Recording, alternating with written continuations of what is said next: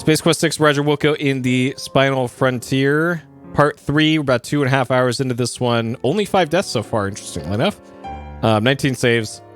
So, at the point that we were at, we finally left the planet that we were on, whatever its name was. Briefly got back to our home base ship, the Deep Ship 86. We were rescued by a woman named Stellar, who appears to be a kind of a love interest of Roger, except he knows that if he gets involved with her, then his wife, who he needs to have a kid with, is going to be mad with him, and then that might mess up the time-space continuum or something.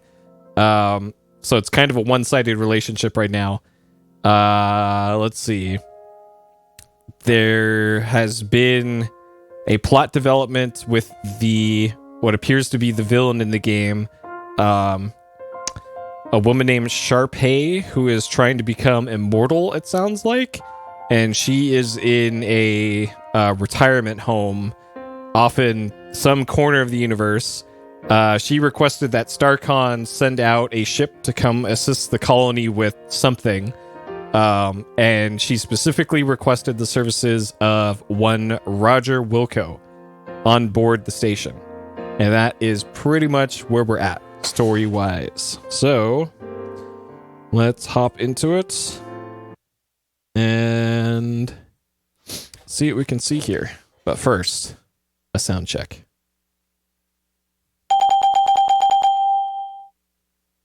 Beautiful. Let's do it. All right. So I'm not downclocking the CPU on this machine. And hopefully it won't lead to any issues. It didn't last time, other than one animation playing a little faster than it should have. But it didn't affect anything gameplay-wise from what I saw. So we'll probably be okay.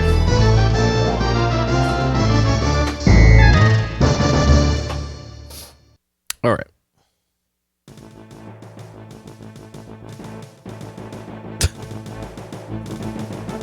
Now it's all about the left, right, back left, back right, center. All right. So this is on the station that we were on. Turn that down a few clicks. Okay. All right, Lab A, can I leave the elevator? Janitor, I believe you were given specific orders. Carry them out immediately. Oh, well, sorry. I'll get right on it, sir. Sure. Everyone's Blur. If I thought about playing the new Monster Rancher game, it's not new, and if I never play Monster Rancher again, it'll be too soon. So no. I think we're going to quarters.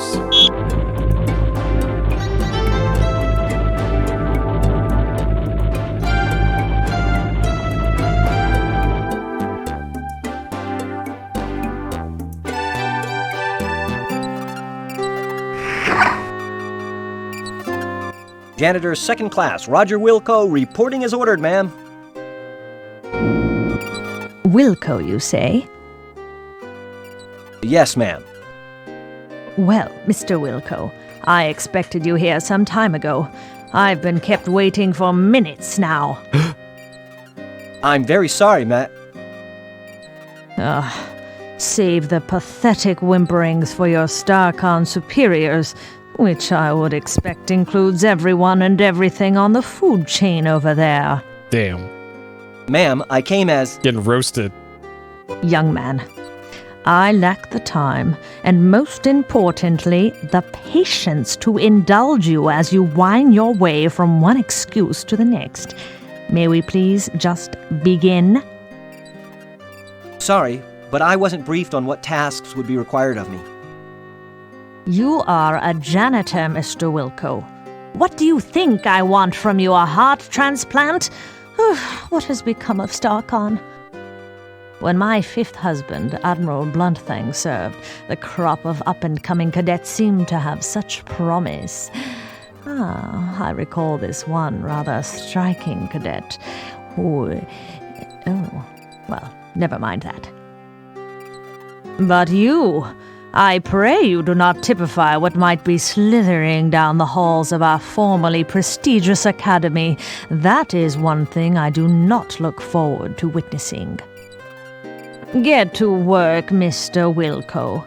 You'll find a mop and a bucket right over there. I have no time to devote to your education. That would take a lifetime, and the most copious amount of patience a universe could muster. My life is soon to expire. Please, just clean. I must rest now. Okay. Just clean it.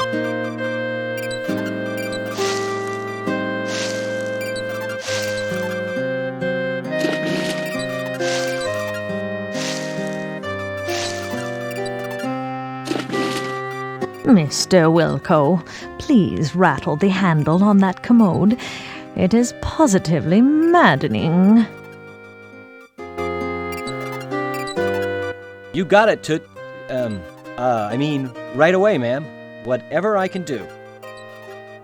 Please do it, and quietly. I must have my rest. Hey, Jeff. All right, rattle the handle. Mr. Wilco, it is time for me to take my meds. Please fetch my trisonic sortium from the medicine cabinet. Yes, ma'am. Maybe I can get this old hag to overdose. What was that, janitor? Nothing, ma'am. I'll get those for you right away.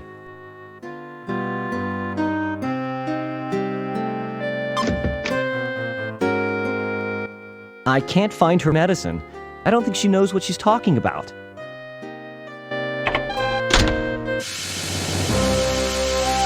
Hey, what the?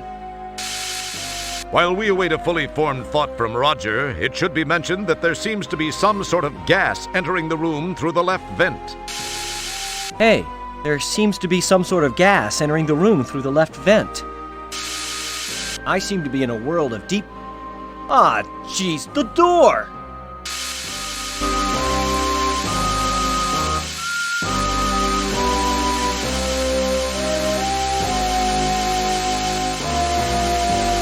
Oh, my keyboard not working? Okay.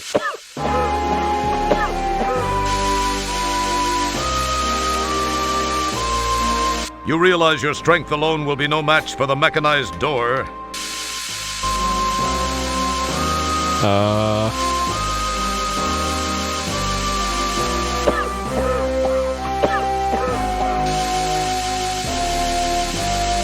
For some reason the keyboard isn't working. You give the piston a yank, and sure enough, it comes loose in your hands. Perhaps it was your raw strength. More than likely, it was defective. Oh. It's not plugged in, that's why. Okay. Nothing happens. See, most games would just give you a generic response when you try something useless like that. But we've custom-tailored this response exactly for you. Nice. It's the Crap-O-Matic Adjustable Piston.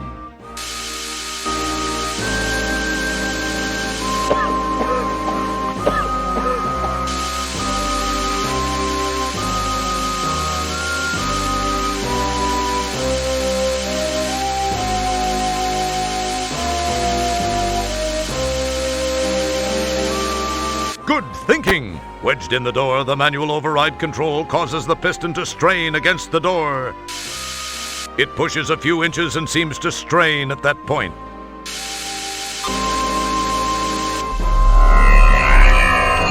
Wilco! Oh, hi, Stellar. What are you doing here? There's no time to talk, Roger. We've got to get out of here now. 1, 2, 3. Uh-oh. Just as you crash to the floor of the turbo shaft, the hydro riser piston gives way, and the door slams shut. with Stellar still trapped inside.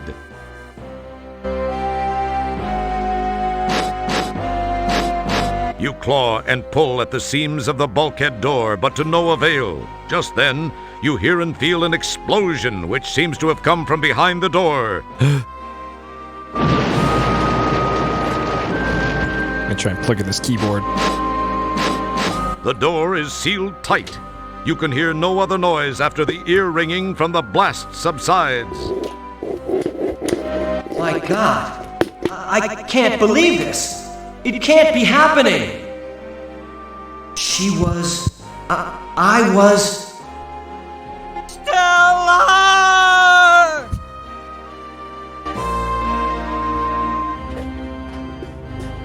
It's hard to believe that this is the Hollow Suite. The setting is much like the graphics you've scanned in the library from those planets more interesting in their climatic diversity. From the scenic jutting peaks, soft hills, and lake in the conjured distance to the lush, pixelized growth of trees, flowers, and grass in the foreground, the holodeck has that sublime park-like perfection. Unfortunately, its serene beauty is sadly negated by the headstones and the solemn event about to occur, the laying to rest of your rescuer and true friend, Stellar Santiago. You are feeling as you have never felt before, perhaps helped along by the relatively short stints aboard the various ships, as well as all too brief friendships. You've been spared the emotional devastation of true loss by lack of attachment. This, however, is a different feeling. Far different from anything you've ever experienced. You can't help but wonder how you'd act towards Stellar given a second chance. But you know that can never happen. She gave her life for you, and you will never be able to thank her. Enough smarm already. Let's funeral! Ladies and/or gentlemen, we assemble here today to honor the memory of a former crewmate, Lieutenant First Class Stellar Santiago. Her unfortunate death takes place in the shadow of a new community, the dawning of a new life for the aged of our galaxy. Although death is never easy to accept, we must remember that the tragic accident which took her from our midst occurred while she was on duty. If a member of StarCon must perish for some reason, there is no more honorable way. It is part of the oath we recite and take to heart when we pledge our allegiance. I believe her friend, Janitor Second Class Roger Wilco, has a few words he'd like to say. Mr. Wilco?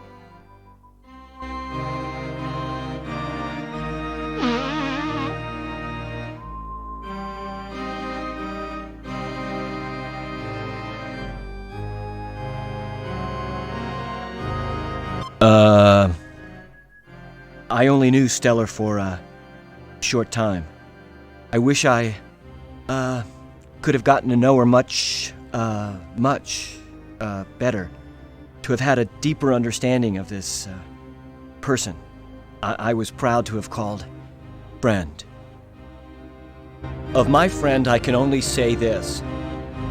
Of all the souls I have encountered in my cleaning, hers were the most scuff-resistant. Art.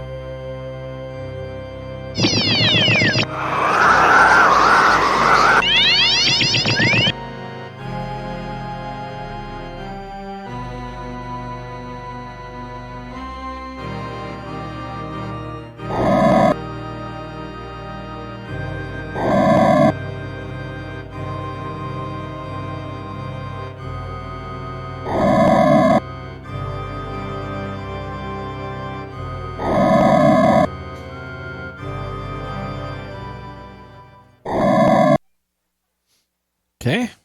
All right. So keyboard now. Work now. Okay. All right. Now what? These are the holodeck programming controls. Those buttons seem to be self-explanatory. I wonder what they do.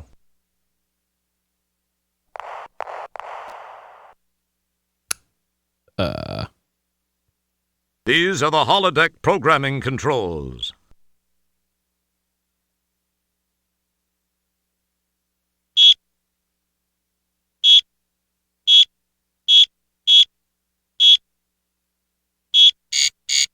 Dang. Okay. We could do something with that later at some point, I guess.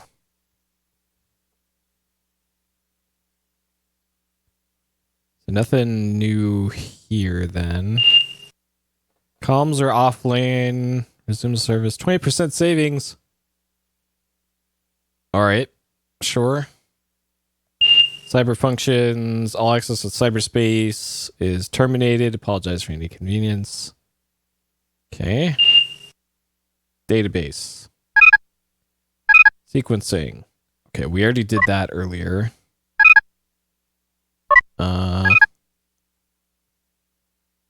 Don't think that would help me. Nothing. Chip functions. Hollow joints. What we got? Any environment, start a program, enter the program number. All materials are made from virtuplast. Cannot exist outside of the environment. Attempting to remove any of it will result in disintegration. Okay, that's important. I don't think you're going to go there, conjure up something useful and leave it. Expect it to spill in your inventory. Sure. Food replicator. Number of the desired menus are there. There's no seat pocket. Try looking behind you. No seat pocket behind you. Hail the waiter. Request one. No waiter. Wait. One will be with you. Okay, sure. It feels. Science.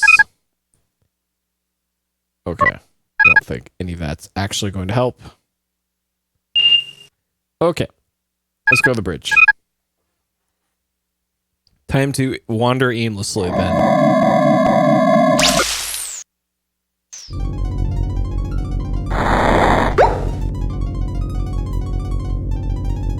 That's Commander Kielbasa, dummy. That's Commander Kielbasa's command center. No, wait. It's his scratching post. No, it's his command center. Scratching post. Wait, kids, don't fight. It's both. That's Dorf, the ship's chief of security. It's Commander Kielbasa's kitty litter box. This is where he makes most of his best command decisions. Not to mention all of his log entries. Dang. Janitor Wilco, you must have something to clean up somewhere. Make yourself scarce. We're very busy up here. Okay.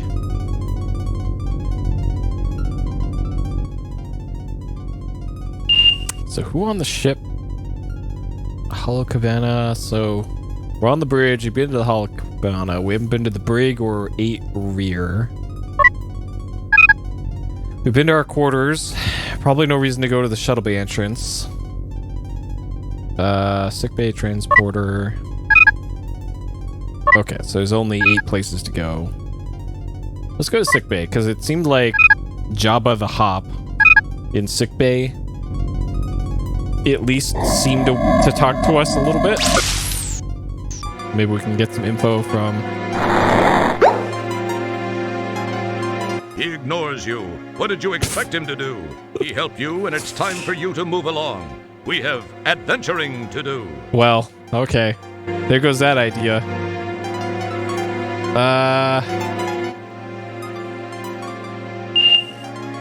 Alright. Let's go to the brig.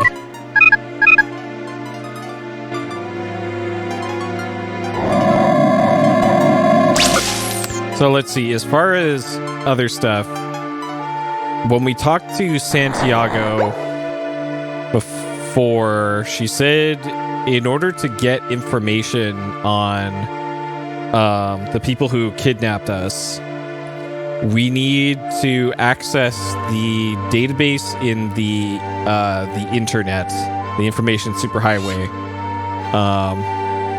And in order to do that, we need to get a Cyberjack headset thing. And a Cyberjack interface thing. And we currently have neither of those things. This is a standard Transwarp class starship food replicator, where the StarCon elite meet to eat.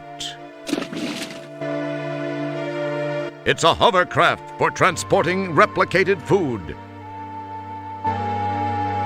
You summon the ability to leave it alone.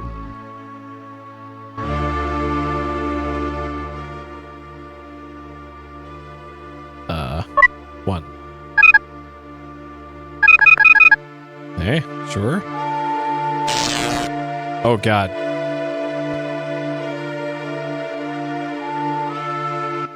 Cell 106 is infamous for the permanent blood stain on the floor. That stain came into being when Red Bovine, a Ferbangi slave trader, tried to escape by crawling out the porthole and immediately imploded.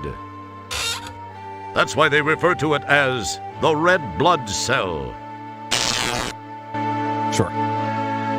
So let's see. Major Tom was here. That's the Space Odyssey song reference. Sarek is a Star Trek thing, I think.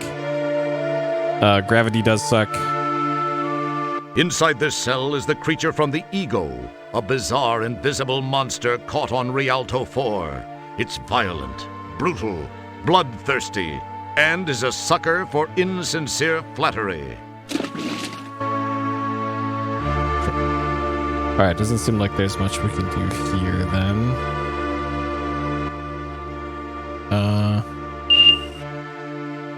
Okay. Oh, Spock's dad, okay.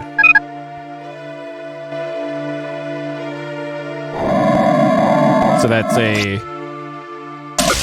a movie? Star Trek 1 movie reference then?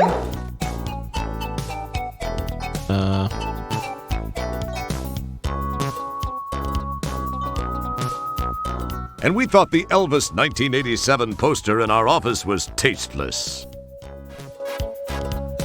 An unusual plant specimen that someone left behind, it appears to be thriving here. Perhaps it prefers beer and popcorn to fertilizer and you grow it lamps. Wow, this guy's really pounding down the popcorn. If he keeps it up at this rate, an intervention may be called for.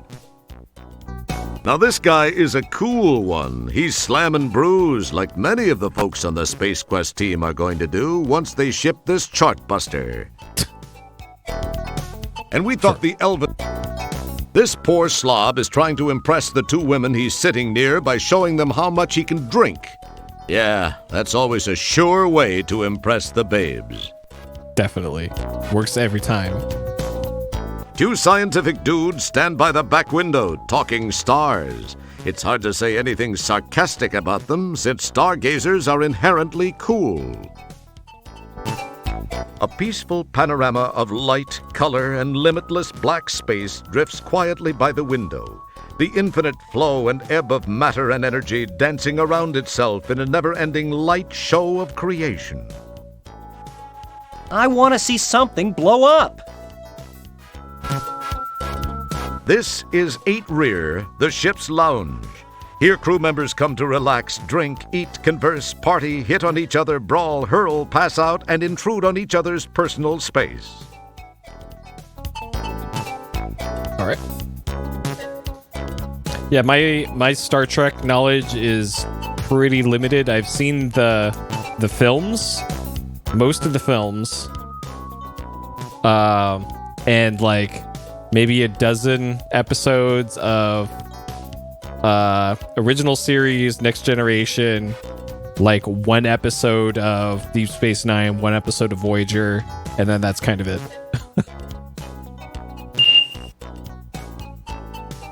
for my Star Trek knowledge. Okay, let's go to Shuttle Bay. See what's there.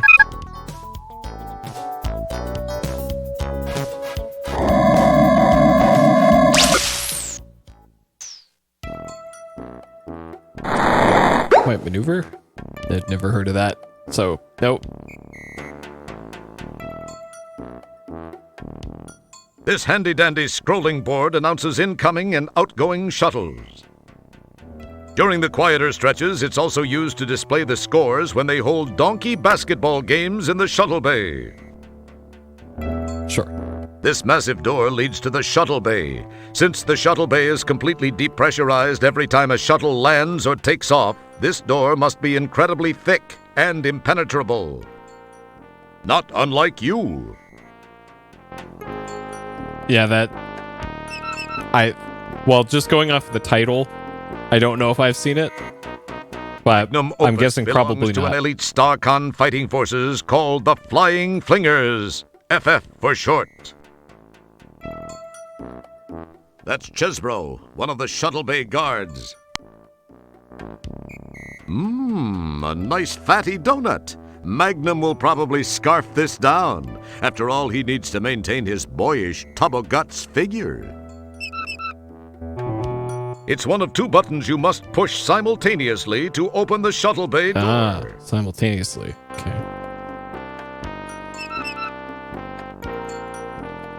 All right. Doesn't look like there's anything I could do here.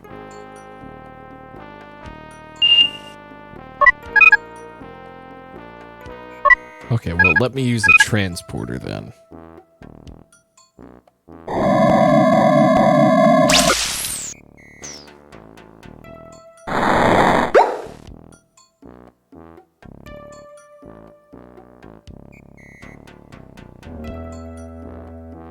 It's interested only in its job. It has not one speck of personality. In fact, it could make you look like the life of any party. Well, can I... It's interested only in... I would love It's to... tolerant of humans to a point. You'd best leave it alone and get back to business. Okay, I guess we're not transporting anywhere then. Okay, so that leaves our...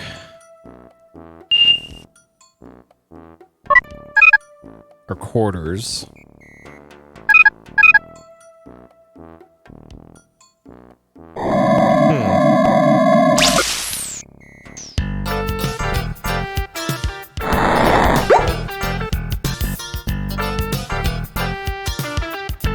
You're perfectly comfortable in the pair of pants you're already wearing. It's a medical reference of janitor-specific ailments, diseases of the genitalia. You've been meaning to do this laundry for several months. Now it's permanently stuck to the floor. Nice. Your kitchen is in here, complete with garbage disposal, solid waste regenerator, and cockroaches. Your kitchen is in... Holy cow! It's your Golden Mop Award for your feats of daring do in Space Quest 1. You saw this detailed diecast model of an early StarCon Solar Scout in Milky Way today, StarCon's in-flight magazine. It seemed like a great investment at the time. This poor dresser hasn't worked right since they hauled it on board. Wait, were you looking at yourself or at the bureau? Well, same message either way. Wow. Get wrecked, Roger. Your quarters are cozy and intimate, yet spacious. That's one of the advantages of living in a converted cargo hold. It's a picture entitled, Rocket Ship to the Moon. Now, if you could only figure out what the heck a moon is. You had tickets to see Quasar live in concrete with Beatrice. That was before you got busted back down to janitor and assigned to this dad-blasted floating heck hole of a mother-talking spaceship.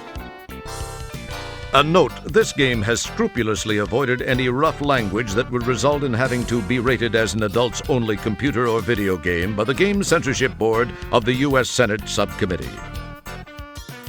Nice. Okay, so this came out shortly after the big dust-up in the U.S. Senate over Night Trap and Mortal Kombat. So that's what that's referencing. Oh, okay. Wow, a message for me. I must be getting popular. I wonder what it is. Roger, help me. I only have a moment. They faked. Stellar, what happened? The picture's gone. You're alive? Uh-oh. Okay. Well, let's go tell the commander about that, I guess.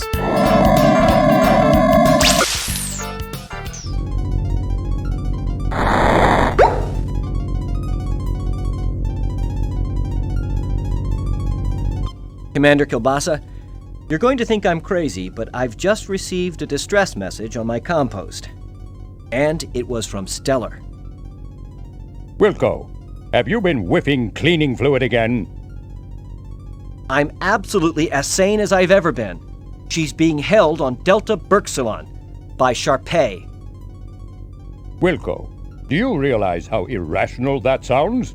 We buried Stellar. You were there. Maybe you need a rest. Take a couple of hours off. Sir! Wilco, we have our orders from StarCon and we'll be carrying them out. Drop it, Janitor. Leave the bridge now, Wilco. I've made my decision. Dang. Okay. Maybe we can talk to Jebba about this.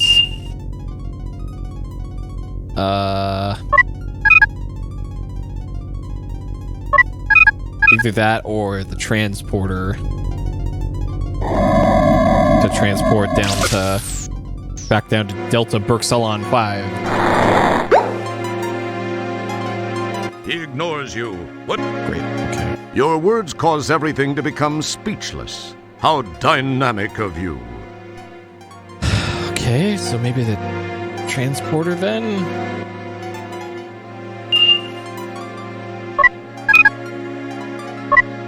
No.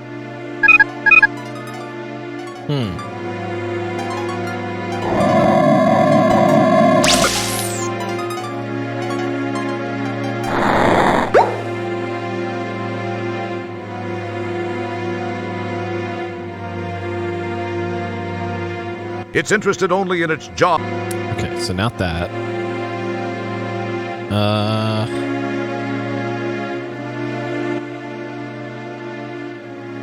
Well, maybe I have to go back to quarters. Okay,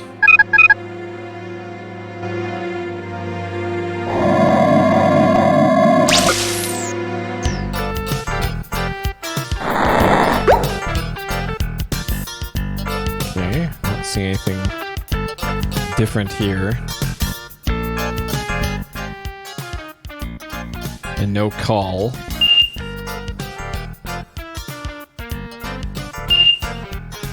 No messages.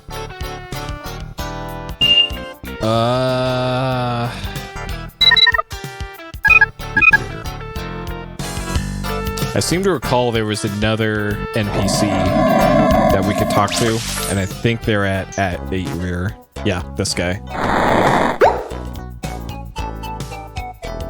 It's your old non-organic friend, Circuit Sydney.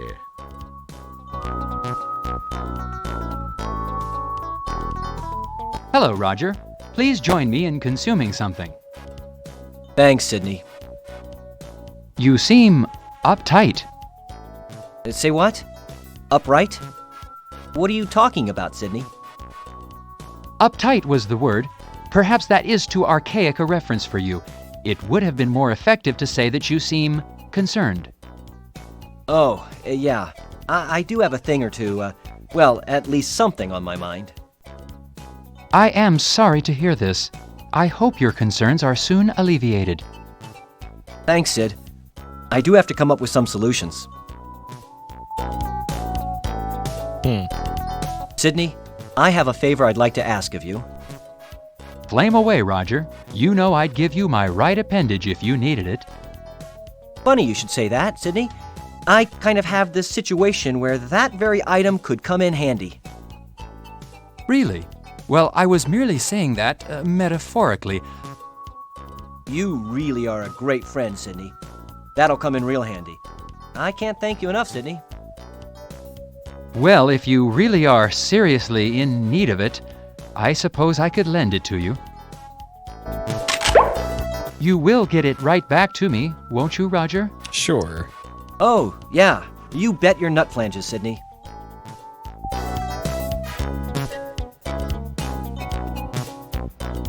What? Okay.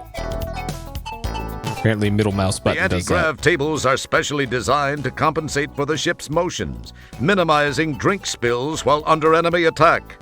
Now you can drink an alien secretion during a hull breach and still not spill a drop.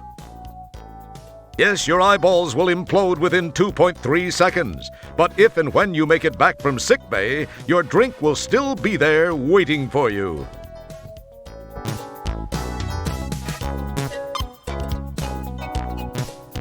Sydney, I kind of need another favor. I need one of your eyes. Pardon me, Roger. For a second, I thought you said you also wanted one of my eyes. I must have my auditory circuits diagnosed. Well, actually, Sydney, I could use one of your eyes. Are you certain, Roger? Well, I guess if you really need it. Oh, I do. I really do, Sydney. You're a mechanized lifesaver. You will return them soon, right, Roger? Oh, of course, Sydney. Real soon. Listen, I've got a couple of things I've got to attend to. I'll see you soon. Thanks, Sydney. As long as you say it will be soon, Roger. Oh, Sure. yeah. See you soon, Sydney. Yeah, very soon. All right. Anything else we could take from him? Roger, are you here to return my structural loans? Soon, Sydney. Soon. Well, I do hope it's soon. People are starting to look at me in a strange manner. You got it, Sydney. I'll be back soon. Definitely. Okay. This is Sydney's left eye. It's the right arm circuit Sydney was so kind to loan you. All right, so we have this Mr. Soylent here. It said there would be a menu for it. I wonder if the Mr. Soylent menu is in the manual. Slime off. Classifieds. Periodic table. This is Golden Thrones. Puzzle. Vacation spots. Some quiz thing. Movies. Okay, so it's not in the manual. Okay.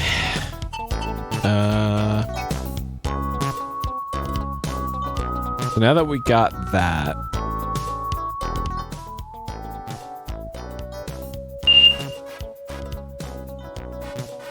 maybe there's something new with the hollow place. So we have an Android eyeball and Android arm.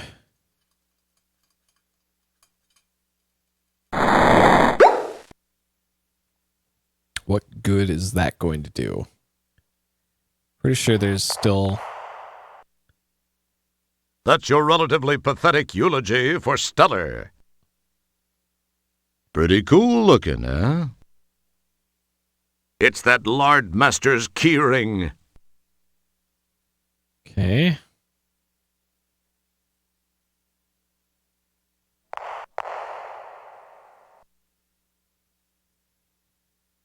These are the holodeck programming controls. These are the... There might be something in the compost database for the Holocabana. Database. So I didn't look at the science database. Just no more than 10% of calories from fat. Concat chicken been deprogrammed from the menu list. Nice. Dr. Beverage Crusher, self-administered balloon angioplasty.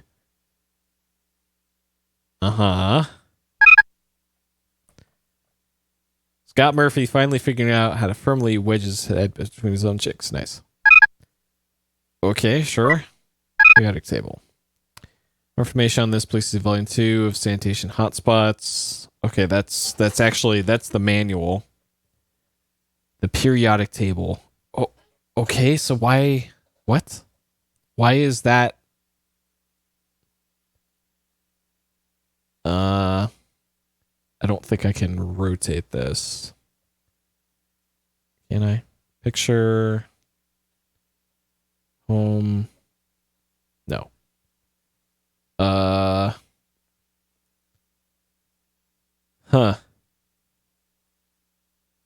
6. So maybe there's... Huh.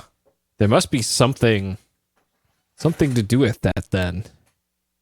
I have no idea what, but that exists, I guess. Known races. The bicranial crud snorter. Bjorn. Oh, I can probably look up oh god, so there's 3 names. Okay, so they're not in here. Grell. No. Cronians. No.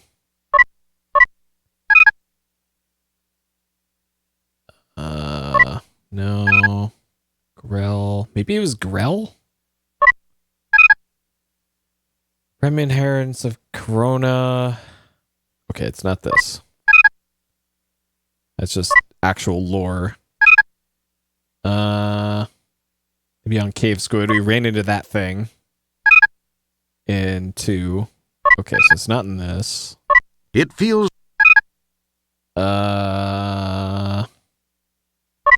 No.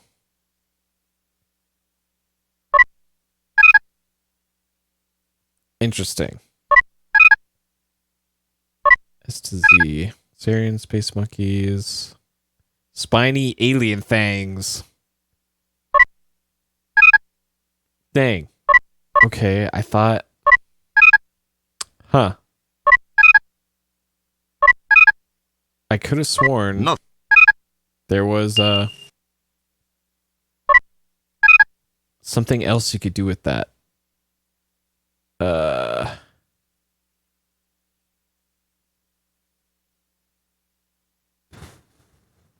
Okay, let's go to sickbay.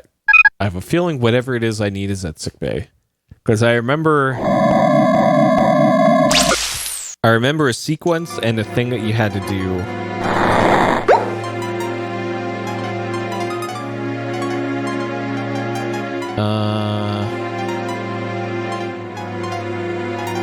Boy, wouldn't it be cool if that really worked?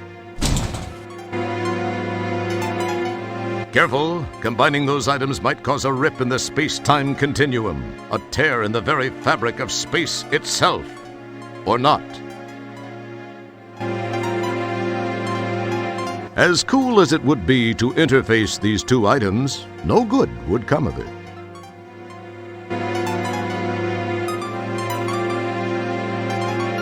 That wouldn't prove fulfilling. It's the keyboard for the DNA sequencer. Many things rest on the center console. Most of them are merely non-functional screen dressing. Pretty cool looking, eh? It's a case of something you don't care about. It's a medibunk. This is where all ill or injured crew members are treated. It's also where they bring all the guys in the red shirts, or what's left of them, after they've suffered their inevitable calamities. It's a cabinet. Yeah. Open the cabinet.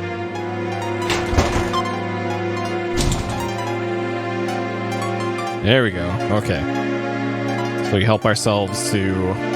It's a bottle of morphine. Morphin, huh? Okay. Alright, I think that was the thing I was missing.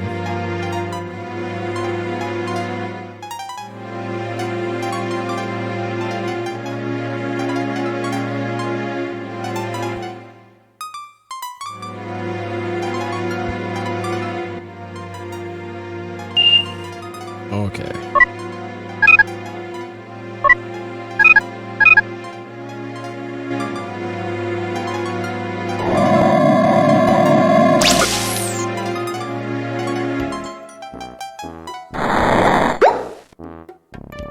I really don't think that's a good idea.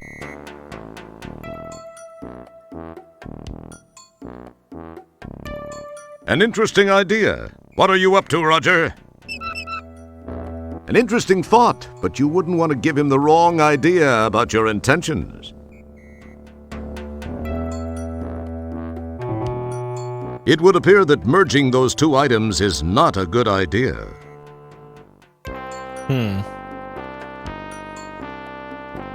Okay, so I'm still not able to solve this puzzle then.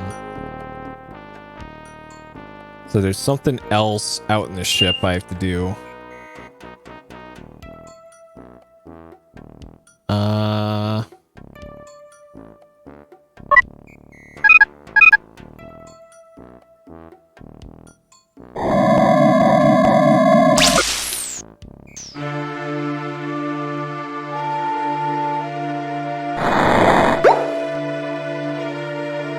The brig is the most solidly built room on board.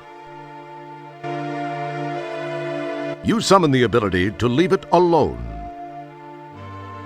You summon.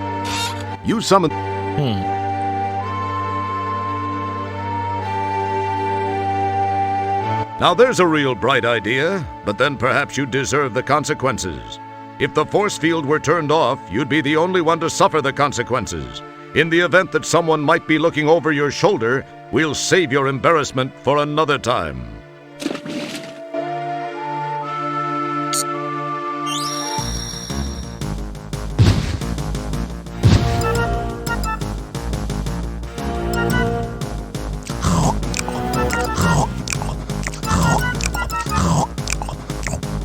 Game over, man. Game over. Being a good Samaritan is one thing, but you should have been just a little skeptical about that move. Alright. I can't do that. You flick the force field on and off just so you can feel like a real security guy. You flick the force field on and off. That was only flicking it on.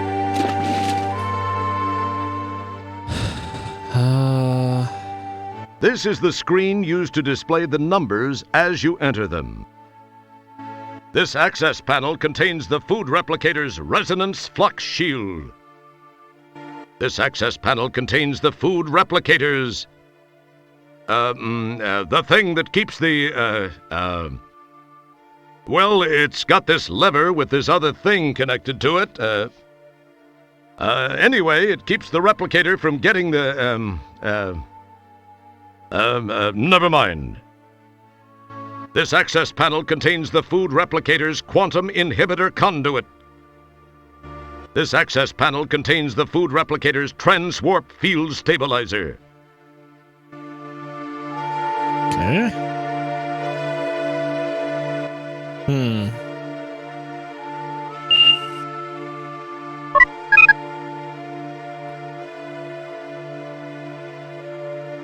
Like, I kind of doubt I can use the transporter. Let's go to the bridge.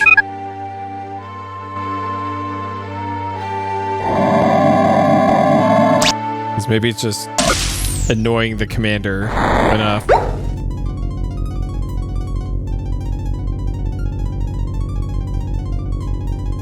Yeah, you rearrange the commander's chair and he'll rearrange you.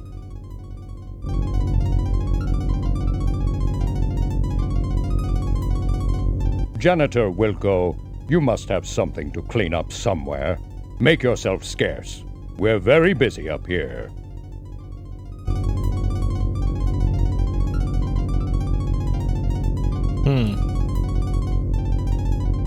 Not on a bet.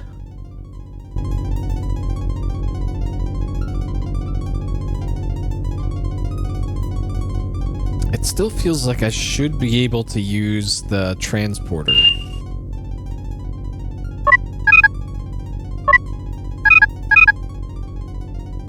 And maybe I'm just doing it wrong.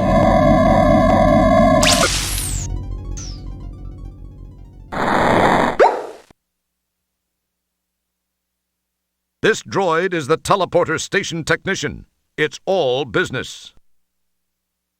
The transport alcove contains transport pads for up to 5 crew members and/or supplies. Above each is a subatomic particle scanner.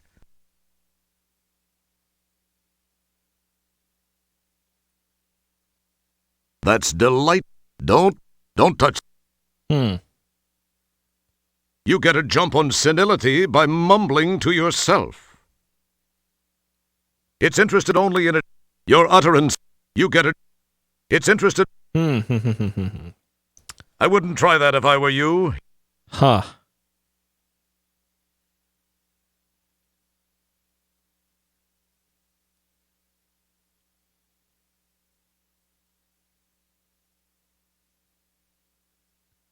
Well...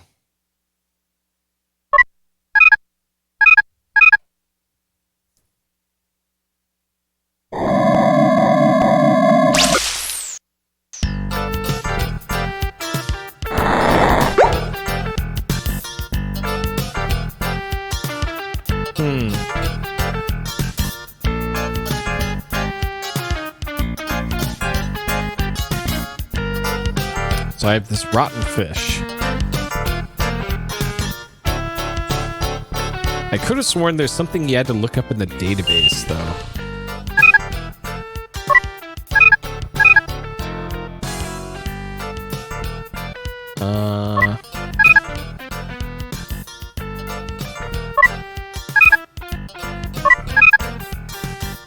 And it was like, it was in this. Wonderful host, if you're an enemy.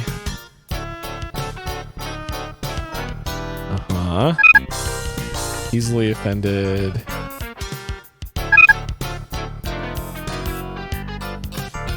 Okay. You summon the...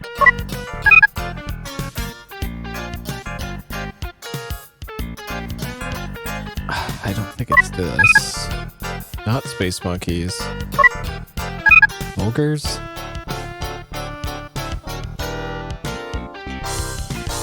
This is a Hitchhiker's Guide thing.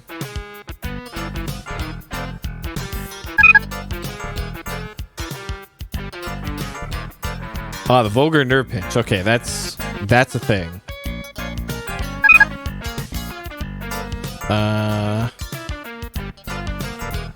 Whispering dialogue from either Tango and Cash or Hudson Hawk. Nice. Particular... There we go. 555. Okay, that's something we needed to see. 555. 1212. Okay. So that's going to be used for the Hollow Cabana.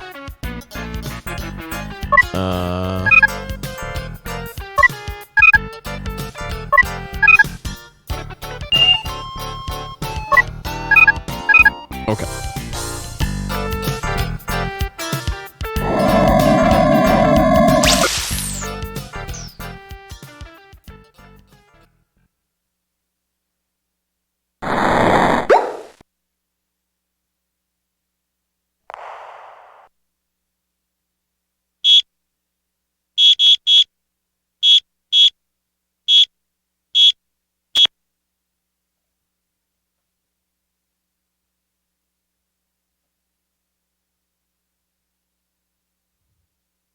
Game? Hello?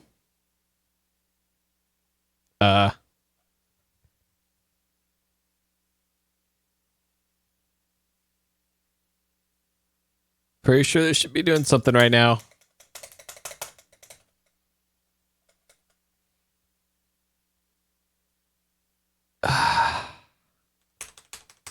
Great. Great. Cool. Pretty sure that locked up. All right. Yep. Rip. Okay, we'll downclock here. Downclock the CPU. Apply. Okay. I think that's the first crash and or game breaking thing in this one. Classic video gaming though. Let's see, it's been 10 minutes since I last saved. Trying to think, what have I done in the last 10 minutes? I think as long as I have my inventory stuff, the morphin, the eye, and the arm, then we're probably still good.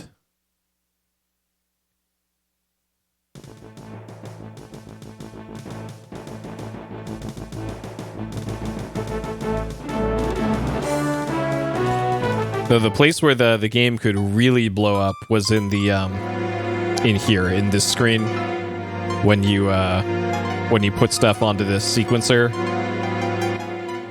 The game used to consistently crash every single time on that.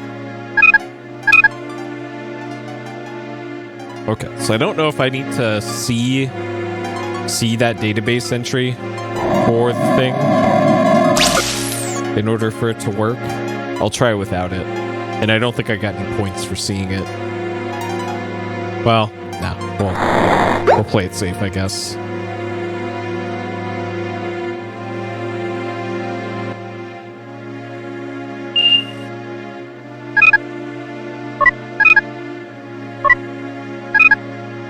This. Okay, so that we need to see. We did not get points for that.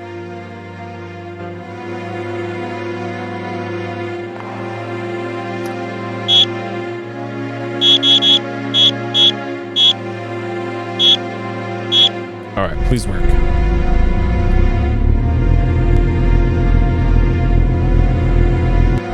There we go. Okay. Welcome to Hollow Suite Program 5551212, the Vulgar Nerve Pin. Despite our reputation for being pacifist, we Vulgars have developed an extremely practical martial arts technique used mainly for defensive purposes. It is called the Vulgar Nerve Pin. This is a tactile oral maneuver in which the applier pinches the bundle of nerve fibers at the base of the neck while whispering into the victim's ear dialogue from either Tango and Cash or Hudson Hawk. This particular combination of nerve stimuli and loss of cerebral control due to the torturous mantra of movie dialogue results in a searing flash of pain and then unconsciousness. In effect, it is similar to a temporary orally induced robotomy. Victims are soon rendered unconscious for several hours.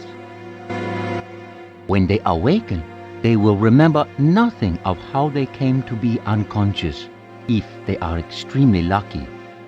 I shall demonstrate on my most eager volunteer. You will please to pay attention.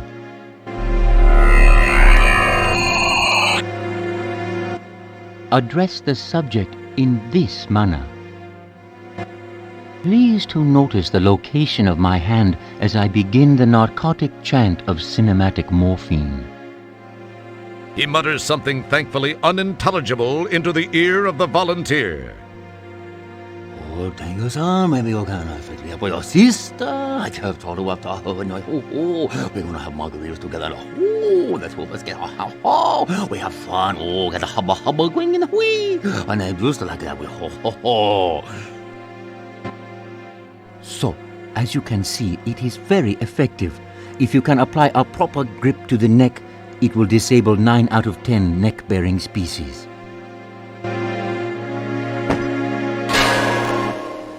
This completes our program. Thank you.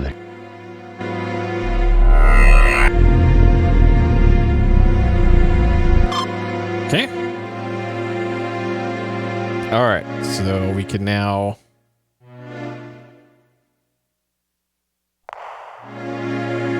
solve at least one problem with that.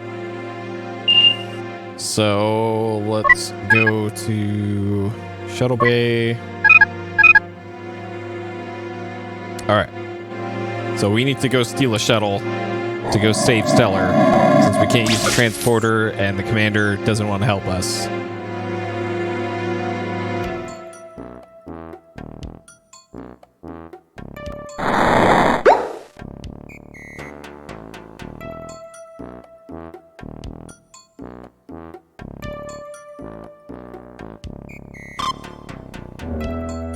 Ooh, boy, I got you with my fingers in your Kurt Russell. Now you can't get away. I got you now that you've got a hard to believe this is a real job.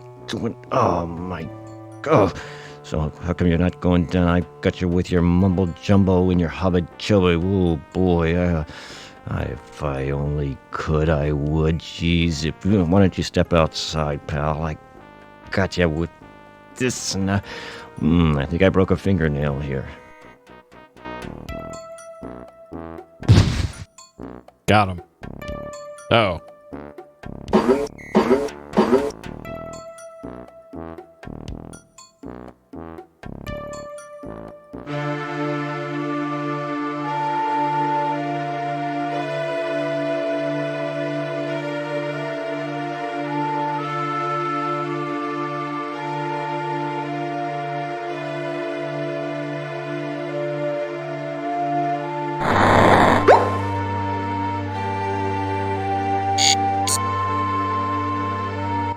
As you look at the replicator, the old adage, "You are what you eat," floats to the surface of your consciousness, along with all the other scum pooling around up there.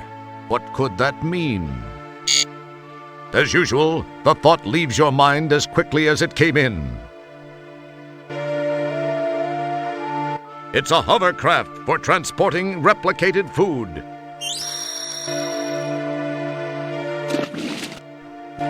Oh, jeez.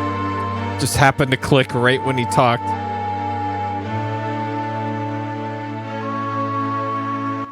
In desperation, you attempt to bend the bars, roll the toilet paper out the windows, slide down the roll, and escape.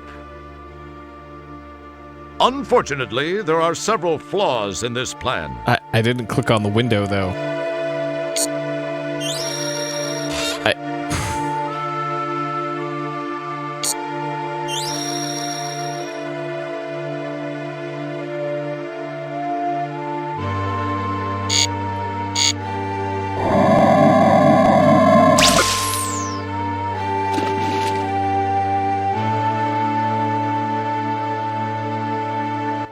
As you run your hand over the graffiti-covered bare plastostone walls of the cell, you wonder why nobody ever cleans this place.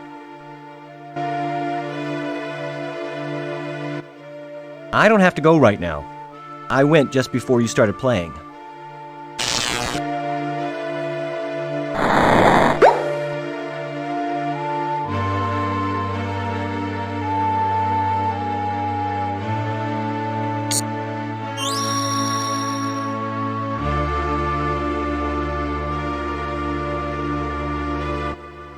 This is some very fine food, whatever it is.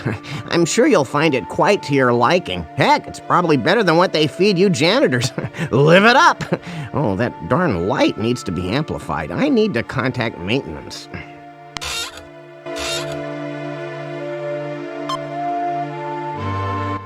While that's an interesting idea, even Dorf would notice that something would be missing where there were two things: the cart and you.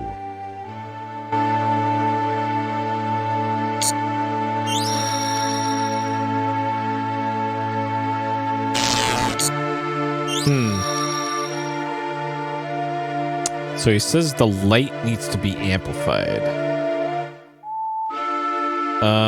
So he has trouble seeing.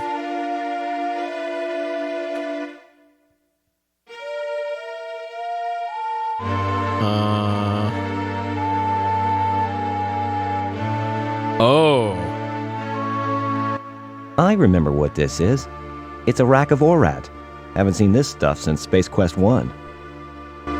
It's a nice round melon. Cool.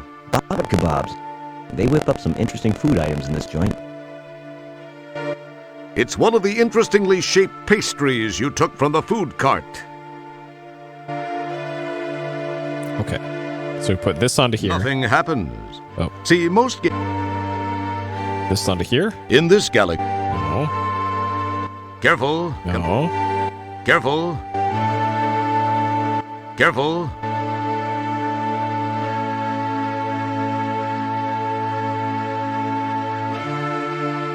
In this galaxy. Nothing. Careful.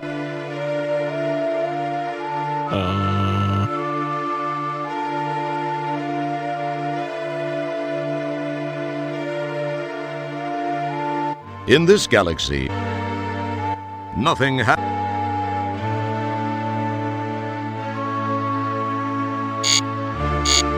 It probably seemed like a good idea to you. Okay, so what we need to do is we need to make a body double for ourselves. So there's a very specific order you need to do these in. In this galaxy. And it's Careful. not working for some reason. Nothing. So this is our torso. These are our hands. These are our feet.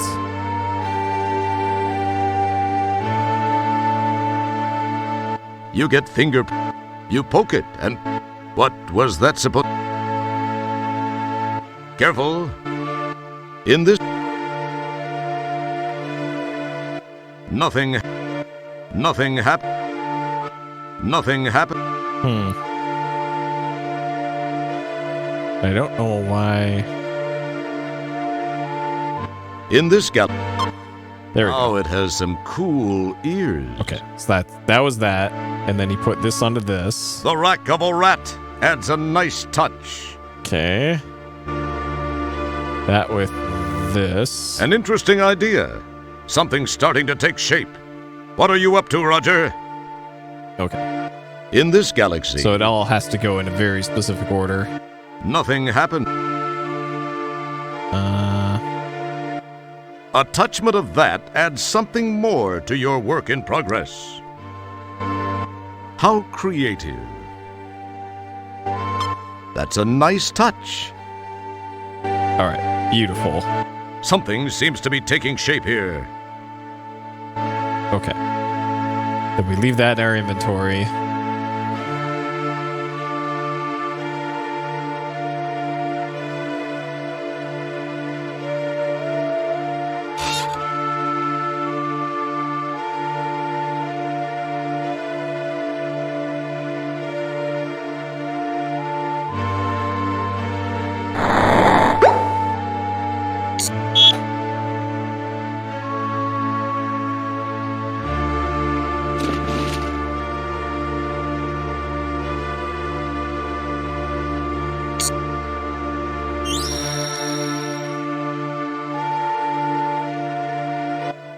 Golly, this food looks so good it might be worth becoming a prisoner for. Yeah, like I'd sure want to be in your position. Not!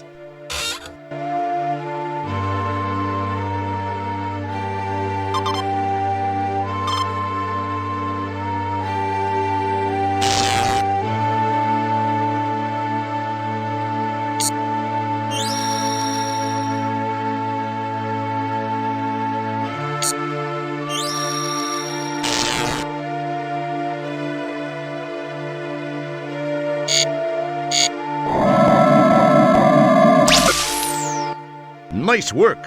Sometimes you actually surprise me. Eh? All right. Escaped jail.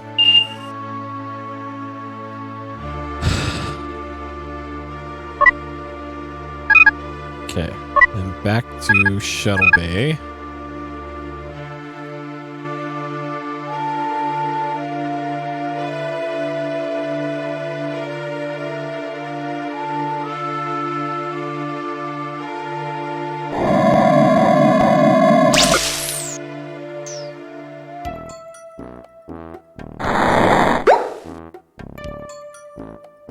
All right, so we got to get rid of the guy on the left before we do the vulgar nerve pinch on the guy on the right.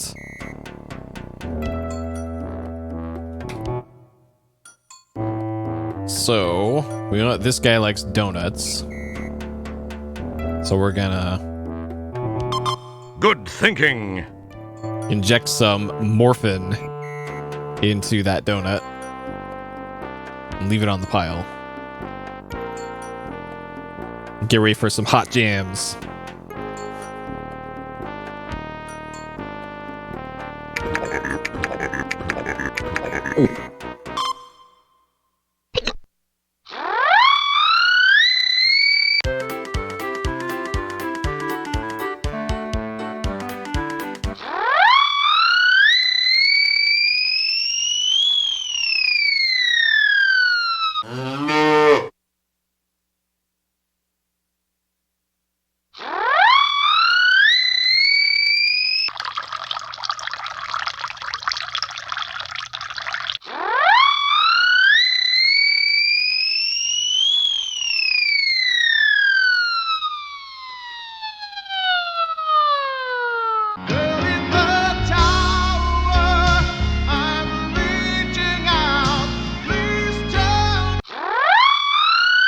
Perfect.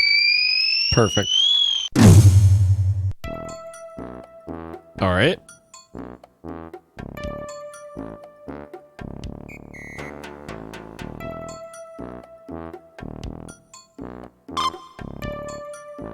Ooh, boy, I got you with my fingers in your Kurt Russell. Now you can't get away. I got you now that you've got a...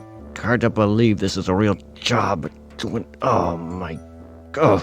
So how come you're not going down? I got you with your mumble jumbo and your hobbit chubby. Ooh, boy, if I only could, I would. Jeez, why don't you step outside, pal? I got you with this, and I think I broke a fingernail here.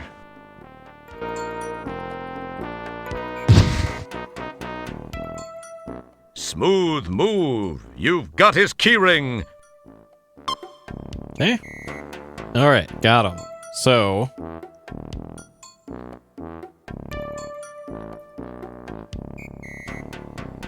we need to press both these buttons at the same time. But we can't reach. Luckily,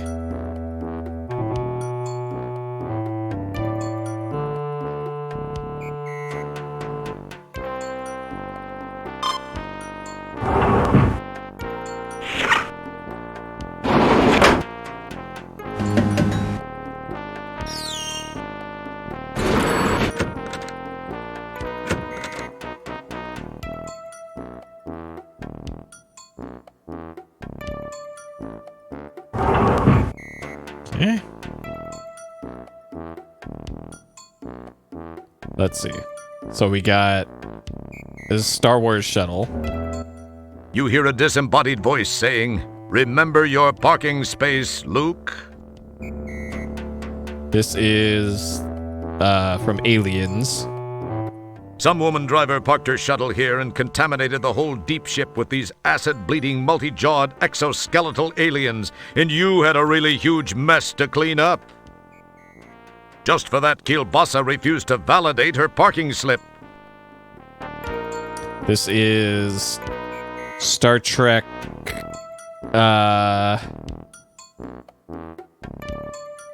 original series, maybe? Or the movies? Some guy wearing a Delco air filter on his face parked this shuttle. This is Thunderbirds, I think? This Kiapian runabout strikes fear into the heart of the Japaxian Empire. It's a good compact shuttle for under 8,500 buckazoids.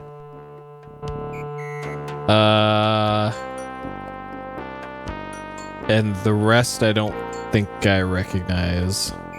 What a beauty! A true museum-quality McKinley Ultramarine Blue Runner. It will be mine. Oh, yes. It will be mine. In your dreams. This baby's a sleek streak Corsair with push-button tranny and dual airbags. These balsa wood shuttles are really maneuverable, but they don't last 2 seconds in a phaser battle.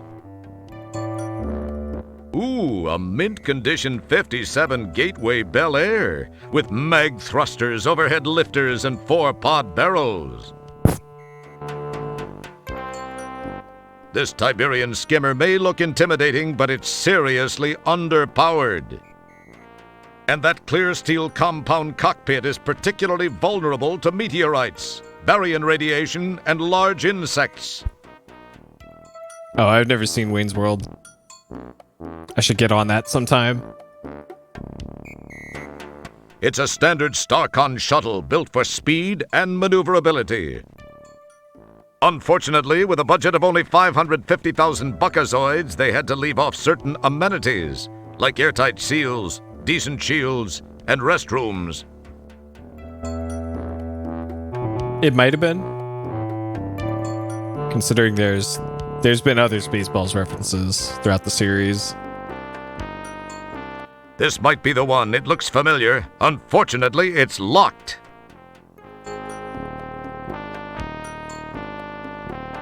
Yeah, that's the...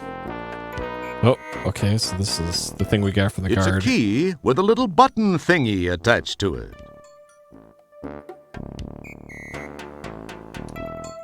You hear a disembodied voice saying, "Remember your parking space, Luke."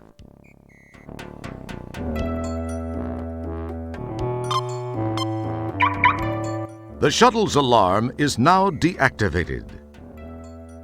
Okay. Probably have to use the key on the shuttle. It probably seemed like a good idea to you at one time. Can I... Boy, wouldn't it... Oh, go ahead. If you were aiming for the shuttle hatch, you missed. Sure. But if you just wanted to inspect the hull of the shuttle for microfractures and embedded particulate matter, you were incredibly successful. Oh. Hey, Tiffany. Tiffany, I modified my save game for Teardown and put it back to the exact state that it was for the end of my Part 1 playthrough. Would I have died? Let's see.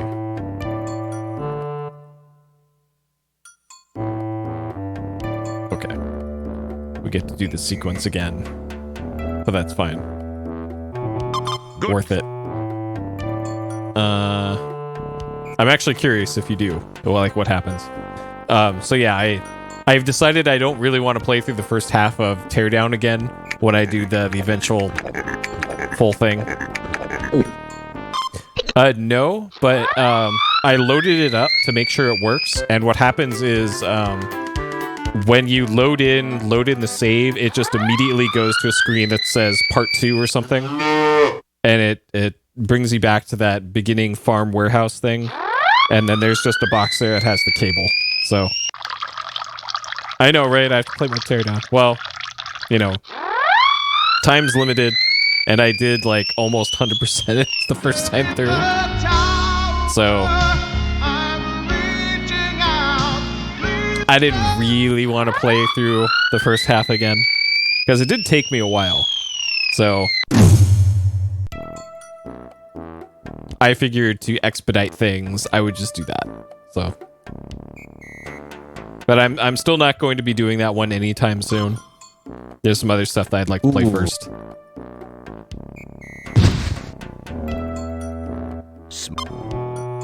Okay. This.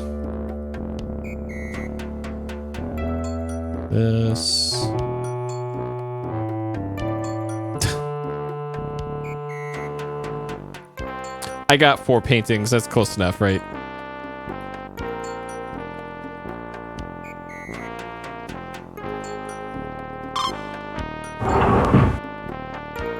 I'm actually a little shocked that they changed that mission. That one's like the ultimate, like, you know, you're a Teardown Giga Chad if you were able to actually do that without cheating. Though maybe they intended for you to cheat, and then they patched out the cheating, and now that you can't cheat anymore, they decided they had to nerf it. Okay, let's see if we die, if we try to open the shuttle.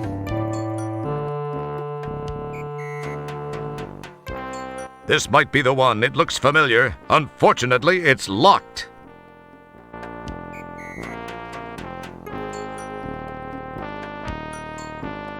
Excellent guess, Chris. As cool as it would be. As cool as... Okay, I guess it just doesn't do anything. 24 seconds to spare? The shuttle's alarm is now deactivated. Huh. There must be some really crazy setups to make that work then. Okay. Alright. In our brand new shuttle. So... This tank of emergency oxygen serves an incredibly important purpose. It ensures that the shuttle's hatch makes a neat hissing sound when it opens and closes. Nice. The shuttle always looks trashed like this when it gets back from one of those intergalactic tailgate parties. The shuttle closet contains an EVA suit and helmet for those infrequent repairs. This compartment contains the Devallium crystal subprocessor and main flux coupling. This compartment contains the manual override array and the pattern buffer subroutines. And that doesn't set off the alarm when you do that? It's a recall notice. Oh, God. These are the seats for the pilot and navigator, built of a semi-translucent gel foam that molds itself to the shape of whoever's sitting in it. The semi-transparency also makes it easier to spot loose change and crumbs that have fallen between the cushions. Oh, okay. Let's see this recall notice.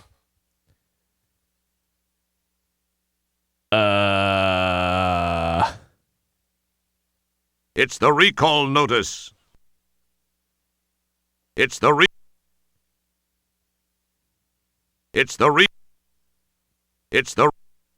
Huh. All right.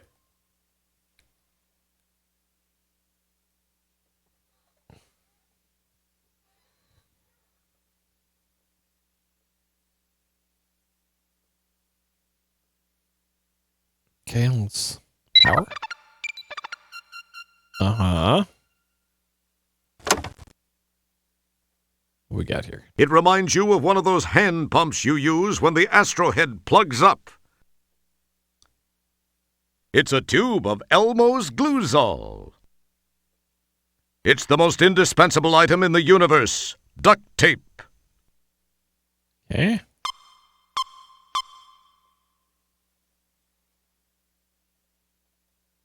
This is the shuttle's cockpit. All the action takes place right here.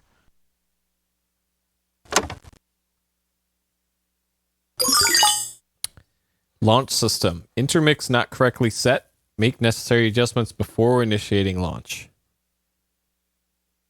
Intermix? Navigation offline. Okay. Photo triangulation. Okay. Intermix. Oh, God. Catalyst neon. So there's... Okay, so this is why there is a periodic table in the manual then. What this is for. Mercury, sulfur. Sure would be great if I could like rotate this. Don't think I can though. Mercury.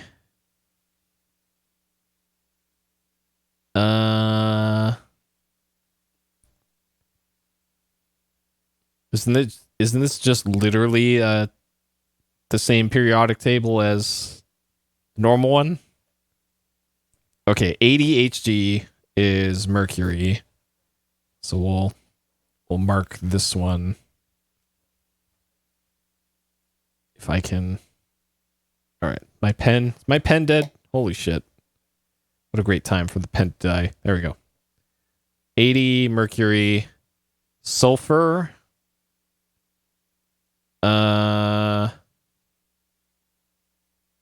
Where is sulfur?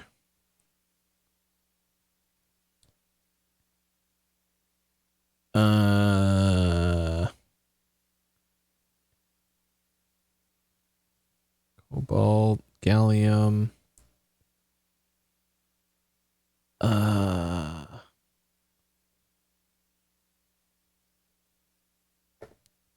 don't. Oh, there it is. 16.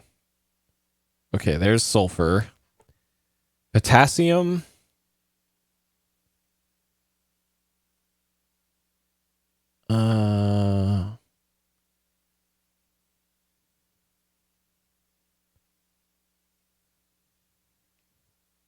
There's potassium. Okay. And then neon is the catalyst,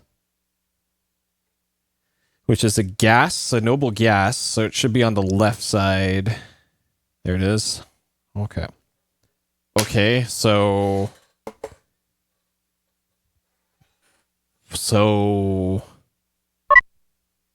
oh shit, you gotta, oh god, oh shit. Don't touch that. What? This is the intermix confirmation display. Once the proper 4 elements have been selected along with the proper confirmation code, the shuttle is ready to fly. How the fuck are you supposed to figure this out? This is the intermix confirmation display. Once the proper 4 elements have been selected along with the proper confirmation code, the shuttle is ready to fly. Okay, so I back in the, so we'll leave the shuttle here for a second. This is the shuttle. Back out in the shuttle bay here, in the upper left, there was a fueling station. I don't think this is copy protection because right here, there's H2O. And so that's nitrous. Like maybe this is how you're supposed to figure that out? This refueling pillar signifies parking section F8. So that's water. Instead of F8, this post used to have a picture of a large cartoon mouse, but Starcon removed it after being threatened with legal action by the same company that lost its shirt on Andromeda Disney, the first amusement park on Andromeda. So we got water, oxygen, double nitrogen, oxygen, and then carbon dioxide.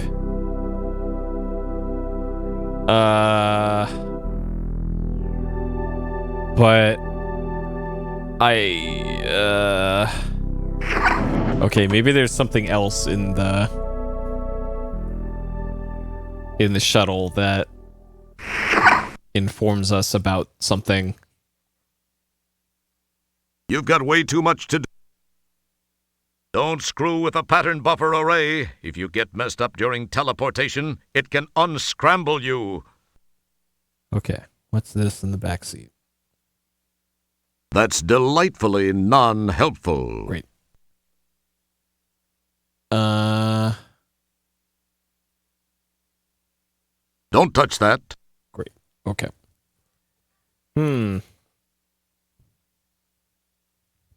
Because yeah, I doubt this is copy protection. Because we kind of already had the copy protection earlier. No movies, no games. That's delightfully non-helpful. What's this button here? Nothing happens. That button must not work at this time. Don't pick at it. You'll only make it worse. Okay. So the intermix. This is the intermix confirmation display. Once the proper 4 elements have been selected along with the proper confirmation code, the shuttle is ready to fly.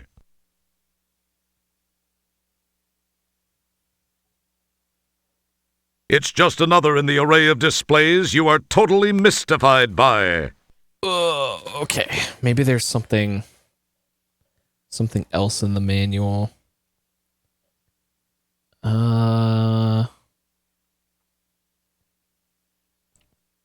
Something about the shuttle.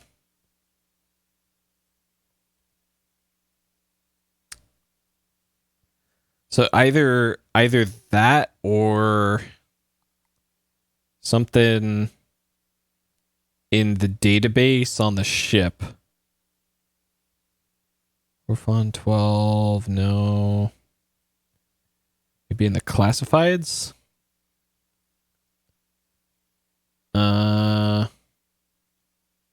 Decontamination. Correction from the editor. Miracle Sludgemeister. No, not that. So this is the beacon puzzle. We did that. Personal ads. Help wanted. Personals. No. Announcements for sales services.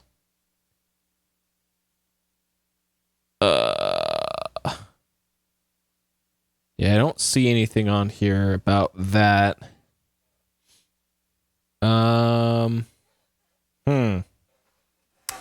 Huh. This is the intermix. Sodium nitrogen. Oh man, this really lets you go through the whole damn thing.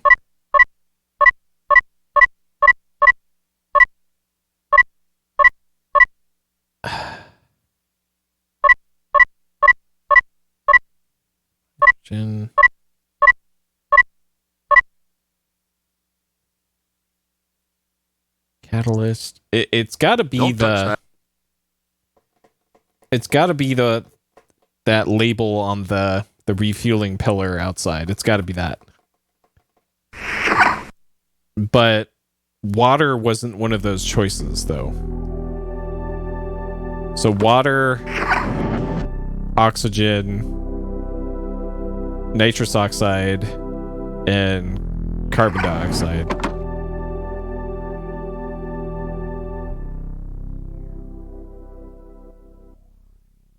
Because other than that, I don't really see any other things to do. So there's nitrogen.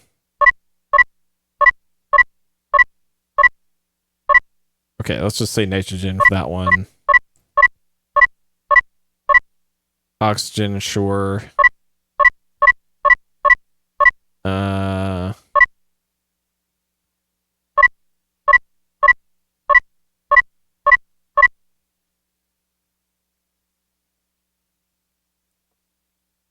Wait,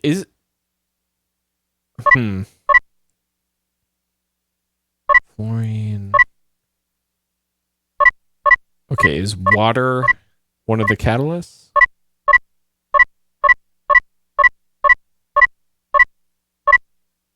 No. And this one lights up. So why?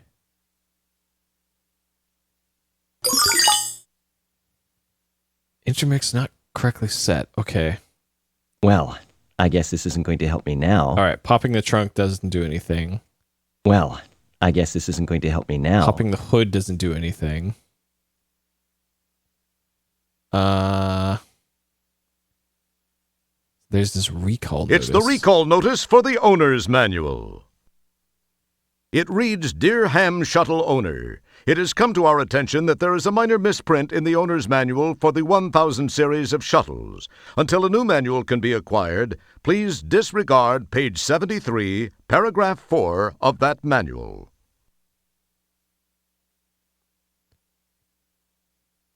Jumping 1000, please match the plus with the plus. Minus with the minus. It should now read match plus with that and minus with that. Okay, but that doesn't help us with our current problem.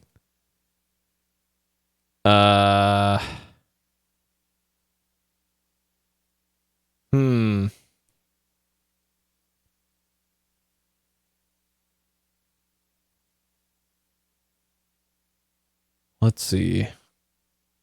The shuttle feels flimsy. The shuttle. We got an EVA suit. You've got way too much to do to spend time messing with that now. The shuttle always looks trashed.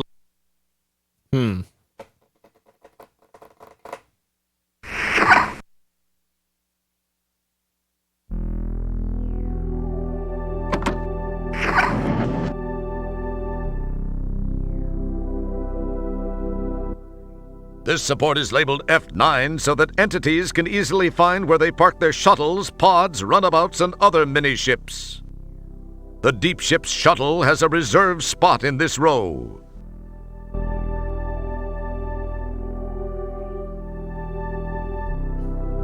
Huh.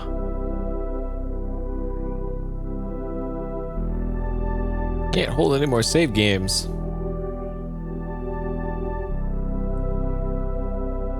I think they would have fixed that by now. How to shuttle. Okay, maybe there's something in the ship then that says something about how to do this.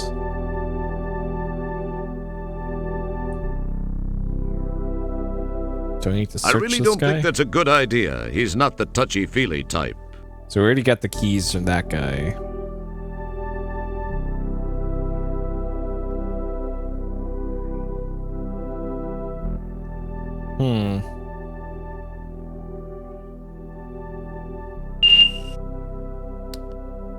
Science database, periodic table. Okay, so we already have that. Entity. That.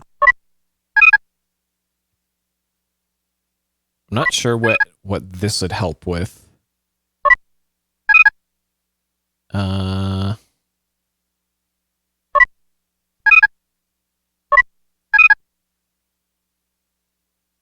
That doesn't tell us anything. No. Shit. Not that. Bay transporter. No. Dang, whatever it is, it's got to be on the shuttle then. I might as well just load my save.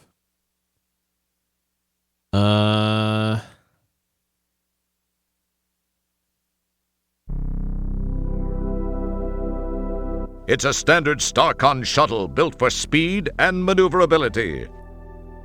Unfortunately, with a budget of only 500... Okay, I've already heard that.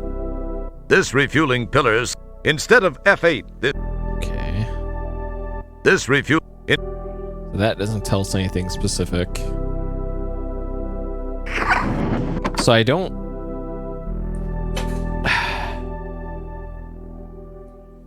I don't see anything on this to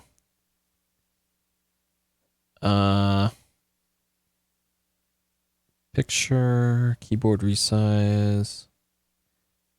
Yeah, freaking OneNote doesn't let you rotate pictures. That's so stupid. Because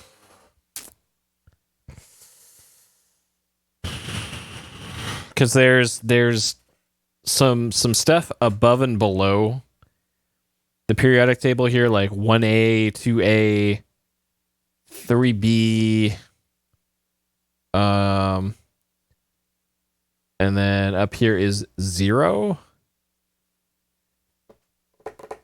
And then I'm not sure what this fucking code word has to do with anything. The intermix.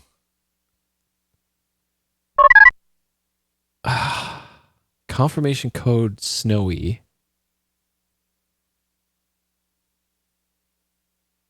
This is the data coder. No, not the data coder. It's a key with a little button thingy attached to it.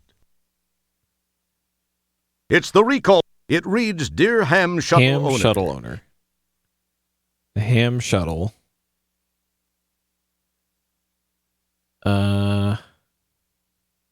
That's the retinal scanning unit. Upon launch initiation, the operator is asked to place his or her eye against it to be checked for proper authorization for operation. Okay, maybe we got to use the eye on that, and then it will do something. That won't be of any help. No.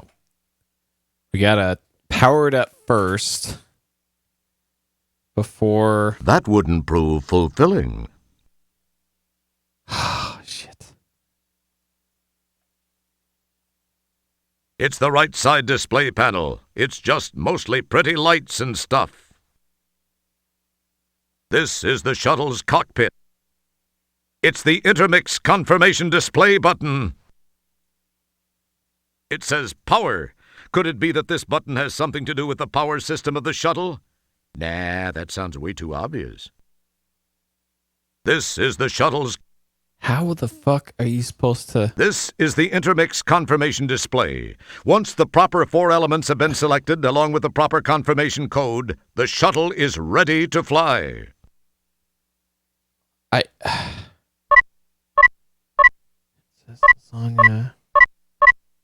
So this is the only one that lights up for current code.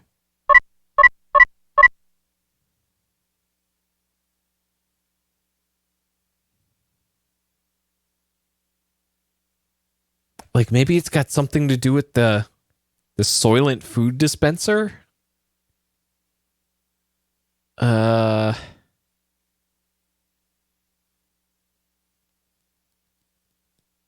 So you'd have to go find the menu for the Mr. Soylent.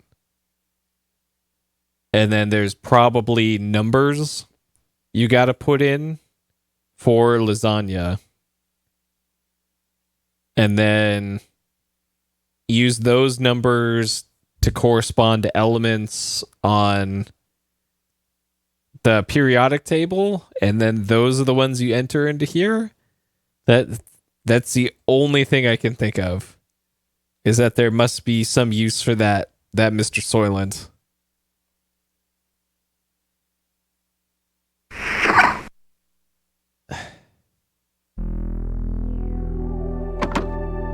That's gotta be it.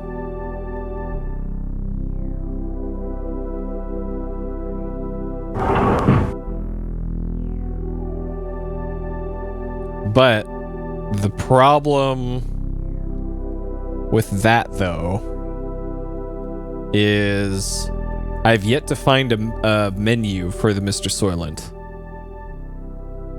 So...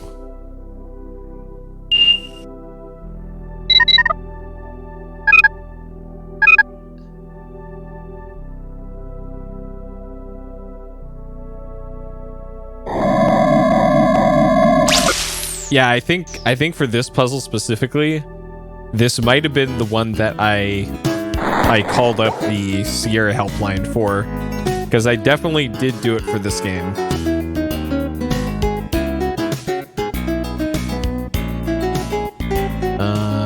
This is a friendly Mr.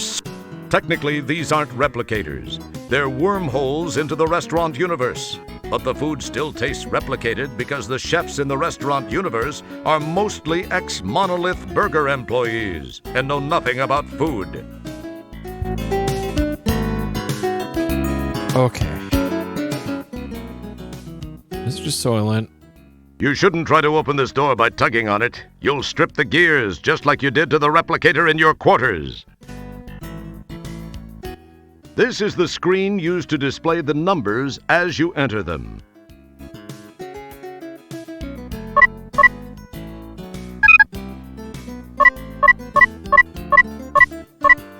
So you got 7 digits.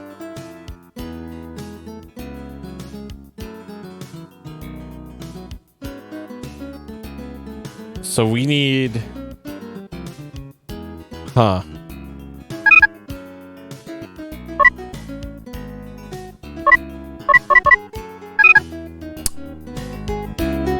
Dang. Because it looks like there's a menu right there. You can't attach that without a ZyQuest torque phase shifter. Why won't it let me read it?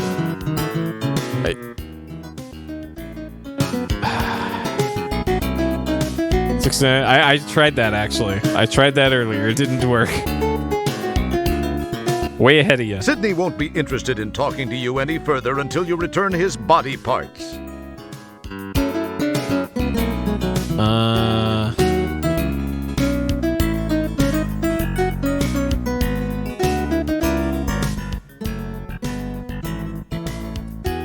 So, like, it still feels like I'm missing something. I guess the cyberspace jack on these things doesn't work. That's another thing Star Khan cheaped out on. It feels like I'm missing something in the database as well, still.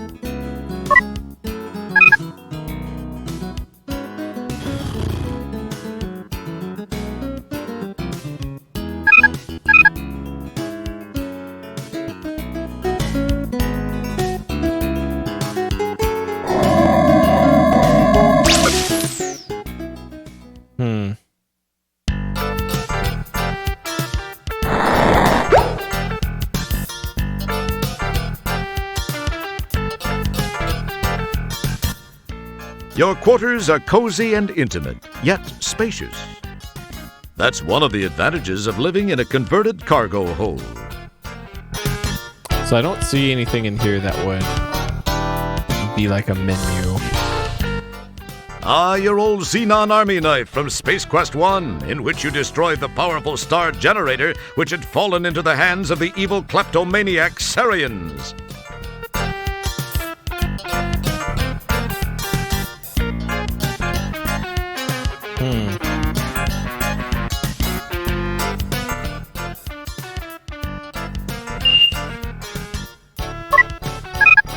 Functions, food replicator. Enter the number that menus are available. Seat pocket in front of you. No seat pocket. Try looking behind you. Hail the waiter. Request one. No waiter in sight. Will be with you shortly. Yeah, so that's hollow joints. We already did that.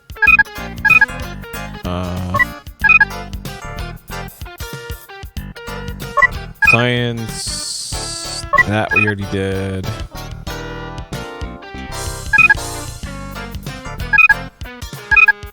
That we already did.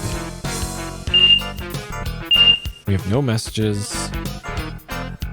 Pretty sure if I go to the bridge, I'll just be thrown in the brig again. Dang, this...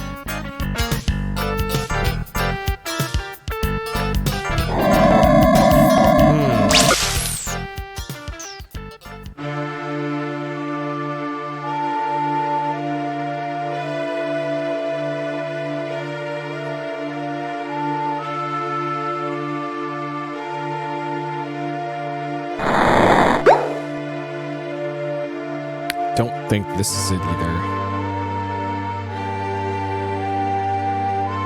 Free donut. And then this one definitely doesn't have a menu either.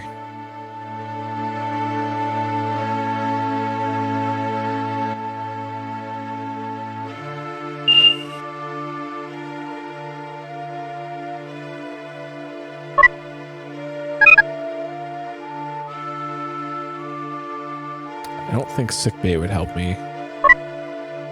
Yeah, I think whatever it is, you should have everything you need to solve it. Because I don't think it's like these numbers.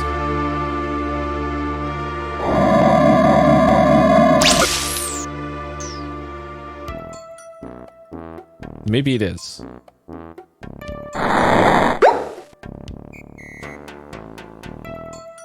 Alright, hold on.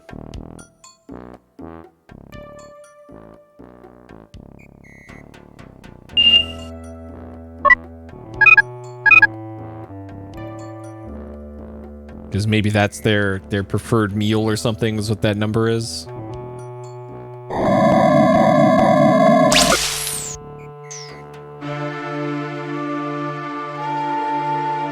I don't think you can put in zeros in there. 2, 3, 6, 5, 7.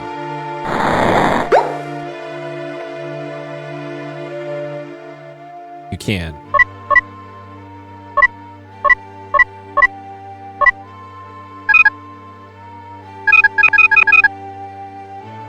00236657. Okay, so that didn't do anything. 00844792.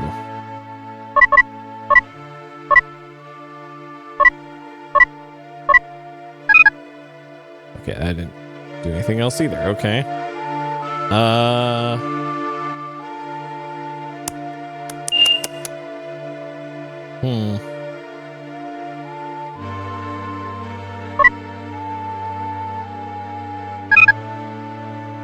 Let's see.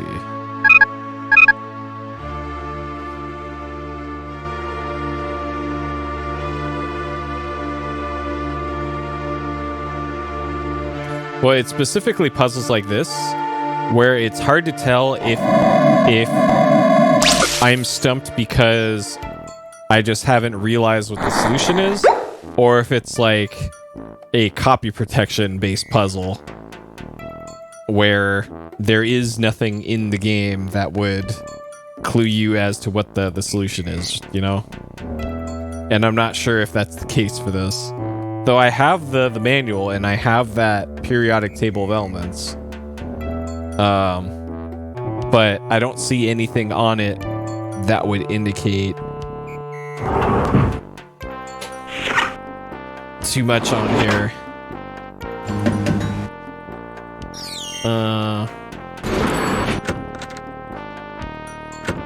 Because like down here in the bottom left is this Lanthanide series and Actinide series.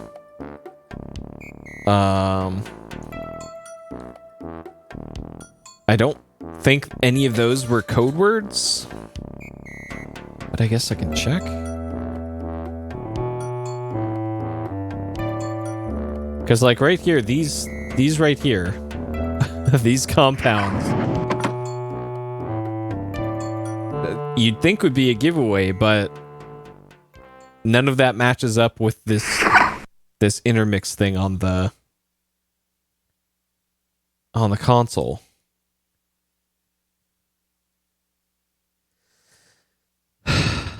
Intermix display. All right, confirmation code: lasagna, snowy, napkin, fences.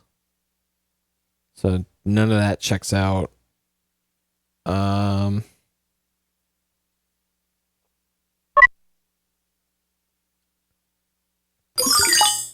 Intermix not correctly set. Necessary adjustments. How the fuck are you supposed summon the ability to know this? Like, holy shit.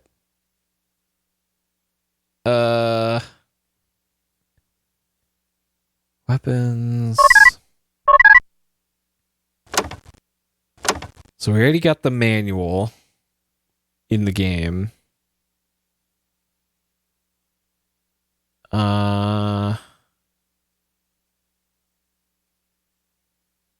Elmo's glue, duct tape.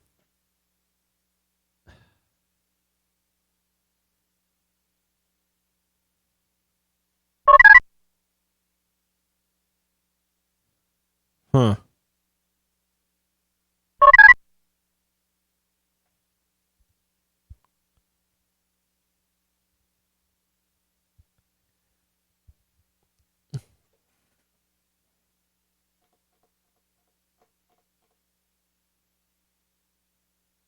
Huh.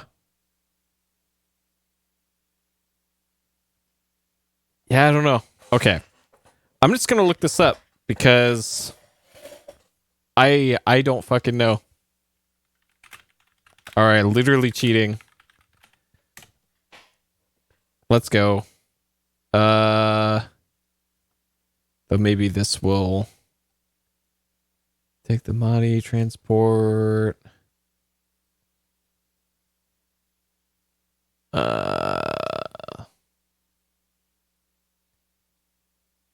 Clue. Okay. Sydney's arm. Okay, on the back, the recall notice. Examine it carefully. Sit down the left seat. Press the power button. Press the ICD button. Okay. This puzzle relates to the periodic table of elements and each substance's chemical symbol. For the confirmation code lasagna,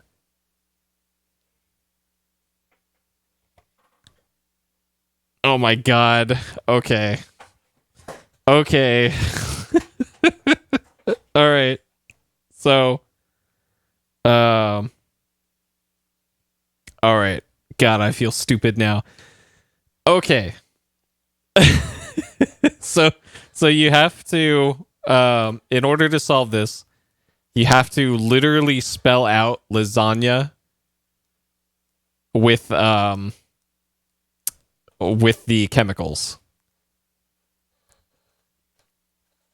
So LA is the first one that we're looking for. There we go. LA is our first one. Lanthanum. So there we go. And then SA. Like this is a clever puzzle. This is a clever puzzle. And it could be something the player could figure out without a copy of the manual, I guess. Where even is SA? I see SR. SC.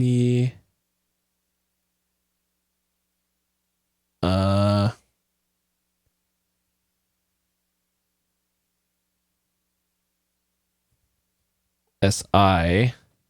SB. SN. What the hell?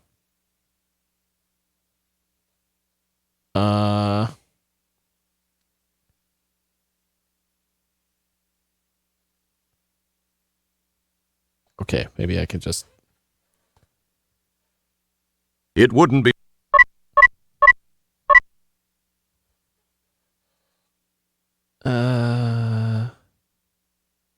Oh, just sulfur. And then AG is gold, right? I think that's gold.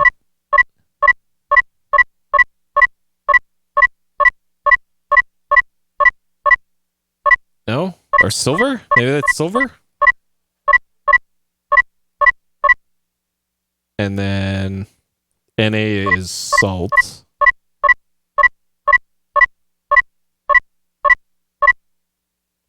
Or no, is that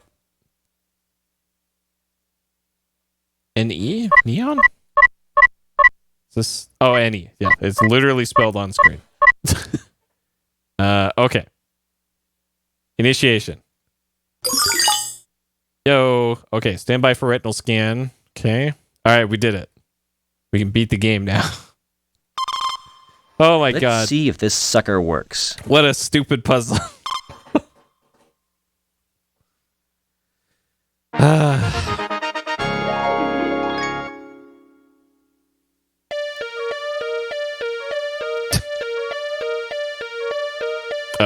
This is...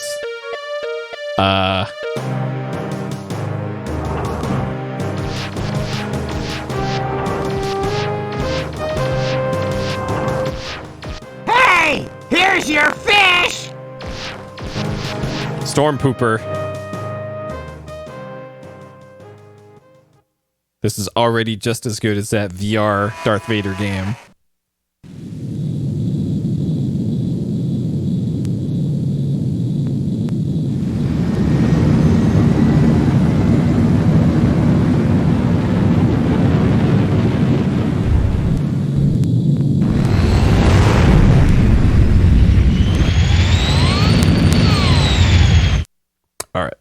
That probably took like a week to render back then.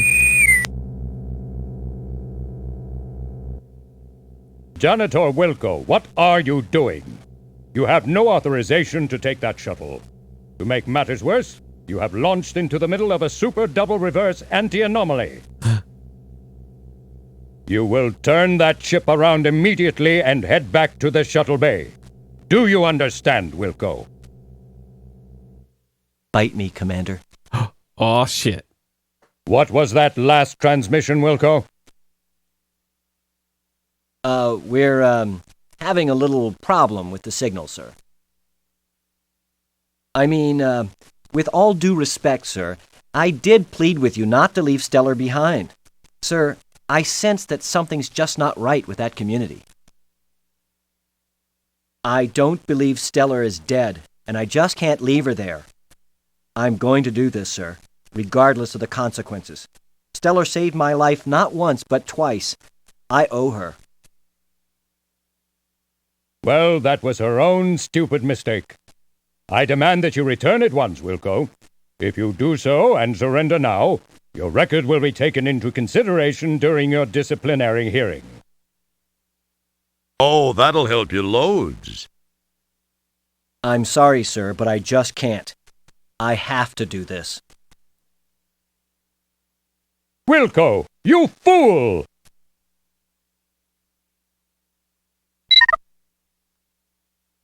This game not sponsored by Sprint. Just then, the shuttle is sucked into the anti-anomaly. Communication with the deep ship has been disrupted.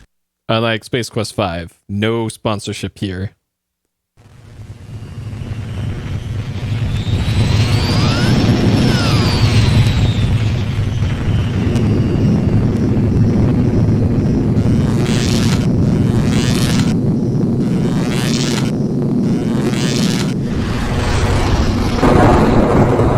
There's a tow hitch on the back of the shuttle for some reason.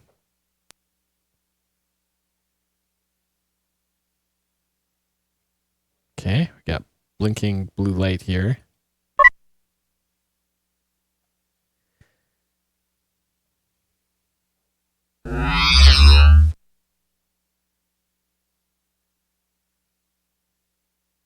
Sir, I am unable to access the navigational computer.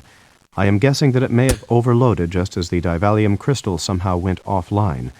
Once repairs have been made and the shuttle engines have been refired, I believe I can follow the deep ship's ion trail back to Delta Berxilon 5. That would be quite cool, Manuel. You sure about that? Once the divalium crystal has been repaired, our electrical system reestablished, and the engines fired, I am 97.2% certain. Why only 97.2%? I judged 97.2% to sound more hip to our audience than would 100. You would have to mention it. Sorry. Don't apologize to me. It's the players you ruined it for.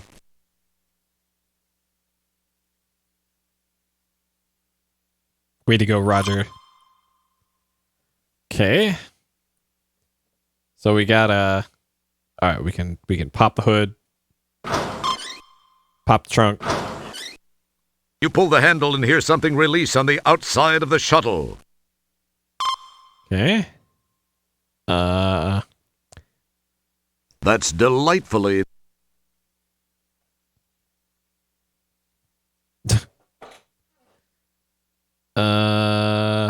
Okay, so we got to fix the power source. We got to get the engines running again.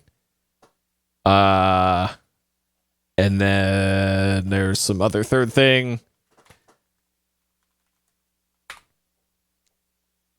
Let's see.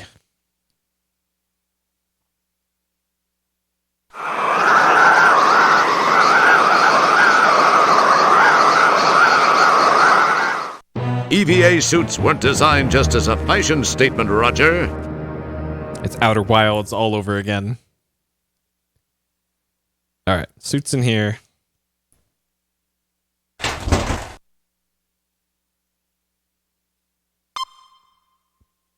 You pinch yourself.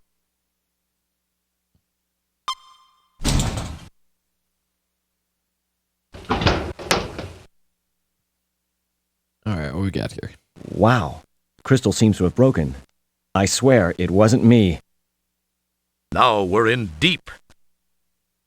Hey, I've gotten us this far, haven't I?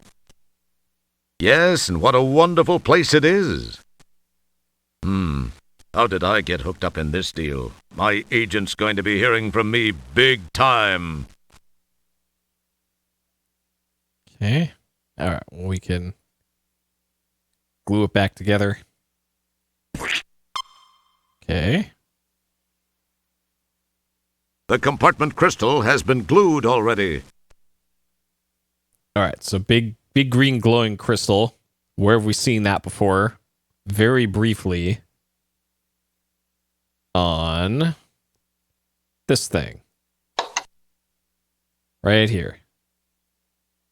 This is the data quarter power source, a tiny chip of Devalium crystal, the official power source of StarCon.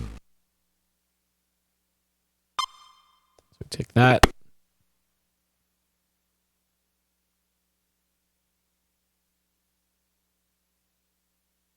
And just jam that on the larger one. It would appear that merging... Boy, wouldn't it... Oh, we have to double glue it. You pour glue all over the crystal. Okay. You hold the glue-coated segment to the broken Devalium crystal for 10 seconds to set the glue. Okay. All appears well in the crystal compartment. All right, so we're good on power now. Okay.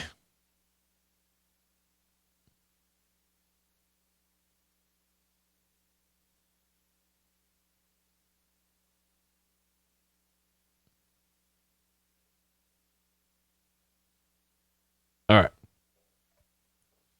Now do our EVA.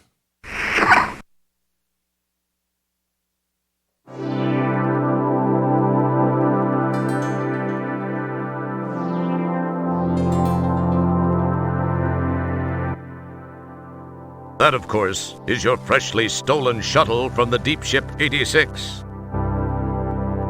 The unfilled hollow of space is now just a fabric's thickness away. You forgot just how much more spectacular the view is from outside. You won't find anything like this in any oxygen-filled environment except maybe for that small vacuous chamber barely holding your ears apart.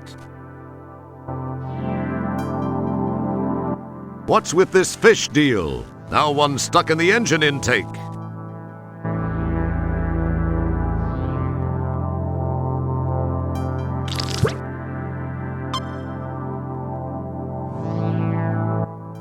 These are the shuttle's jumper cables.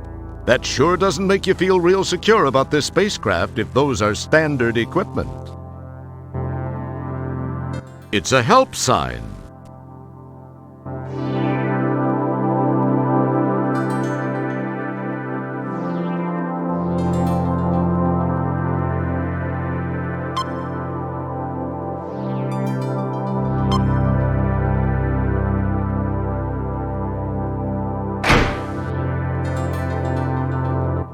It's the shuttle's trunk.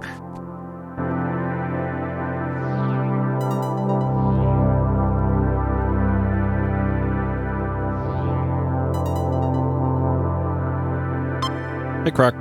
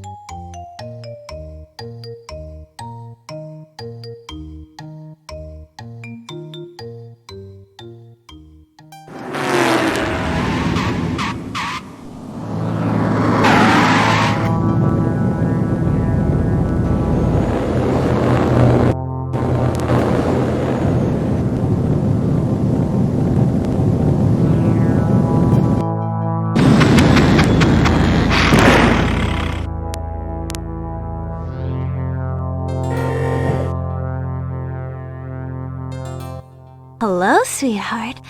You look like you could use a little assistance. Is there anything I can do? Well, yes, there is. Thanks for stopping. Well, you just name it, I guess. It seems I've stalled my engines. Could you give me a jump? I have cables. I'd jump you in a heartbeat, Dollface. I guess you must have got caught up in that anti-anomaly. It can be a real pain in the... Well, anyway, let's get it done.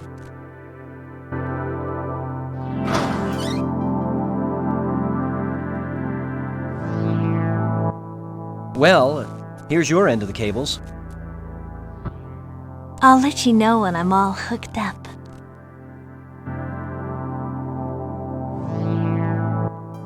Contact!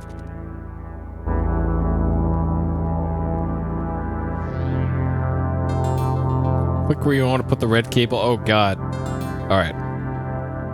So the recall notice. It's the recall notice for the... It reads, Dear Ham... Okay. So any moron knows, please match the plus with Y minus with O. And plus is usually red. So that's this.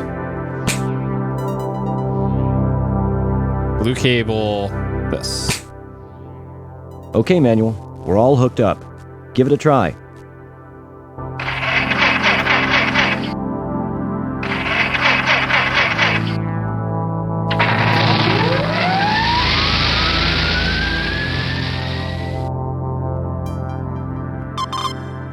Got it. Bye-bye, Sugar Bunny. So you might recognize that ship I gotta be running along. that she's got. Hey, thanks for stopping to help me. See ya.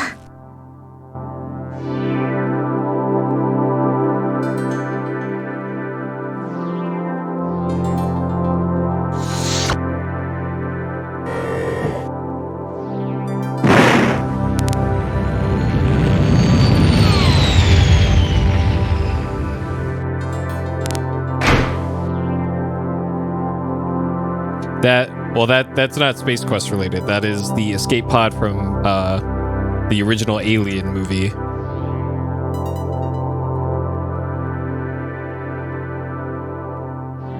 That's why her name was Wrigley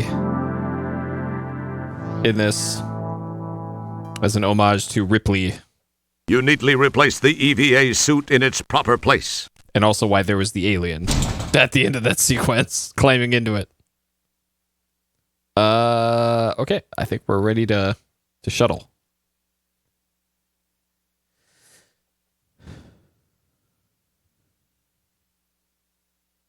Good work, sir.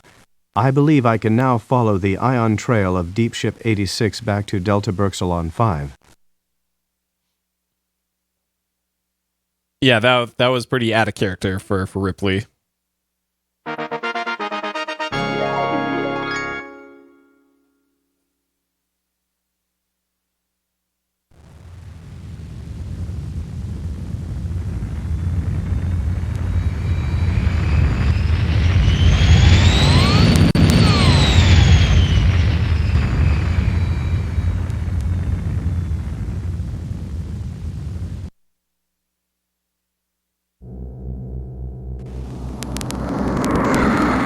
All right, this 3 FPS docking video.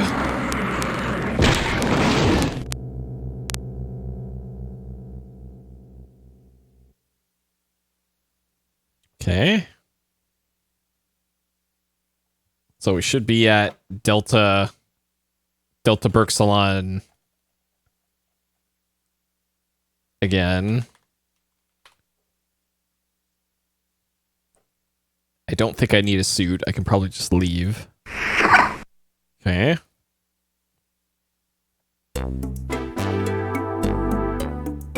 Okay. God. So we don't want to go to quarters. There's Lab A, Lab B. Lab A we've been to before.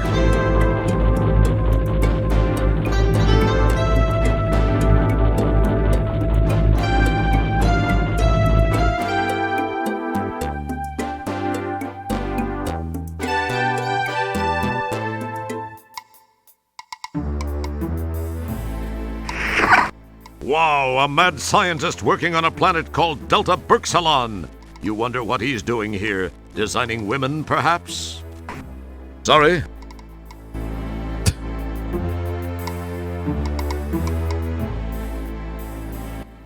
Hello, Doctor.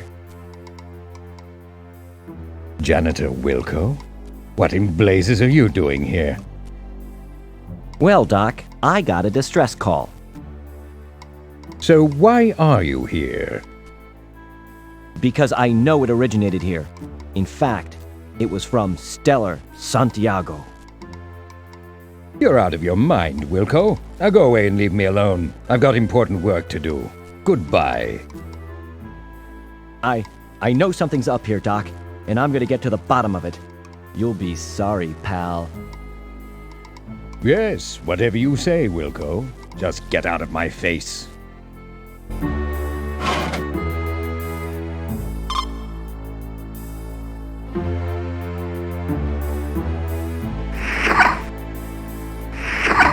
Okay. It's just techie stuff. There is a Callahan Mahdi here. Seems you remember talking about those things to someone recently. Our boy, Vesterblatz, perhaps.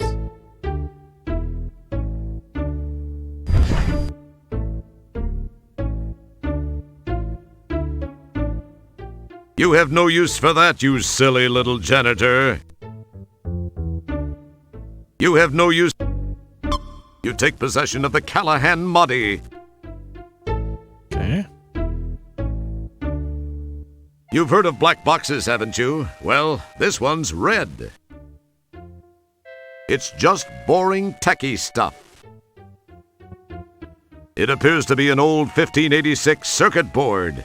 Oh, that's right. You're not supposed to be a techie. We hope we didn't confuse you. I have multiple boxes of stuff that is literally just this. I've been trying to pare down on that. G-Dad, it's a North Gateway with 5 gigabytes of RAM, a molecular memory hard disk with infinite capacity, a dodecaspeed CD-ROM drive, micro-sloth compatible mouse, and a built-in 10K pin laser printer. Just 3 more gigabytes and you can install OS2 on it. Get fucked, OS2.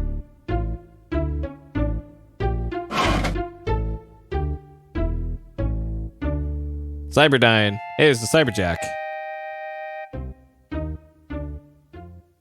It's just an old-fashioned disk drive. It looks like a Cyberjack plug receptor. It looks like a cyber... It's a monitor. You've seen one before. In fact, you're seeing 2 right now.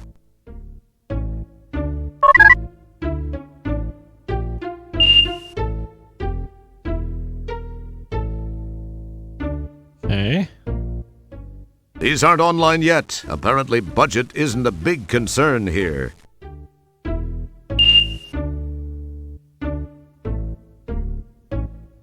Who wants to look at boring old research records? Try something else.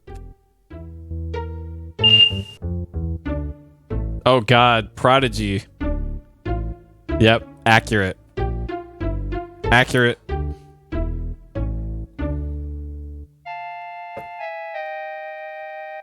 After a click of the screen button, Prodigy begins to painfully, slowly fill the screen. Oh, screw it! Even you don't have the time or patience for this.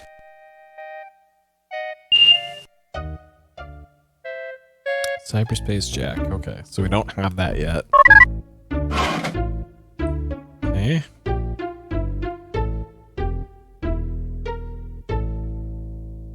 This lab table has a pleasingly round shape and a conveniently flat surface. Okay. So I'm pretty sure the only thing we needed from here was the Mahdi. And we don't have access to Lab B yet. You press the Lab B button, but the Ascendo pad doesn't move. Apparently you need some sort of clearance to get to Lab B. So it won't open. I didn't want to go to Lab B anyway.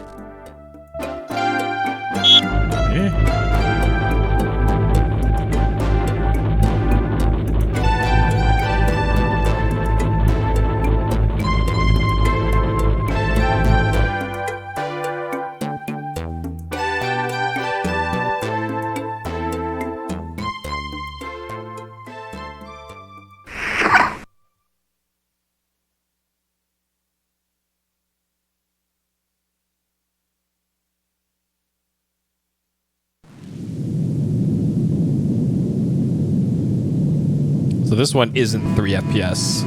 I guess this because it's not drawing stuff in front of it.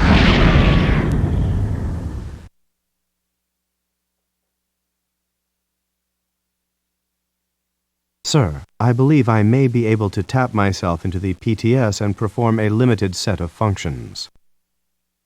PTS? Yes, sir. PTS, the Photo Triangulation System. It was installed as a crude backup navigational device to the modern navigational computer system. It's what you see before you mount it in the middle view screen. Okay. I don't think I have anything that can do anything with that for now, so...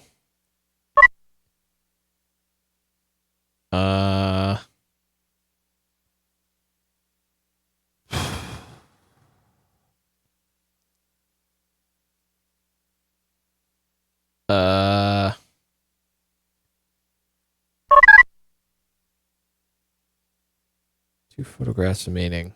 It feels slightly gritty. Like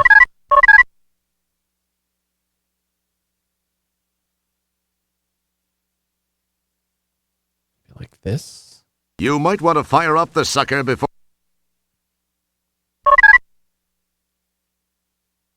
It probably seemed like a good... Because I don't have a picture, like maybe the recall notice? That's an interesting idea. Huh.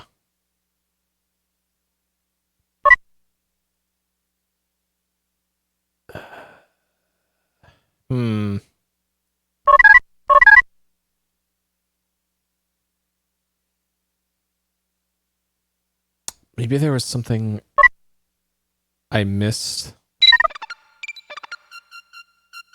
in Delta Berxalon? Either that or there's something...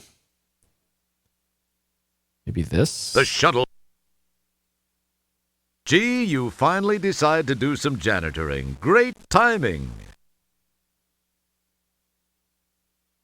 Gee, you... No.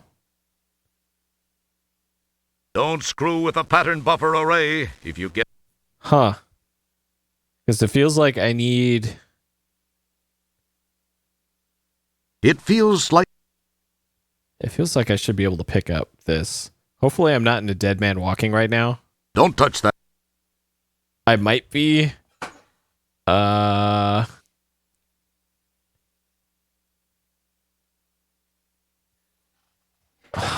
Okay. Apparently not. I'm just misunderstanding a function.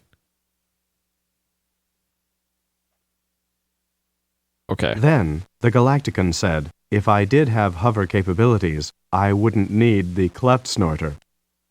Excuse me, sir. How may I enhance your efforts? Okay. It's this.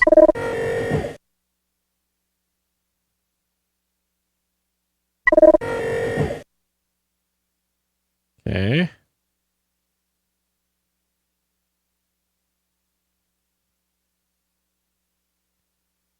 In this galaxy, those two items don't do anything together.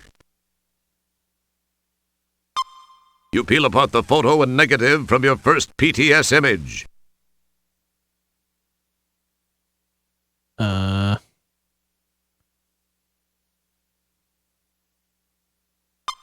You peel apart the photo and negative from the second PTS image.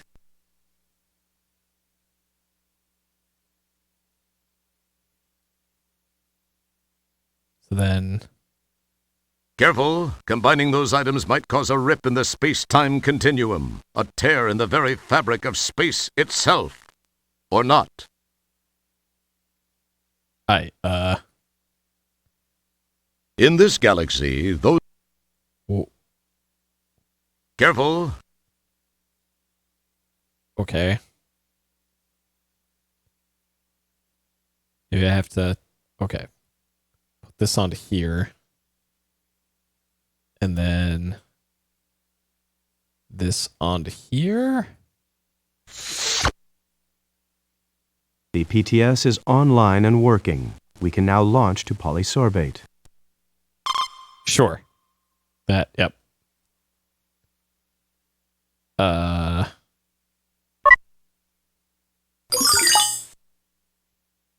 Okay. All right, good. Sure.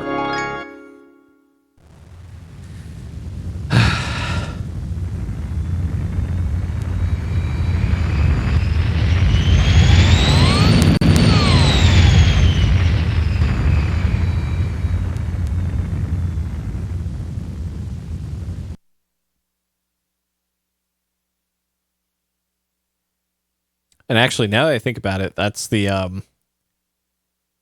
same thing that same sequence that happens in Wing Commander when you go between waypoints with the same fanfare. I wonder if that's on purpose.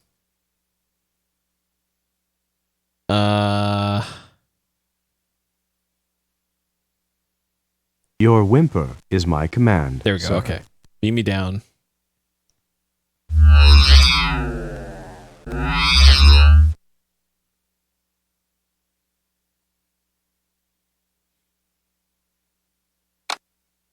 Manual tosses you a transport signaler. You can only use this from the place I beam you to.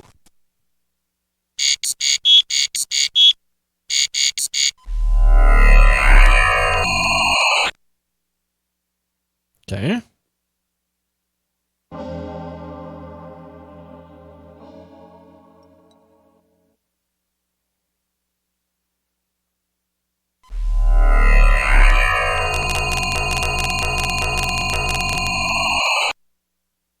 Okay. All right. Time to check in with our boy, Fester Blatz. One last time.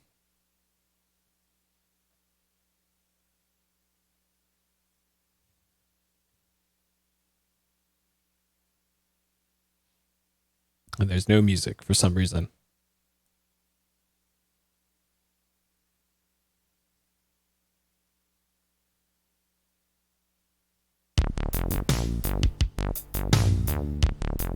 All right, Fester.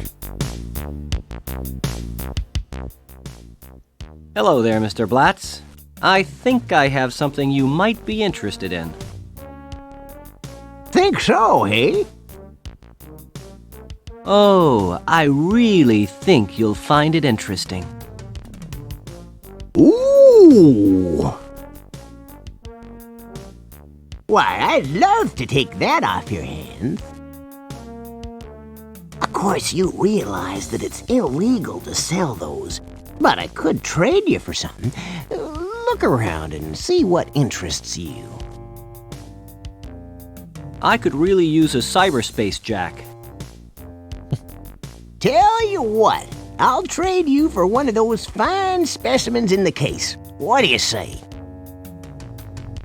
No, I want the jack or it's no deal. Oh, now take it easy, Sonny. I think we can do business.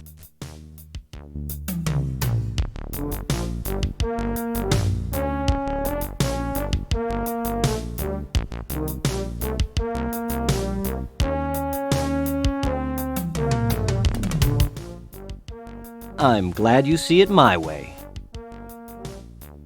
It's been a pleasure. Take care, Fester. I gotta fly. All right. Goodbye, Fester. We'll meet again in Space Quest 7. When that eventually totally gets made.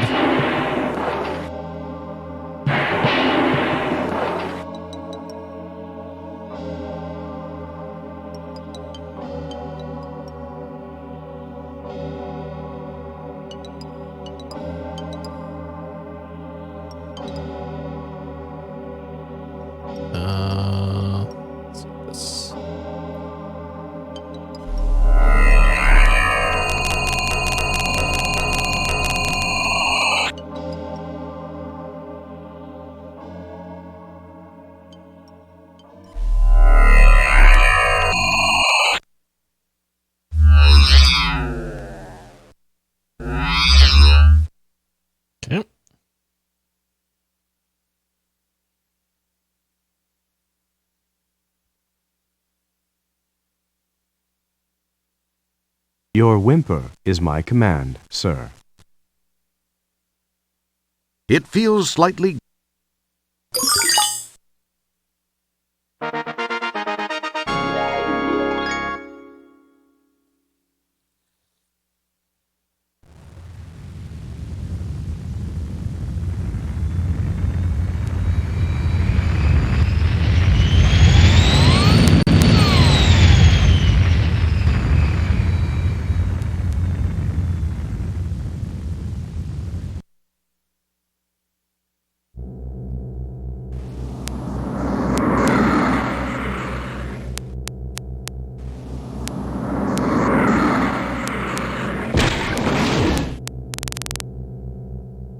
Yep.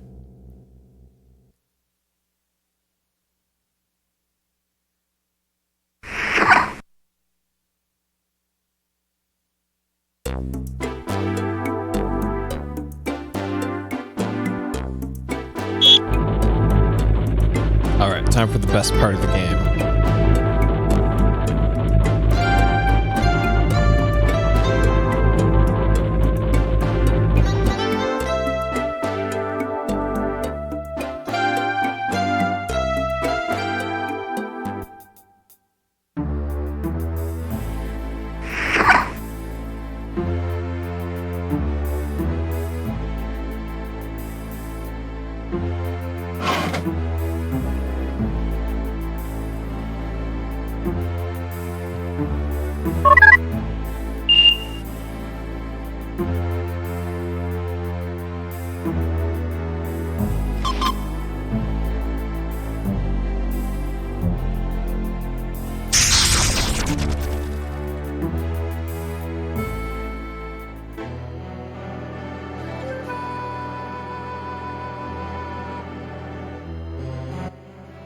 Talk about a brave new world. You'd better be up for it if you plan to explore this cyber terrain. This cyber terrain is just a little arid. It's just more evidence to confirm the old adage that if there's time enough to do it, there's time enough to do it half-assed. That's right.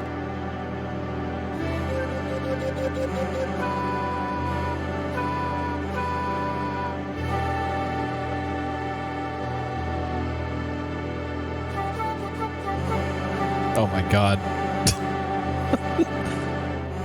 I downclocked the CPU too much.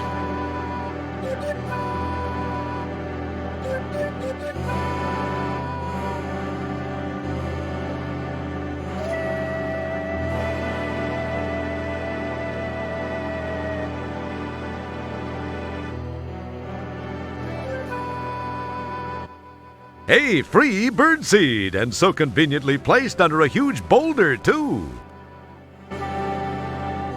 Forget it, you don't resemble that bird. Well, except for the pin feathers in those chicken legs of yours.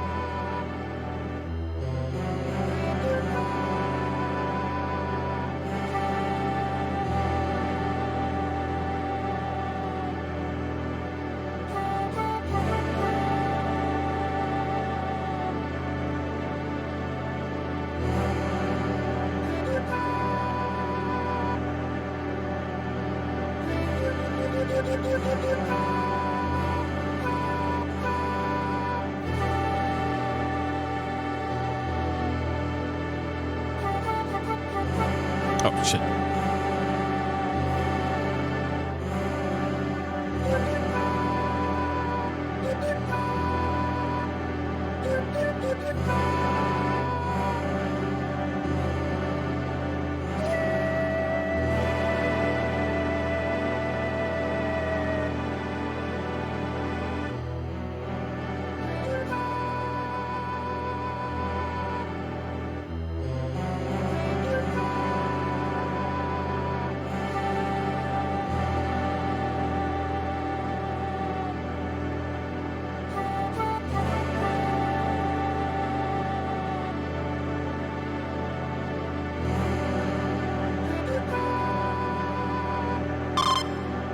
did it. Very hard puzzle.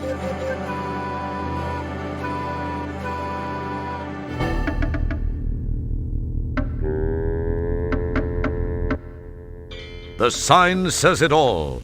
There was much talk and rhetoric about the information superhighway, but the executive and legislative branches seem quite opposed to getting together on just about anything either one of them introduces. Just look at the space program. Anyway, the frustration of a former employee is documented in the amendments to the opens date. A rag hangs from the sawhorse. Who knows what it last wiped up? You summon the ability to leave it alone.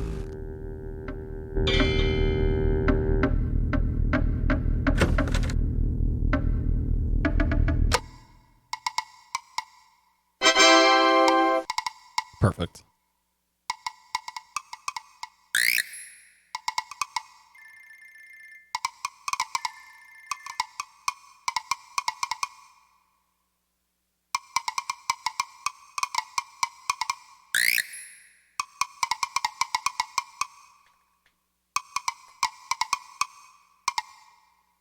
All right, we've made it to the internet.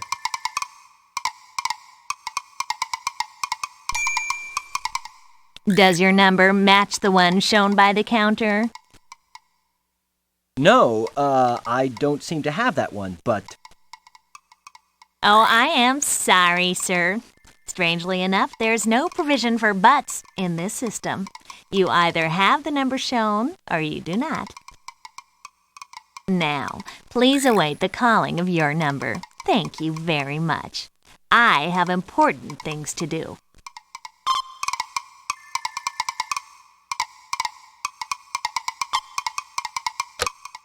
Next.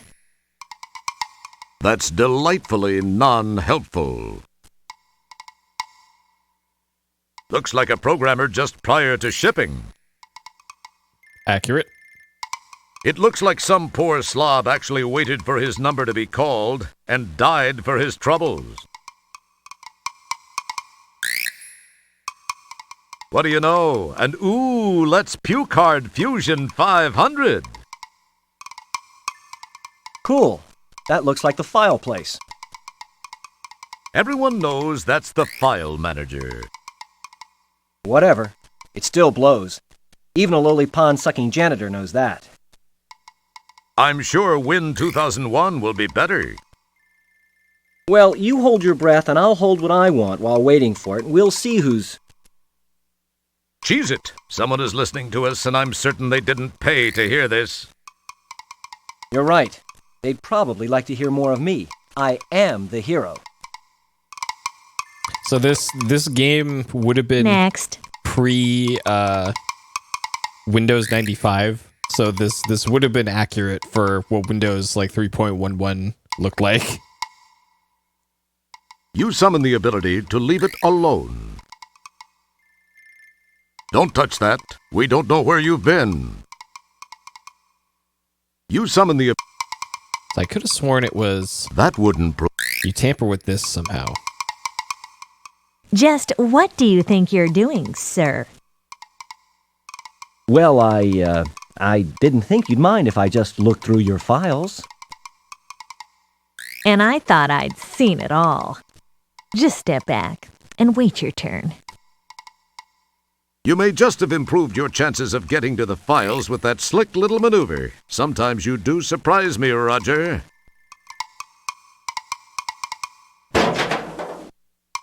This world's a great big ball of dirt Next. with 50 billion souls who like to sit around and veg down in the dark like moles. But me, I'm just the kind of girl who loves the open air and bits of unburned hydrocarbons blowing through my hair. New soil is clear, at last it's here with clearly better taste. Less people too, like me and you, and less reprocessed waste. More hearty crunch for snacks or lunch, it's crystal clear to see. New soil is clear, the last frontier for folks like you and me. New soil is clear, clearly less people, clearly more taste.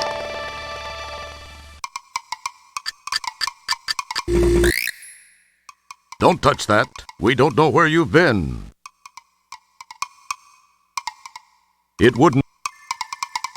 That wouldn't. Okay, 12.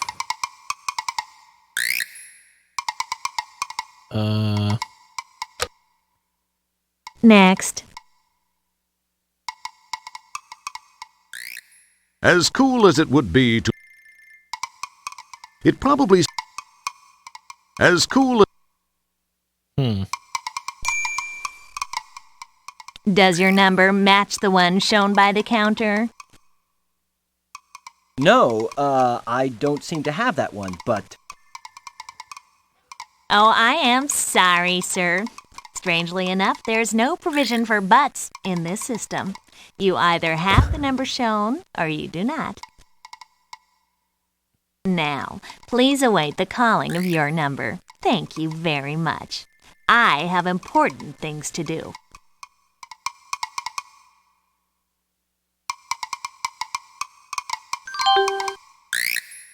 Nice. Okay, it was actually this right here. Good luck seeing that. A screwdriver lies on the ground, probably discarded by the malcontent who vandalized the sign. Like, that is really hard to see.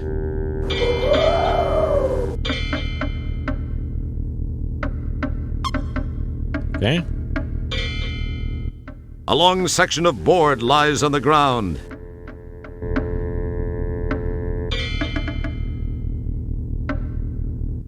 Bet you can't fit that thing in your pants. Guess I was wrong. It does fit.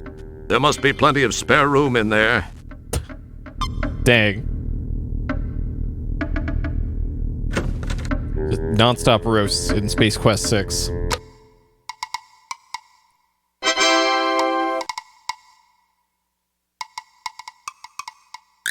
Okay. Screwdriver on that.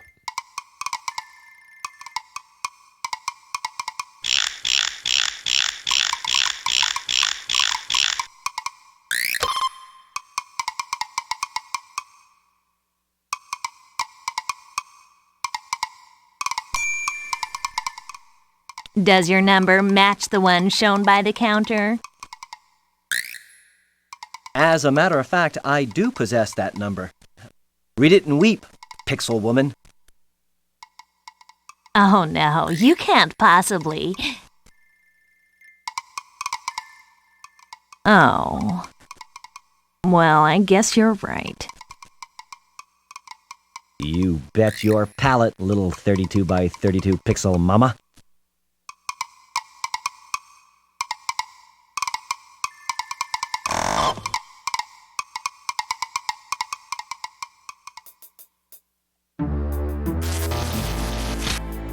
Okay. Alright, so we're looking for Sharpay, Nigel, and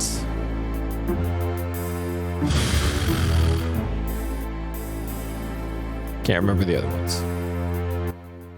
That drawer isn't even close to a drawer that starts with the letter R. Okay. We're looking for R, I guess. Sure.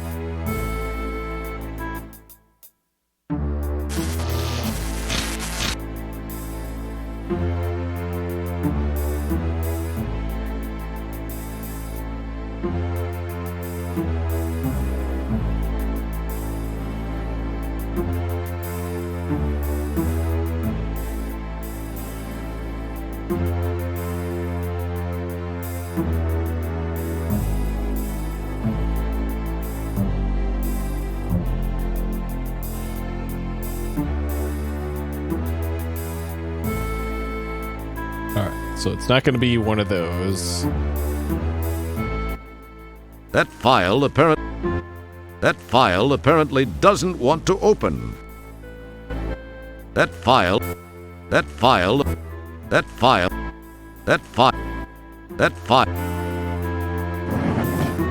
Okay. Man, these filing cabinets are a mess. Even I could keep them up better than this. So we need to be able to get up to that one.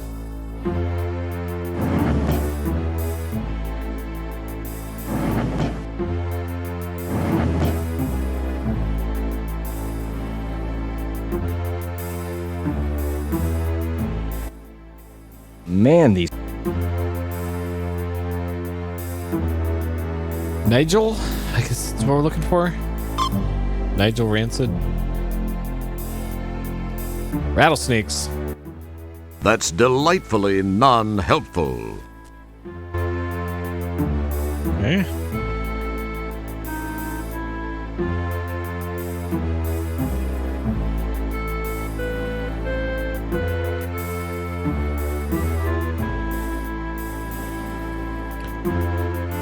As Ransom Brothers Singent are hired thugs. Ransom Brothers has been employed by Dr. Hayden Bellows and Sharpay of the Golden Light Years Retirement Community on Delta Brooks 5. Okay. Bellows, Sharpay, Santiago. Okay.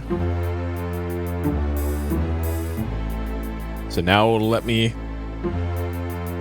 go to the other ones. I guess we'll look for Bellows first.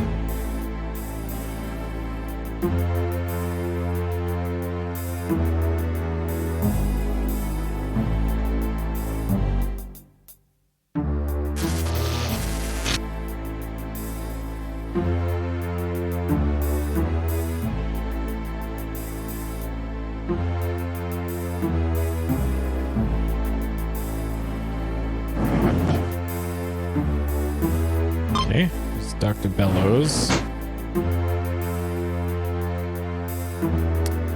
Sharpay Santiago, Chief Medical Administrator, gained much notoriety, controversial efforts to mitigate the effects of aging. Okay. Alright, Sharpay and Santiago.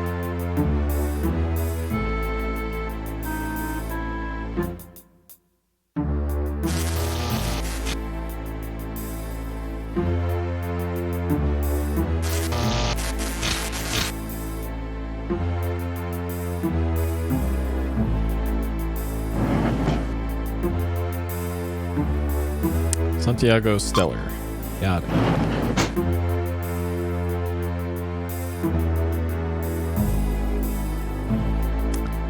Corpsman Stellar Santiago was a member of the Starcon fleet before departure from the world by attempting to rescue a janitor, second class. Okay, that's us. Alright, so one file left to get then. That file. For Sharpay. That file. That file. That.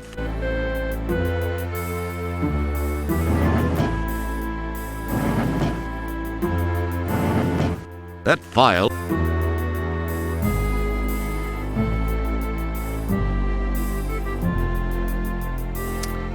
Sharpay.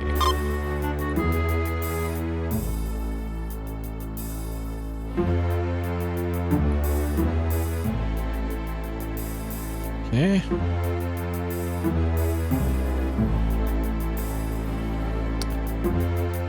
Let's see. Project Immortality. Philanthropist First Order, benefactress, many good causes, known as Sharpay.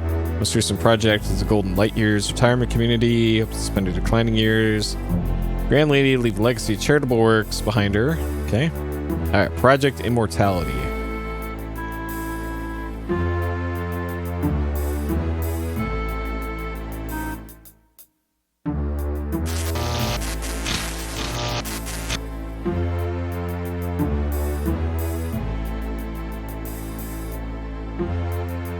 Let's get some faster screen transitions here.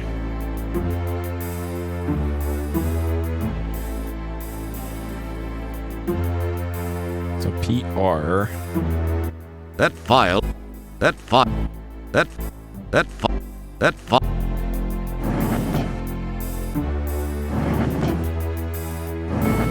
You pinch.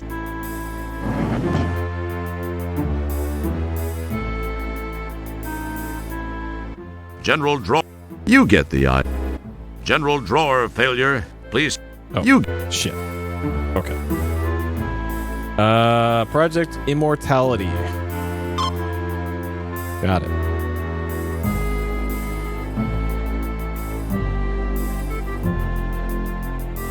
Okay. Holy Grail of Narcissists everywhere. Project Immortality. Cold Heart scientific name applied to the cold heart science as is a fountain of youth. Project Immortality, funded by Sharpay, overseen by controversial Dr. Hayden Bellows. Promises humankind the hope of the ages, eternal life. Sure makes marriage a scary proposition, though, doesn't it? Cross-reference end game. Great. Another cross-reference. Cool.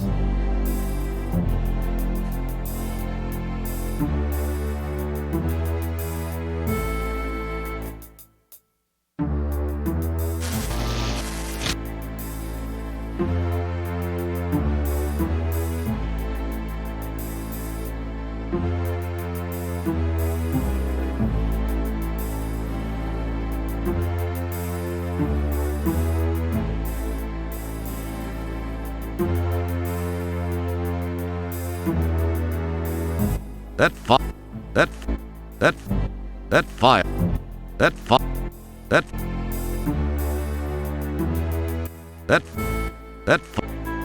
file. Okay. Maybe I can get to that file. That from the right. That file.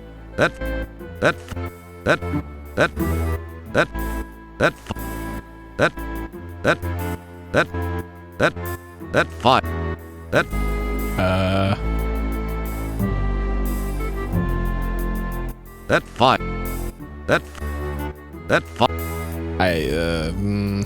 What?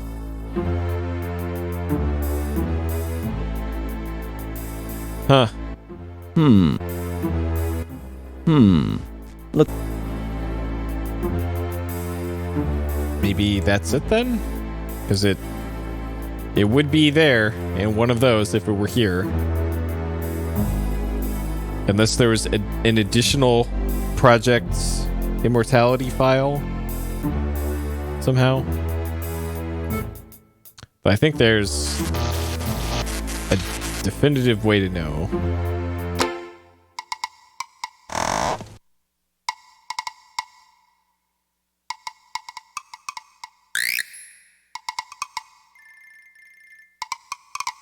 The cyber printer accepts your cyber file gratefully and begins to print. The question is, what exactly is the output of a cyber printer?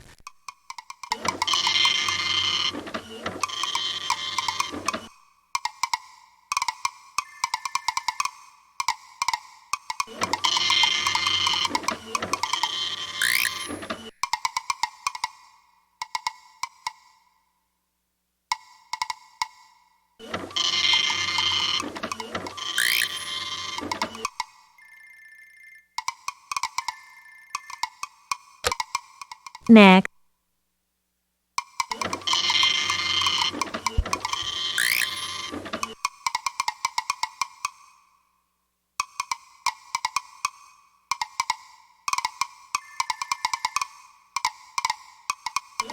Well, what do you know? Maybe there is something to this superhero reputation thing after all.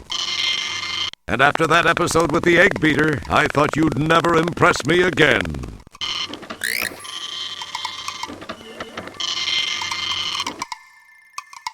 Sure. That's all the files.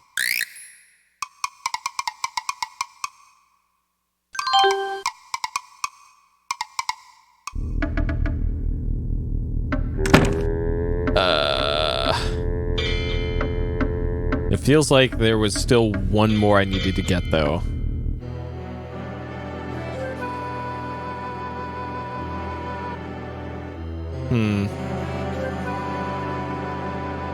There's probably another Project Immortality endgame folder.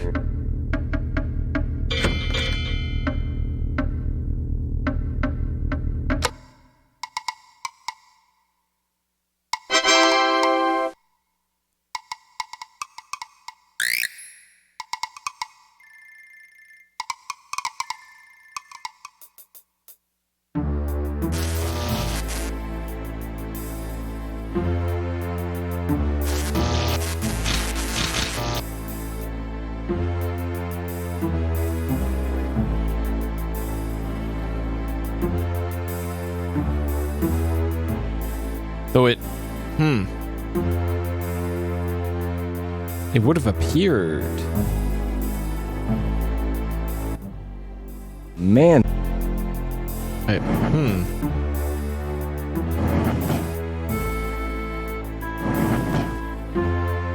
That file.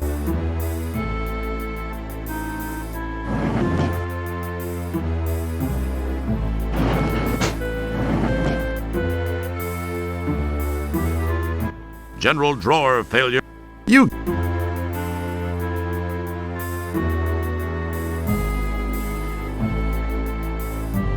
Yes, we already got that, and we printed it. That file. That file. That file.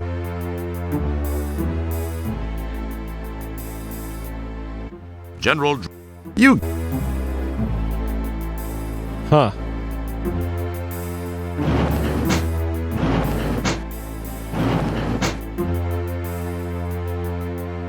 That file. That file. That file. That file. What the hell?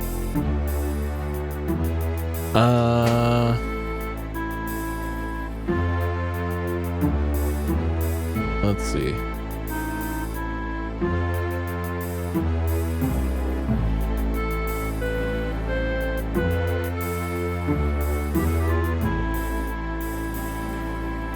Oh, okay. I did do everything correctly.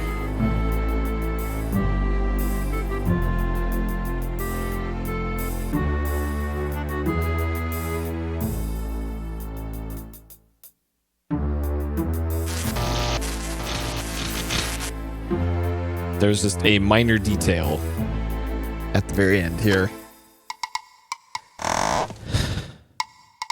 Okay.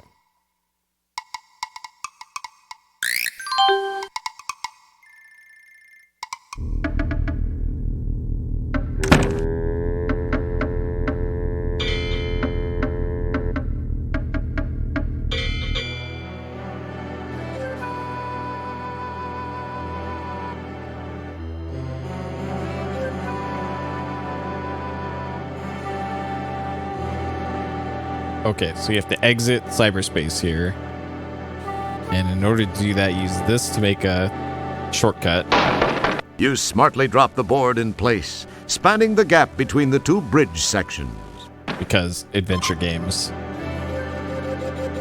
Okay, and that's a quick way to get out of here.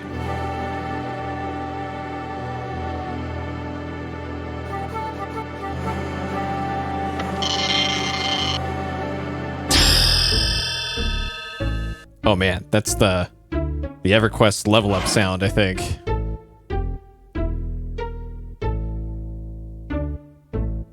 Okay. Alright, good night, Hidden.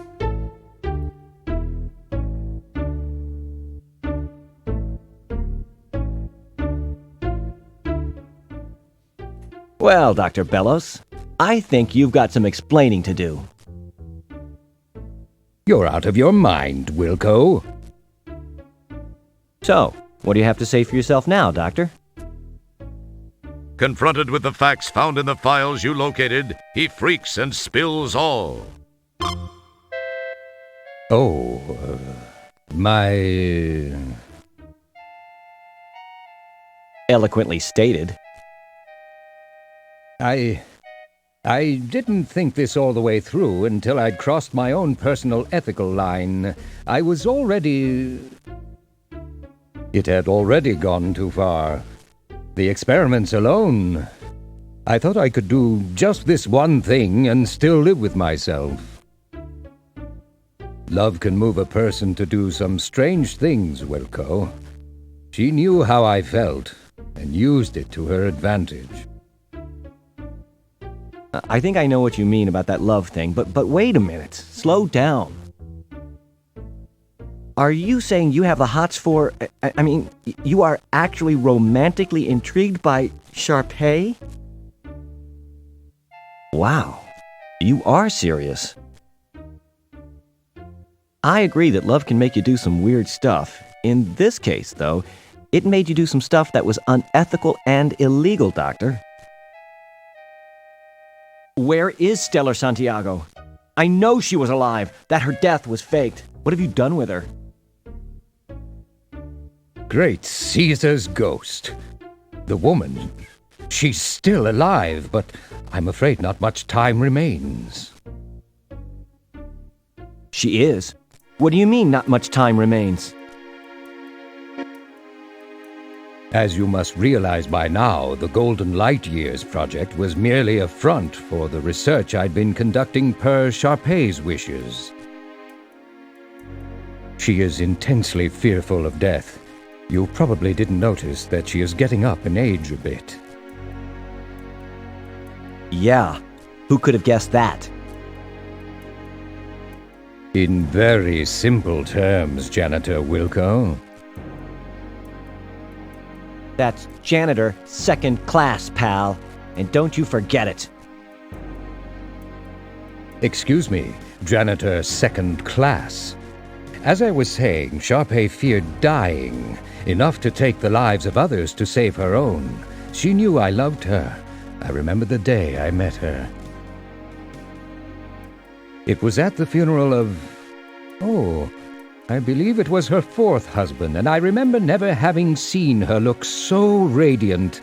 I fell for her, hard, and she knew it. You should have seen her in black.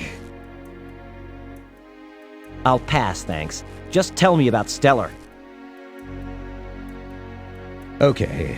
The bottom line is that I have developed a way to extend Sharpay's life by transferring her mental essence into the body of another. It was to be you until your friend Stellar Santiago got in the way. We thought no one would miss you. Go figure. Dang.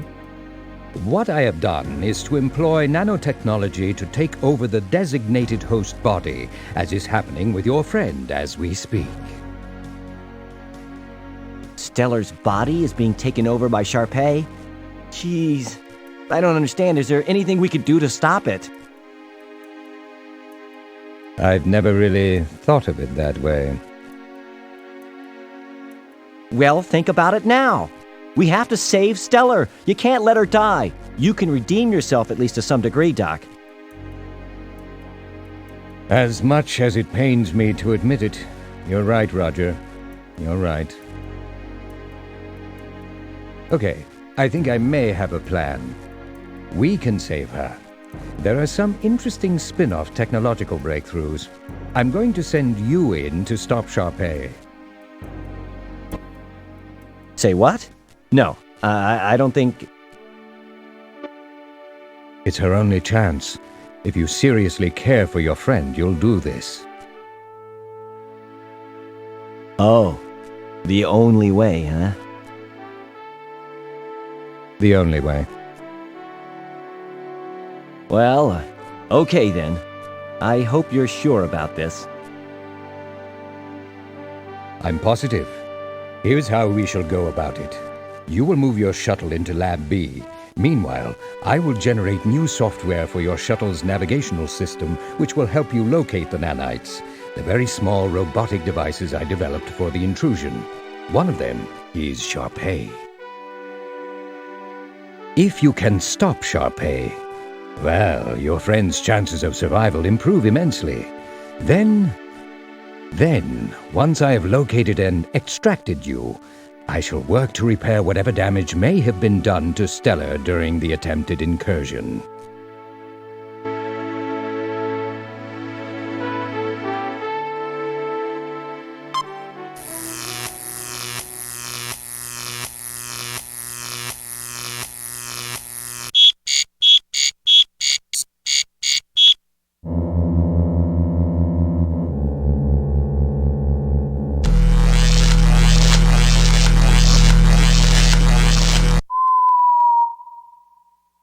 The shuttle is nicely miniaturized by the beam deal. Hopefully, it is reversible.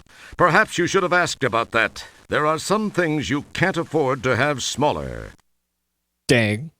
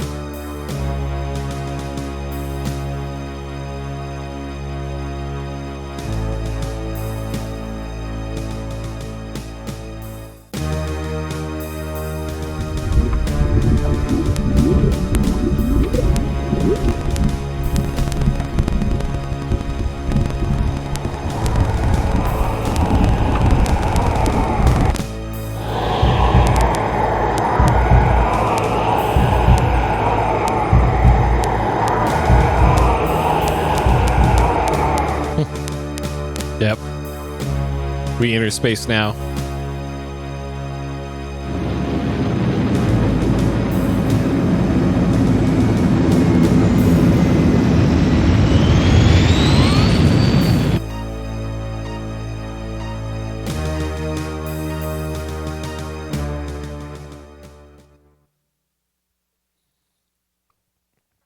Okay.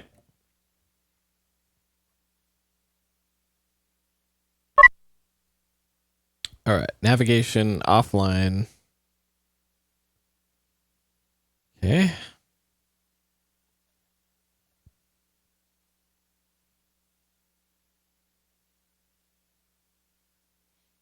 So let's see. The shuttle. Got to get into our suits.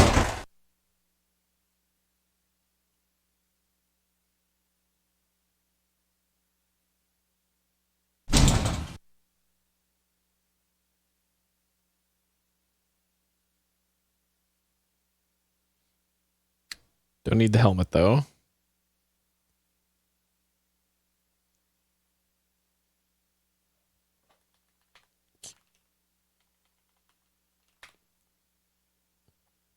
All right. Onwards. This is the final stretch here.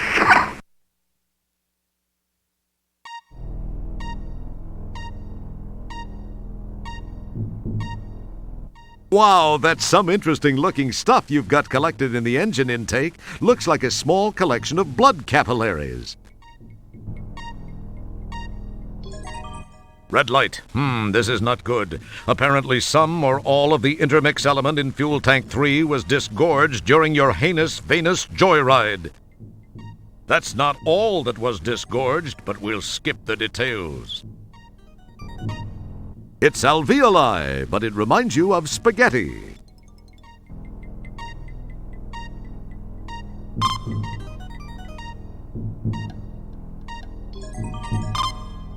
Okay.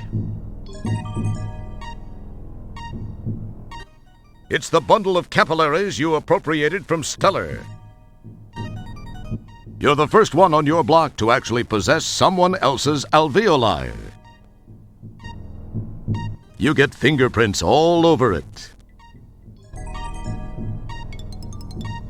Might be able to combine this with this. Careful, combining those items might... Or not. Okay. Well then.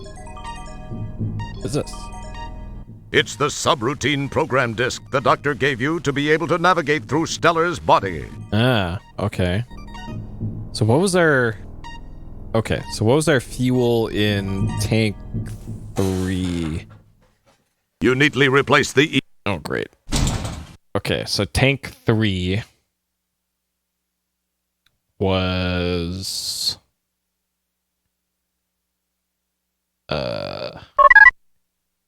Silver? Silver. So we need to find some silver to be able to navigate.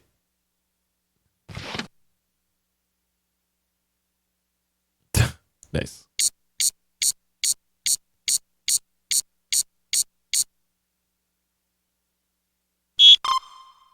Okay. So middle of the chest and brain.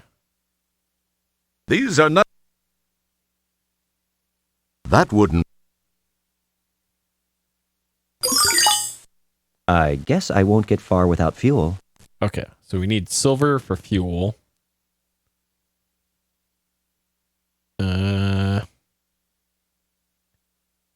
Okay, so we gotta get our suit back on again.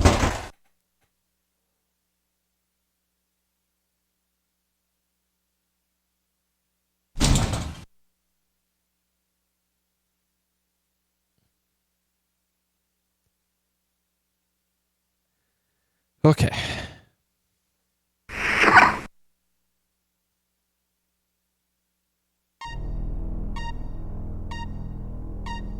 You recognize that festering, infected crevice. As if Stellar didn't already have enough to worry about, she's got an ulcer. And it's not just an ulcer, it's puckered. It's a peptic ulcer.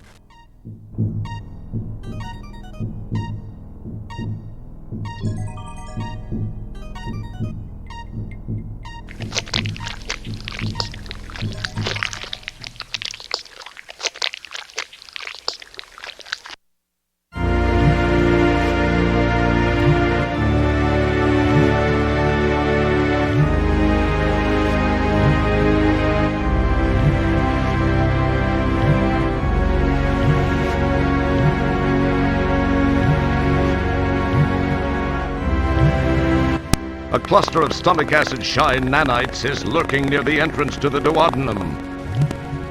They know all the cool places to hang out. Dang, these look tasty. Boy, that micro Prozac she inhaled slowed her systems down to a crawl. These things haven't been touched by stomach acid yet.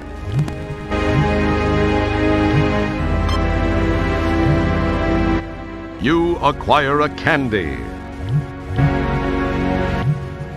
I already have one. Okay. How odd. A bent staple. And thus far it has resisted being dissolved by the stomach's acids, probably because of its location and Stellar's apparent lack of oral nourishment during her captivity. The acid probably hasn't risen high enough since this item found its way in here. What in the hell was she doing eating a staple anyway? Maybe it was some fad diet thing in the Galactic Inquirer. Sure. Alright, new staple. Loosely woven into the stomach lining is a piece of celery string. That stuff could be used to make steel-belted radial tires stronger. Rumor has it that it was the original inspiration for dental floss. I think I saw that on one of those James Burke shows.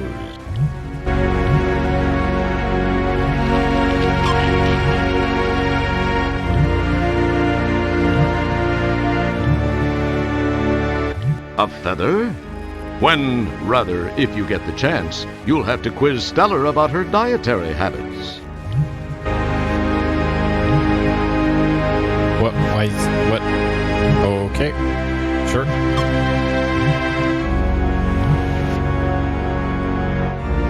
Alright. I have a feeling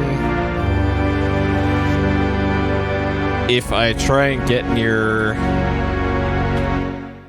the robots on the left, probably going to be bad time. But let's see.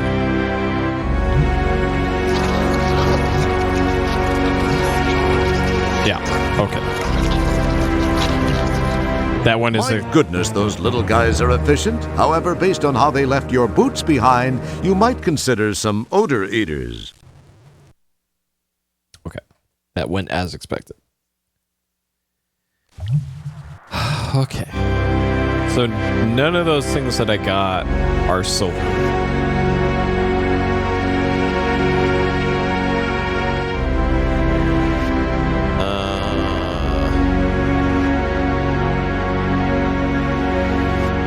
It's one of those ticklish pin feather things.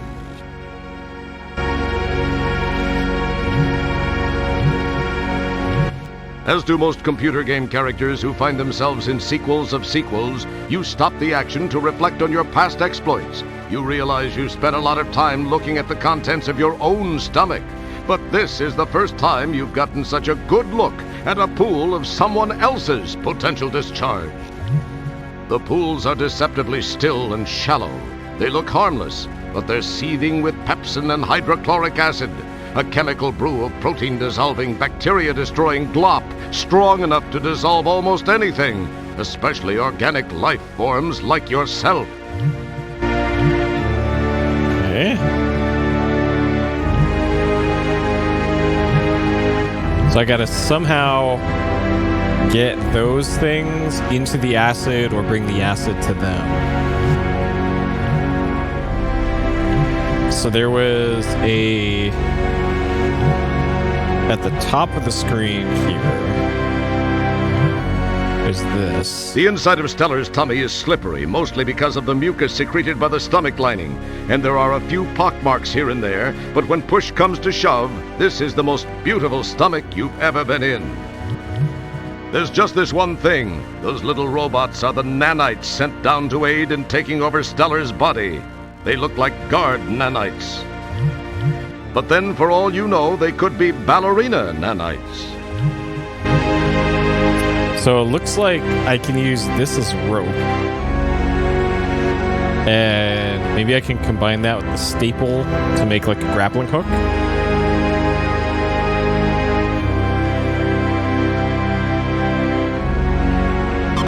Yes, okay. I can. So, hook that onto here? As cool as it would be to...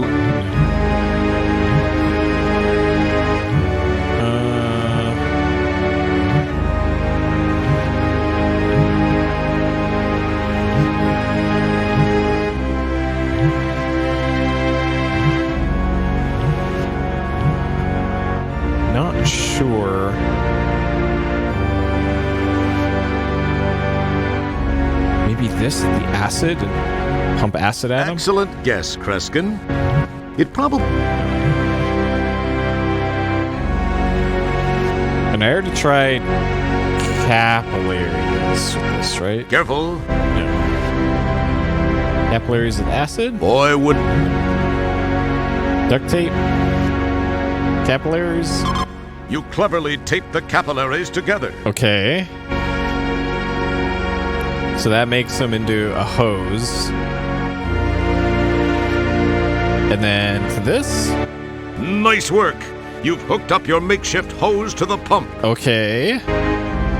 Adventure game logic. And then pump some acid onto those. As cool as it would be to... No. Shit.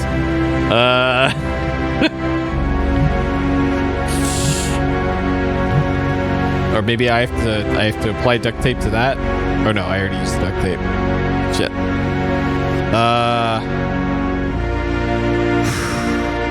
Maybe I have to pump acid into the helmets? As cool as it...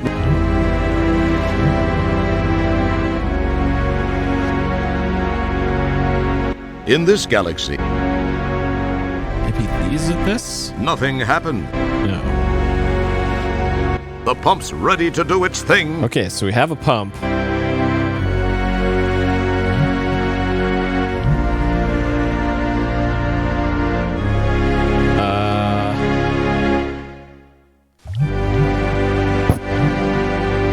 That's not really recommended.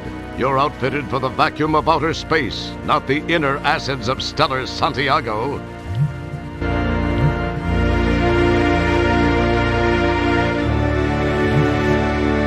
Excellent guess. Boy, it probably... Boy, it would appear... Okay, so that's still not doing anything. As cool as it...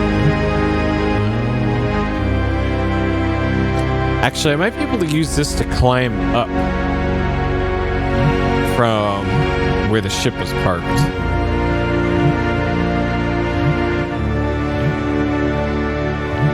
Maybe.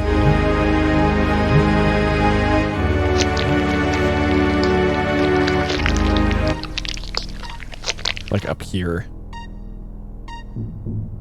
Let's see. Excellent. Boy would... That's an... No. Apparently not. The walls of the broken blood vessel feel... No. So I can't go left or right. It's just into the ship or down that way.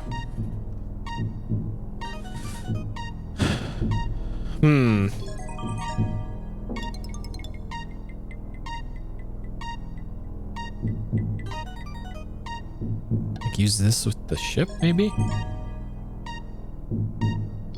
That's an interesting idea. Like maybe that's what I need to get to put. It was silver, I think.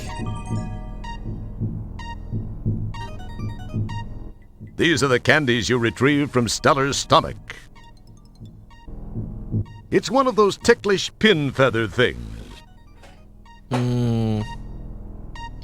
Maybe I need to tickle the sides of the stomach to get the acid rise up or something.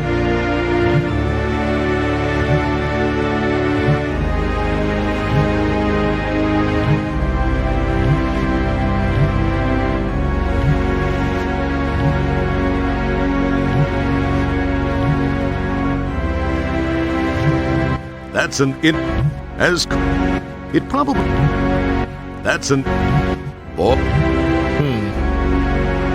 So no. That's an interesting Throwing the candies out. Oh, okay. Candy. Oh, okay. That gets the digestion working. Okay. Interesting. The acid rises, but just not quite high enough to submerge those nanites.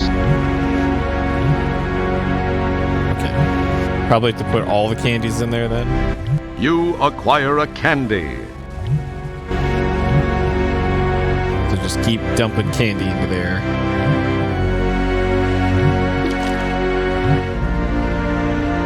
Interesting.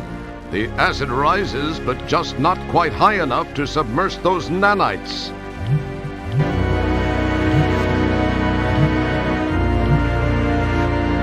You acquire a candy. I feel like if I do this third candy, it's just going to do the same thing again. But maybe it'll be different this time.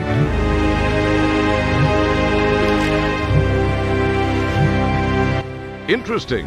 The acid rises, but just not quite high enough to submerge those nanites. So... Alright, dead fish. Excellent. Of course not.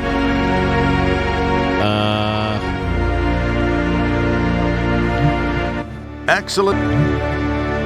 The inside of Stellar's tummy is slippery, mostly because of the mucus secreted by the stomach lining.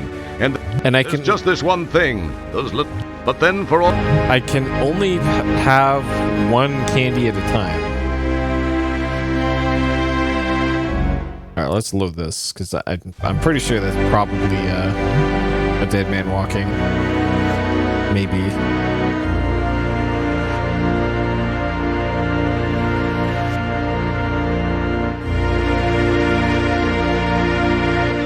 I can like put this in here. Nothing happened. In this galaxy. Careful, combining those. Nothing. It probably. It would have. That's. In this. You get fingerprint.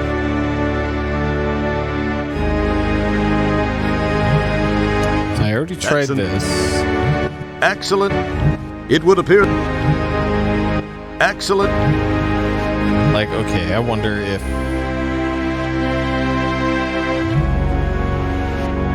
Interesting. The acid rises, but... Huh. So you do get points for doing that. So that's definitely... Interesting. The acid... a thing. You acquire a candy.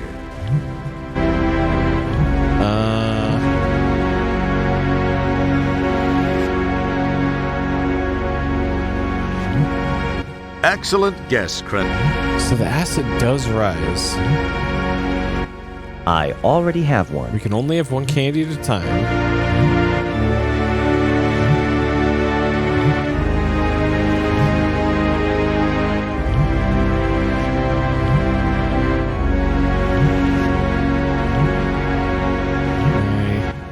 You get a jump on senility by...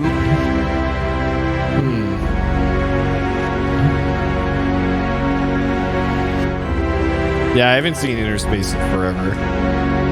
I think that one's on Amazon or HBO. It would appear that... Excellent. It probably... Excellent. As... Boy, would... Okay, so that doesn't work.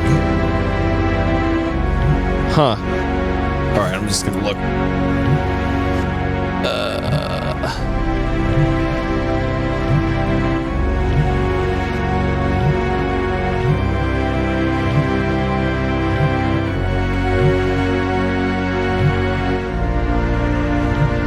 What? It is? It is? What? Okay. Apparently this is what you have to do. You have to put all the candies in there. And then do the thing that I tried to do before but didn't work. Interesting. The acid rises.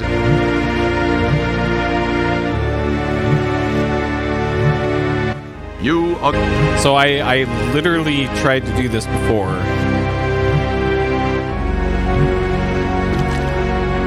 Alright, so you do all three. Interesting.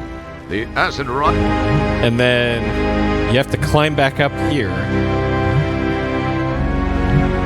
And then you do the thing that I tried to do before. This. this to this, and now it works for some fucking reason. I did this before. Nice shot. All right, sure. God, that's stupid. That only works when you throw the candies in there first. Adventure games. Oh boy.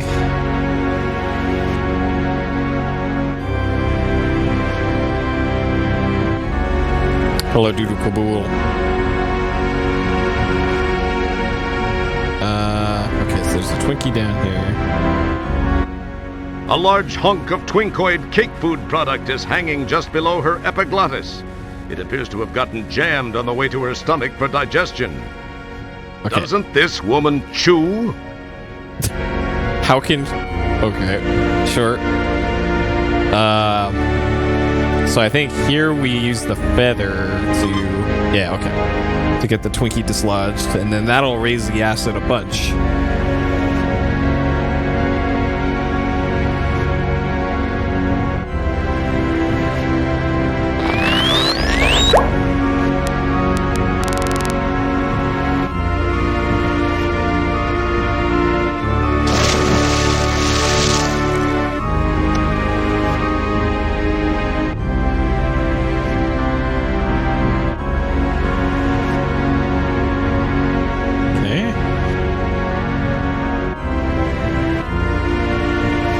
Yep, that did it.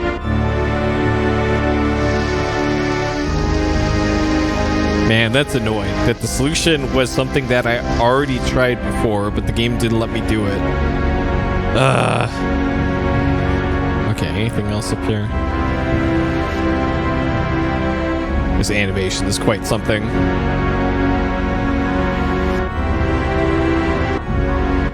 It's one of those tiny timed release pills. As I recall, these are designed to not melt down and release their medicines until they've gotten to an area past the stomach.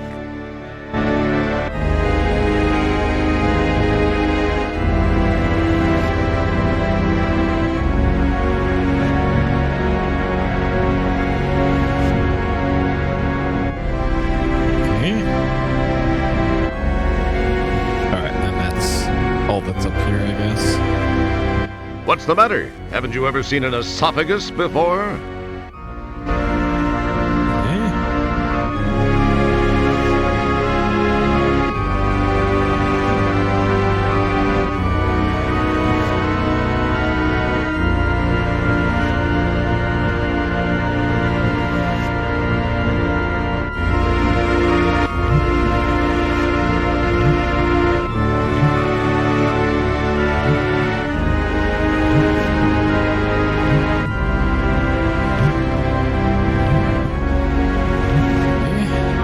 An interesting idea. What are you up to, Roger?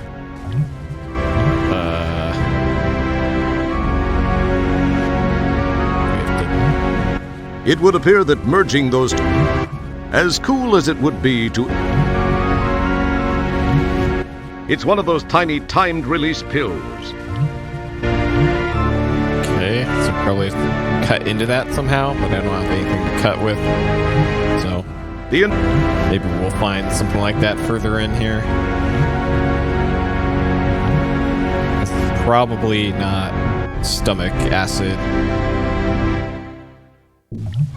to do it.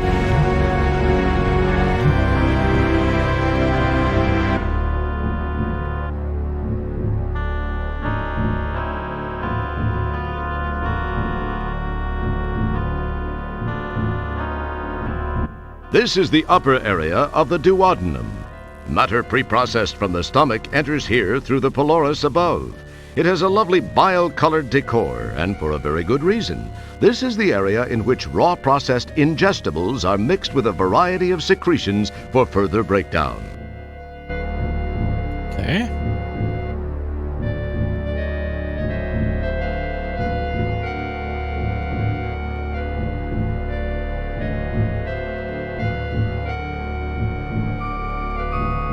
Ah, the old ampulla of Vater, surrounded by the sphincter of Adi. Didn't you always wonder what it looked like? The bile slick seems to be a little fresher there. Okay. So I can go down or into the air.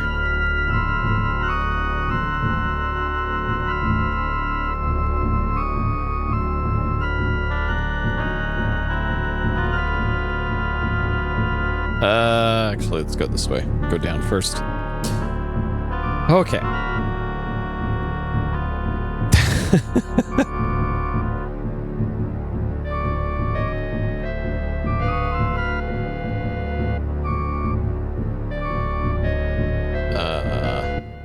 This is the place where the duodenum meets the small intestine. The mixture of food, acids, bile, and enzymes move on from here and pass over the villi, where nutrients are absorbed into the bloodstream. It's a fascinating place, wouldn't you say?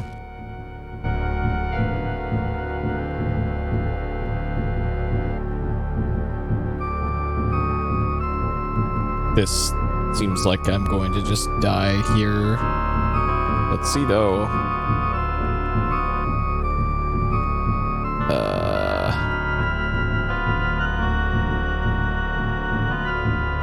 Oh. Great Scott! That certainly is one buff parasite. I think I'm gonna spew. But who'll notice? Man, that thing's ugly. This is the very bottom of our old friend the duodenum. You can see the beginning of the jejunum. The villi start here. They increase the surface area of the small intestine a great deal, giving more area to absorb nutrients. All in all, it just looks like a French tickler turned inside out to me. A what? Never mind, it's not important. Nope. Since you've entered the tapeworm not partially digested, you'll probably give him heartburn. I hope you're proud of yourself. Absolutely.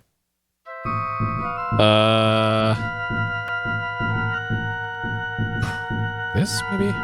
Excellent guess. Excellent. Okay, not that.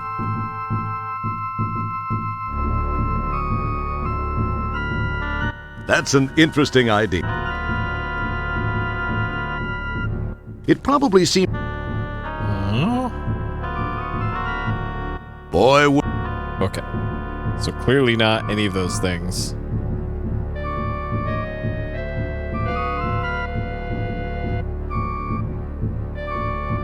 Alright, so... going back up here, back up into that hole. So we're still looking for some silver.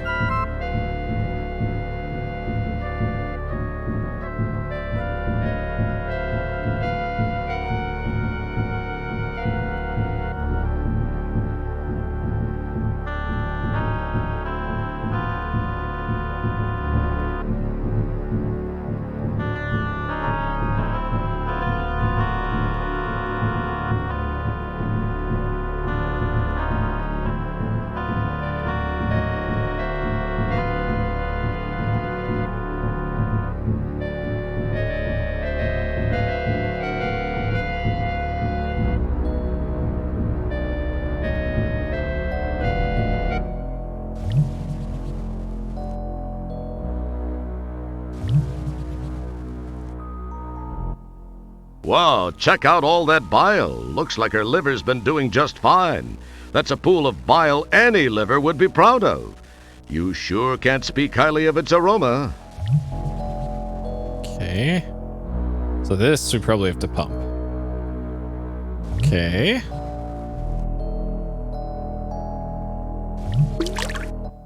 You chuck one of the taped capillaries over the muscular ledge. It drops into the pool. Alright, so we're getting some bile. Bile is probably for dissolving that pill, perhaps? I doubt bile is going to help us with the You give the pump a stroke or two, and in the process, gather a nice helmet load of bile. I guess congratulations are in order. Okay. You've got plenty of that stuff. Or did you want to take some home to Mom? Alright, guess we don't need the pump anymore. Okay.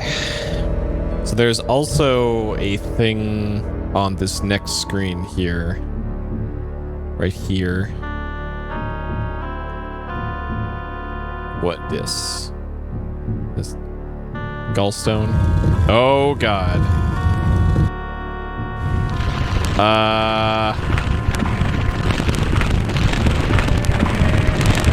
I don't remember this at all. This is probably bad. Okay.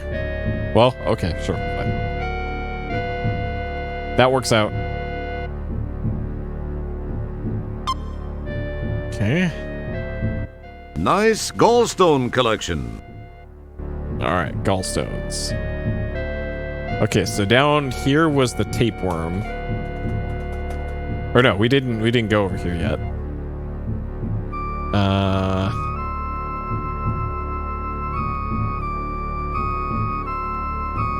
This is the main pancreatic duct. It appears that there's some blockage toward the tail of the pancreas. It definitely gets a bit snug.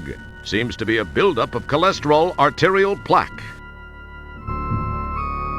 Okay.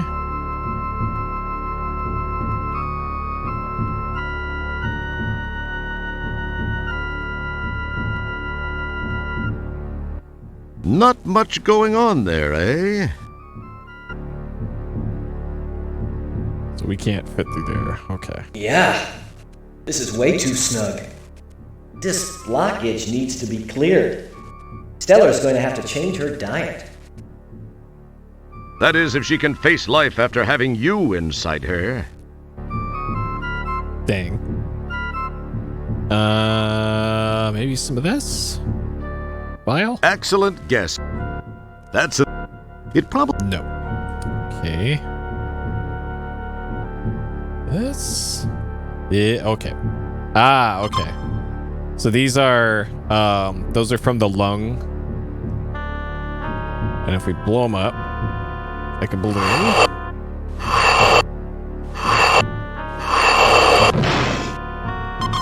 Okay. Excellent.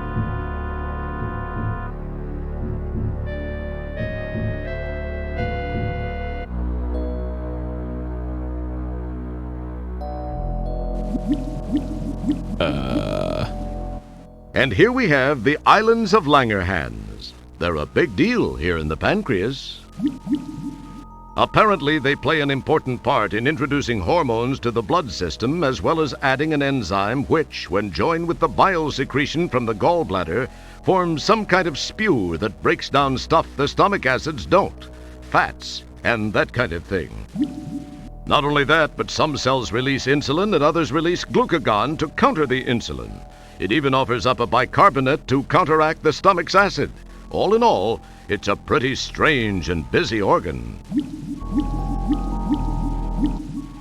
It just looks like a uvula warehouse to me. Okay. So we mix this bile with... You maneuver your helmet beneath the drip and manage to snag a nice little dollop of the stuff. Okay, so we now have bile mixed with pancreas stuff. Pretty cool looking, huh? Okay.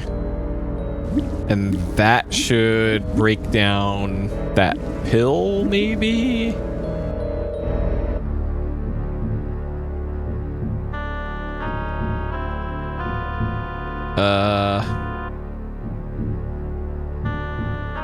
I'm still not sure what the deal it would be with that, with the tapeworm.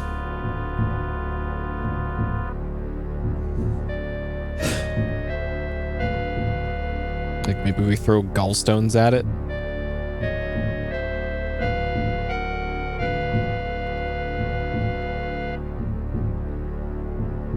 But to what end, though? I guess. Because it didn't look like there was any exits around the tapeworm.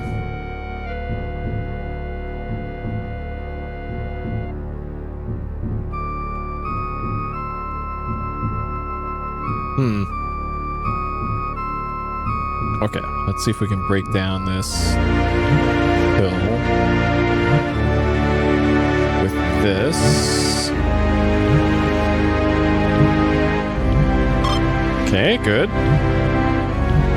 Okay. It's one of those tiny timed release pills. You now own one of those tiny timed release pills.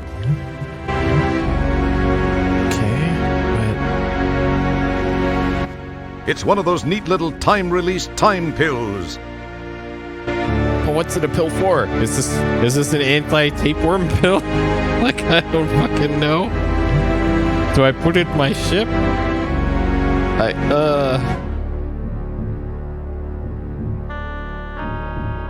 This is probably a tapeworm thing.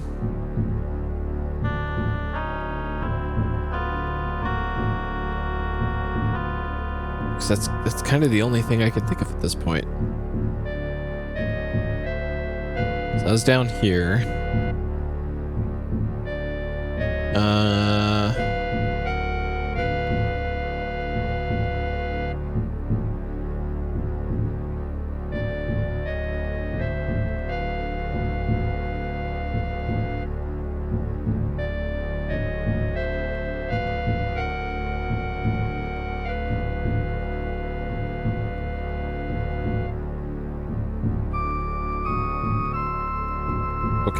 This to this.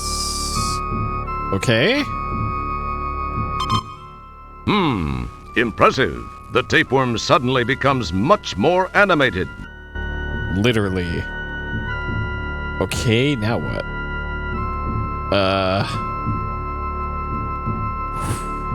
It probably... I don't know if this means I can go past it now. It's our friend.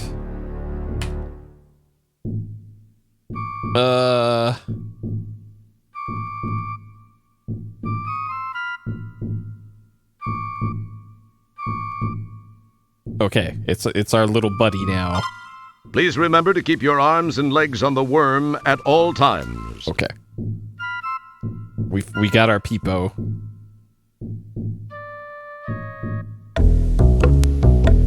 All right, sure. Give your tapeworm some drugs and then ride around on your tapeworm.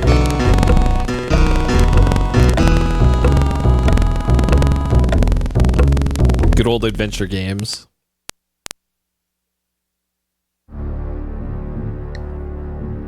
Yow! Now that's a ride you won't take in the Magic Kingdom. All right. Sure, great.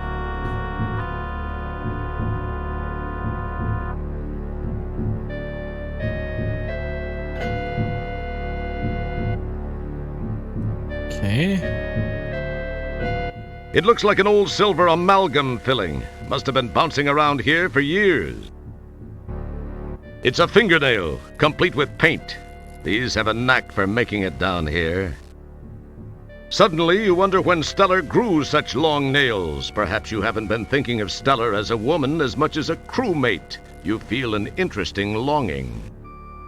One look at your surroundings kills that feeling fast. But maybe after this is all over. It's a relatively unscathed paperclip. How does she get this stuff into her digestive system? That's a screw Stellar probably doesn't remember. Talk about hard currency, the Buckazoid has proven itself once again. This is even one of the old style ones. Might be worth some money. Too bad you can't carry it. Eh?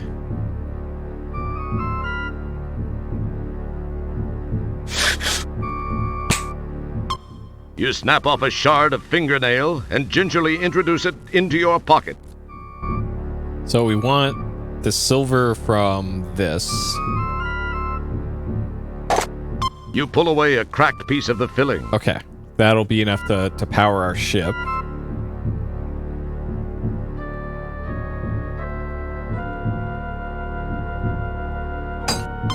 You carefully, very carefully, stow the paper clip in your pocket. Okay, that's probably all I can get here. You can't budget. You can't budget. Okay. So you could probably use the fingernail to cut something up. No, I think I've already done things above and beyond the call of duty. Hey, a guy has to draw the line somewhere, and gosh darn it, this guy's drawn the line right at the colon. You've never even met her mother. Yeah.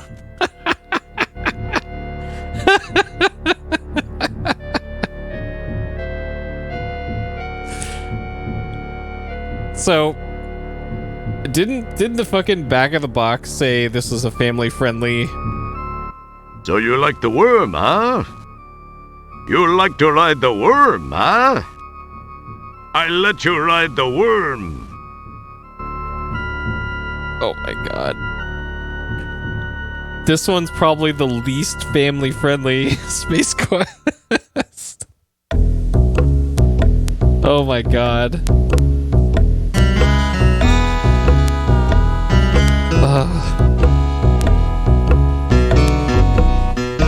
Though to be fair, when I played this game when I was like 10 years old, most of these jokes just right over my head. But now as an adult, I can I can appreciate this writing. Oh man.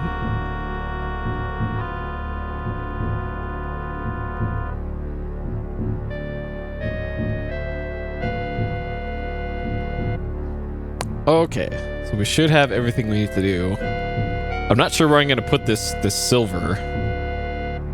I guess I just use it on that flashing light on the ship, and that'll refill the silver, I guess.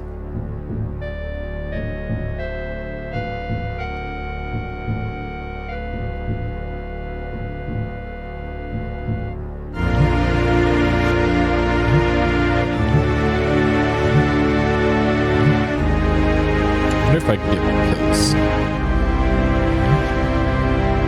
You summon the... Doesn't look like it, okay.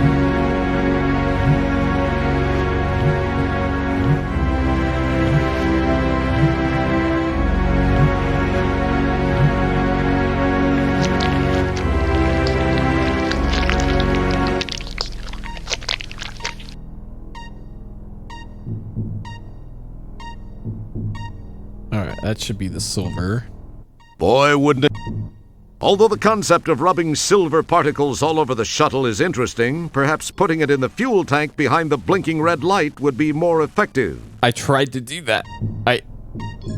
What fucking pixel do you want me to click on? Okay, that one. Sure, fine, game. Okay. So our ship is now fueled up, ready to go.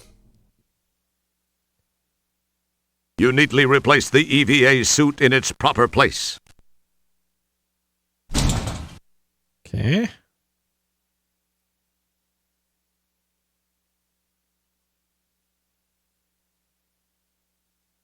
All right, navigation.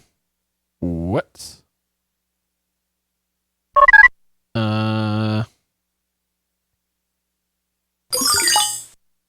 Perhaps I'd get farther if I kept the subroutine disc in its slot.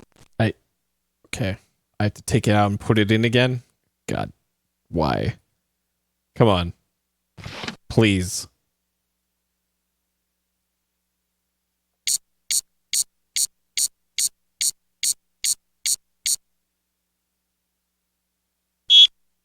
Okay. Don't touch that.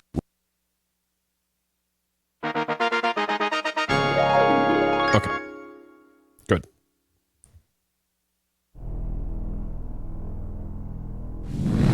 Suddenly it has a shadow.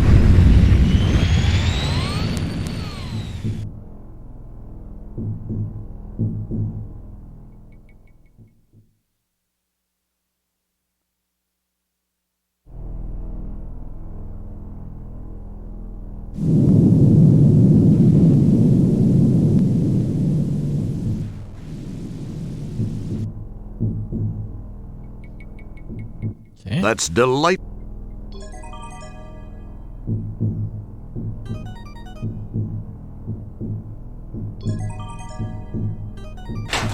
Be nice if he just kept the suit on, rather than having to do this over and over again.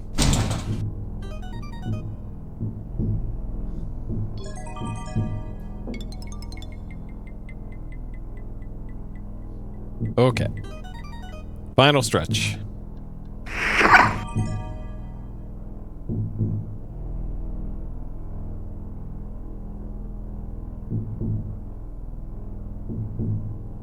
This is the meninges. It's a 3-layer cover for the brain. Check out the cool blood vessels. Okay. So we have to cut through this, I think, with this. You slice away with the nail and, amazingly enough, manage to cut a slice in the barrier. Okay.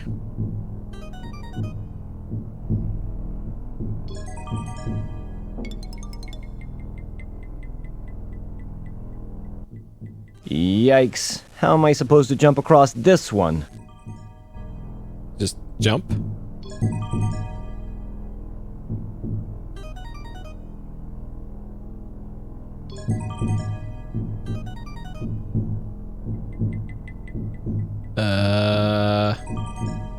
This? That's an interesting idea. Boy, wouldn't it... This? That's an interesting... And you were so close, too. Shit. Okay.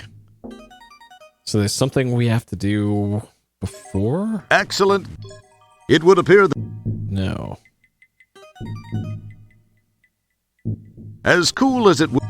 It probably seemed like... That's an... Boy, wouldn't it be cool if that really worked? I wonder if I had to retrieve that hook thing.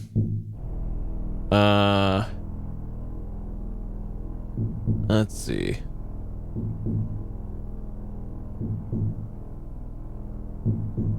Oh. It's even stupider than I thought. Okay.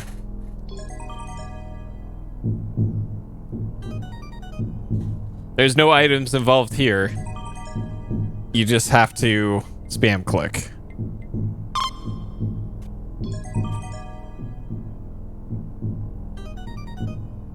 Wow. Man, that was close. Great puzzle. Okay.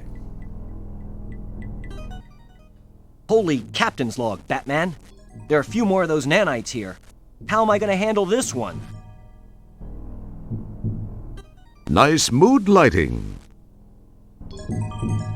It's an elevator built by the nanites to help gain access to the interior of the brain. Yuck! Okay.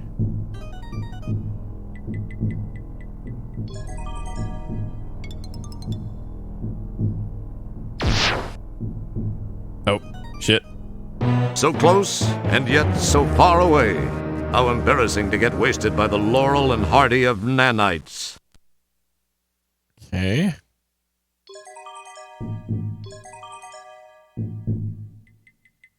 So we can probably throw these. I don't think I can hit them from here. Hit this one? I don't think I can hit them from here. Okay.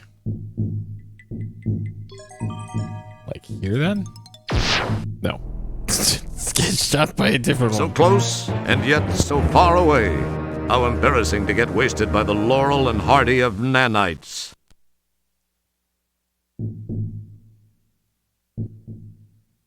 I don't think I can hit them from here. Okay. Like here then?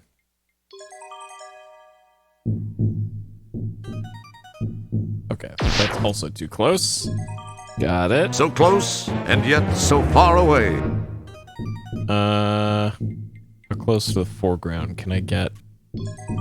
Oh, not there either. Okay. So close, and... Like maybe back here? I don't think I can hit them from here. Excellent guess, Kreskin. It's not that. Wrong, but excellent.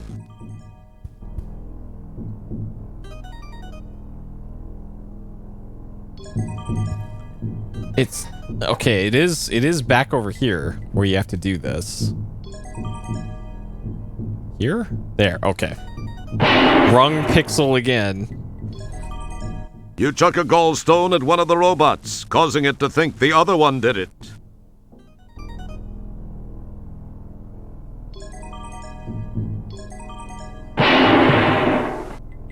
You chuck another gallstone, this time at the other robot, who also thinks the other one did it.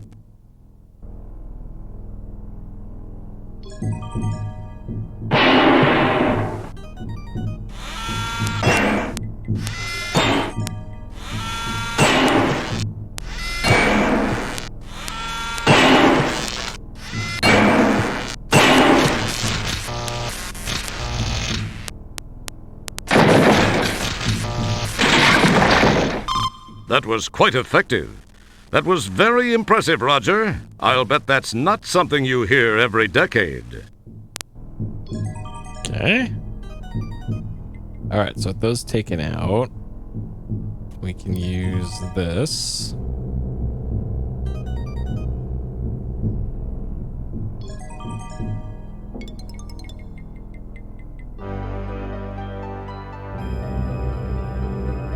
I don't remember this part at all.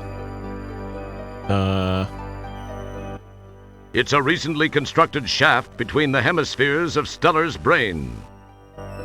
This button takes... So this is the motor control center.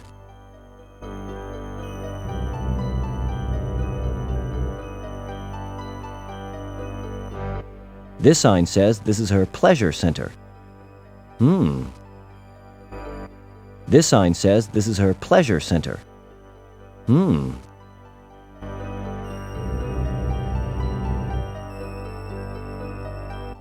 This sign says this is... So I probably have to jam that paperclip into one of the centers here. Interesting. The sign says this is Stellar's cough control center. Cough control. Okay. That seems like a good candidate for... Boy, wouldn't... For a jamming. Okay. It would appear that it probably...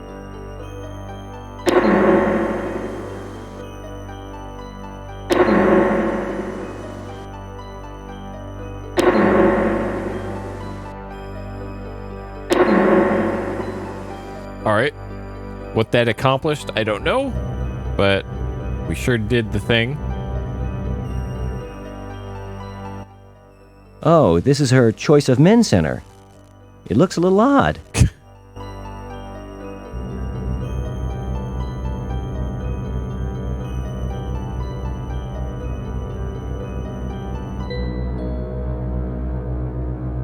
Ah, that must have cleared this.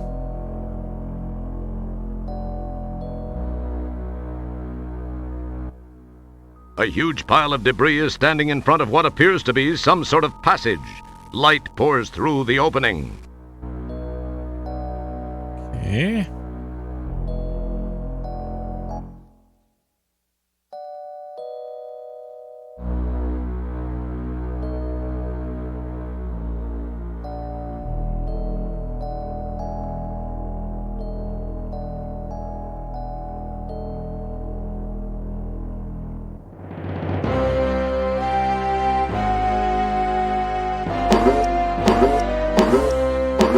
Ugh!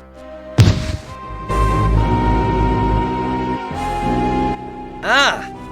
Even in this suit, that hurts like a... Jeez. What's going on here? And what's with that big robot? Well, well, Mr. Wilco. I must confess to being impressed that you made it this far. You are either a very lucky man, or the classic case of how looks can be deceiving.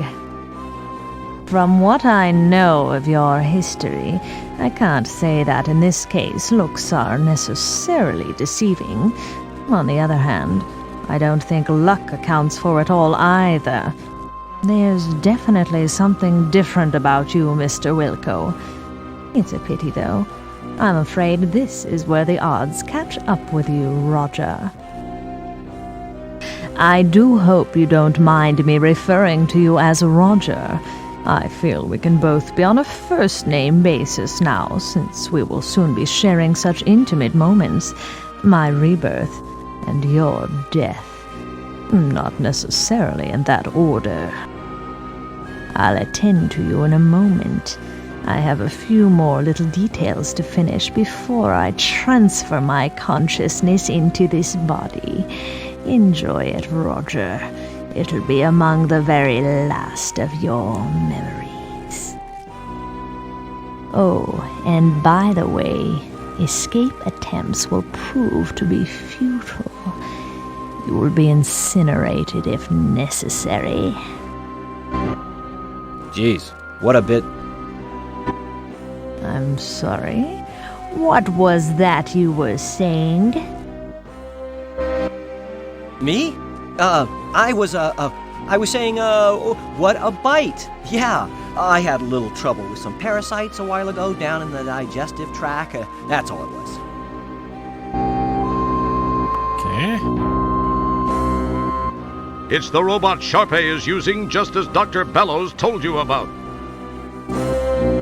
It's a piece of mining equipment. She's been digging around in the cortex. It looks like a bundle of nerves with electrical current through them. It looks a lot more detailed than it did in Space Quest 4, that's for sure. Okay. I've got this bundle of nerves.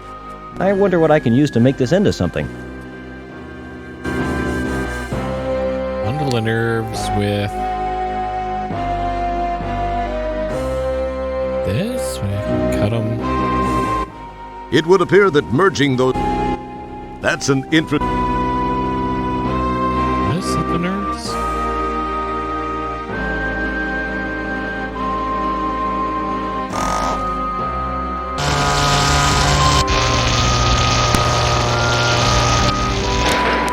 Okay.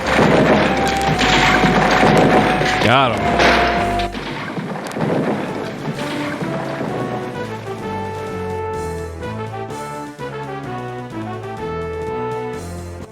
Wow, that was actually a great idea. Go figure. Yeah, I kicked her butt. Just look at me. MacGyver wishes he could be me. It was bound to happen.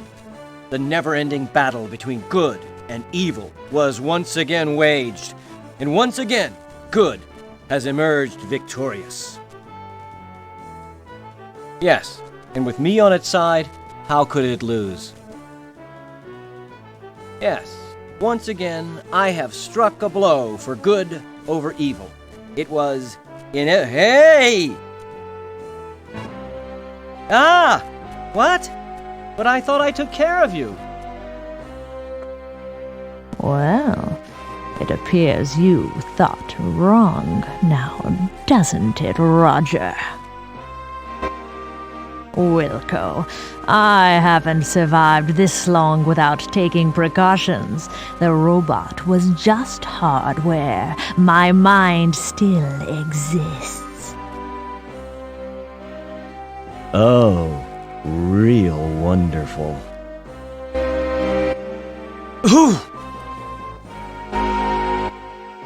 Ah! Hey, watch those tentacles, lady.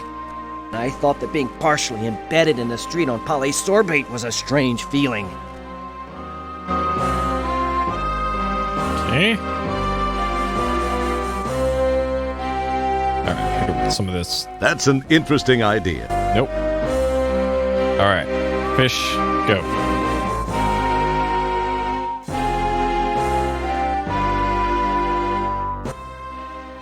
Fish, that's brain food.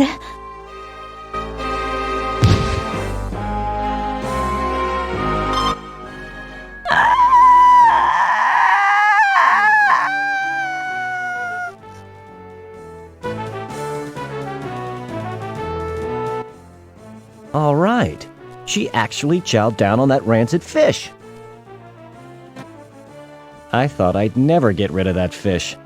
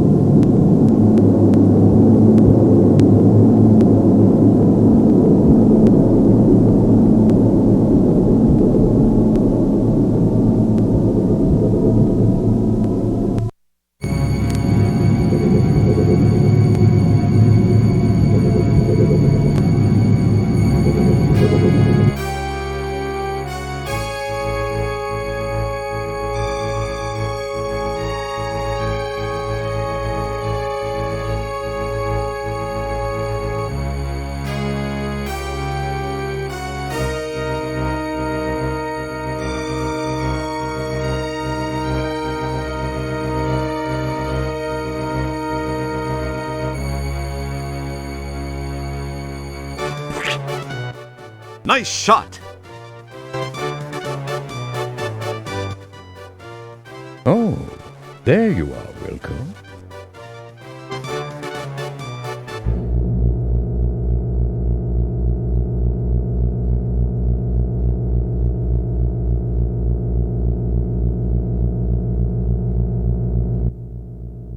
Boy, Stellar, with all that's happened recently, I never would have imagined that we'd be standing here together. It is a miracle, Roger. I was afraid that by the time you got my message, it would be too late. I was certain I was doomed. But you didn't let me down. What you did was incredibly brave, Roger, not to mention intensely risky. It took Dr. Bellows a lot of work to clean up after you and Sharpay. I must say, Roger, there's not a man in the universe who knows me inside the way you do. It was a strange feeling, but I went in there all business. There wasn't a moment I wasn't thinking of your welfare. Oh, give me a break. Let me put my boots on. It's getting deep in here. Cheese it, pal, or I'll rip out your larynx and you won't be able to get a job doing bad voiceover work for Chinese action pictures. What did you say, Roger? I was just mumbling to myself. You know, Stellar, there's one thing I noticed while inside you I thought I might share. And what's that, Roger? You eat like a goat. You really have to change your eating habits, Stellar. I saw some things in your digestive tract I wouldn't wish on Sludge Vohall. You really have to clean up your consumption act. Yes, I know. Dr. Bellows said he was able to fix most everything done to me during Sharpay's invasion, as well as patching an ulcer that was playing havoc with my stomach. He told me the same things. You might also try chewing. You had a hunk of twinkoid wedged in your throat that would have gagged Linda Lovelace. Okay, Roger, okay, I got the message. Let's change the subject, shall we? Ask me where I'm stationed next. Why don't you just tell me? Boy, some fun you are. Sorry, I guess I'm a little grumpy. I had a real day. I had to clean the captain's log entry container. Then somebody got a nice buzz in 8 rear and decided to take a wormhole ride in the Hollows suite. They hit a few wrong buttons, and the next thing I know, I'm cleaning Virgon nebula sets and hors d'oeuvres off every wall and ceiling. Apparently, they truly did make the room spin. Boy, they spackled everything. Had to use the putty knife to chip loose some of the chunks of... Roger, I'm sorry you had a rough day, but can we please change the subject? Oh, sorry. Anyway, I think you're gonna like your next assignment. Really? What is it? Where is it? Sorry, you're just gonna have to wait to find out.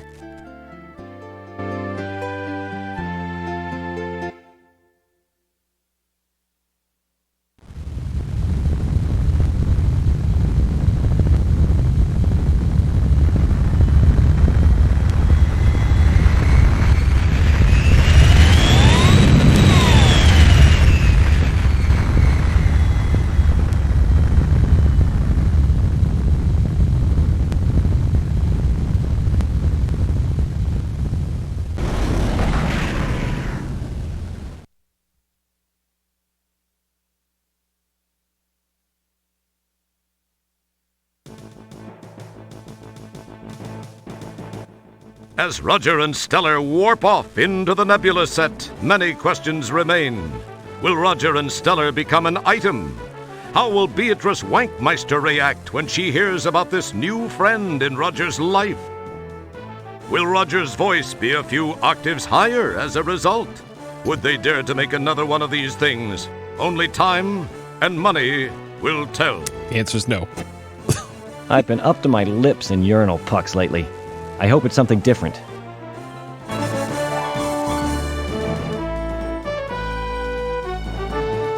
Answer to that one is unfortunately no. Who wrote this crap? Oh, yeah, Scott. Yeah, well, yeah, then good work.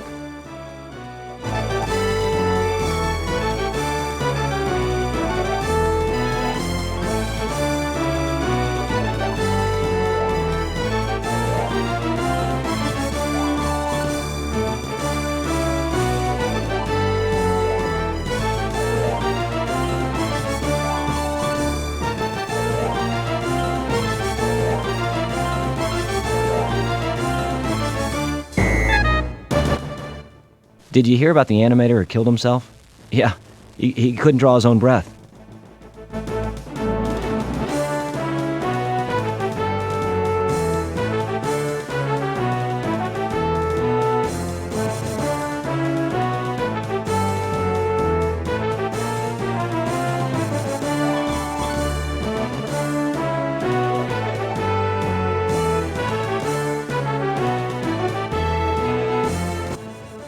These, by the way, are the credits. They're called credits because, well, we can't afford to really pay anybody until more people buy the game. Oof.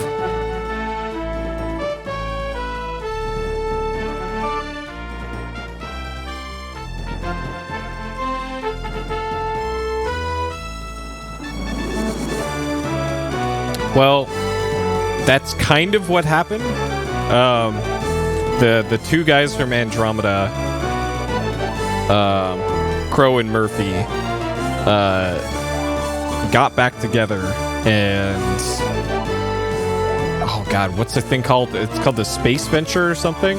It's like unofficial Space Quest because they obviously don't have the license to Space Quest. All these people worked on this dumb game? So that's the thing. I don't know if they ever actually released anything yet. I know that they had a Kickstarter like years and years and years ago. But I don't know if anything actually came out of that yet.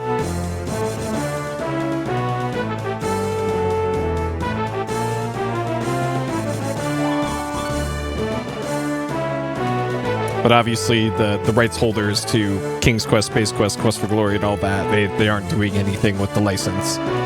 So it's unfortunate.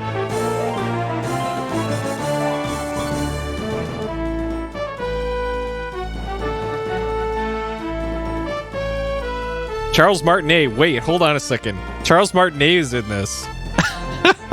I didn't catch what voice he did, but that's funny that he's in this. He is the voice of Mario, by the way. And this would have been pre-Mario. This might have been the project he did right before doing the voice of Mario in Mario 64. That's funny. Thank you, bye-bye. Bye-bye. Bye-bye. That's it, bye-bye. No more, bye-bye. That's it, all finished, bye-bye. Bye-bye. Bye-bye. Farewell. Bye-bye, bye-bye. See you later. Bye-bye.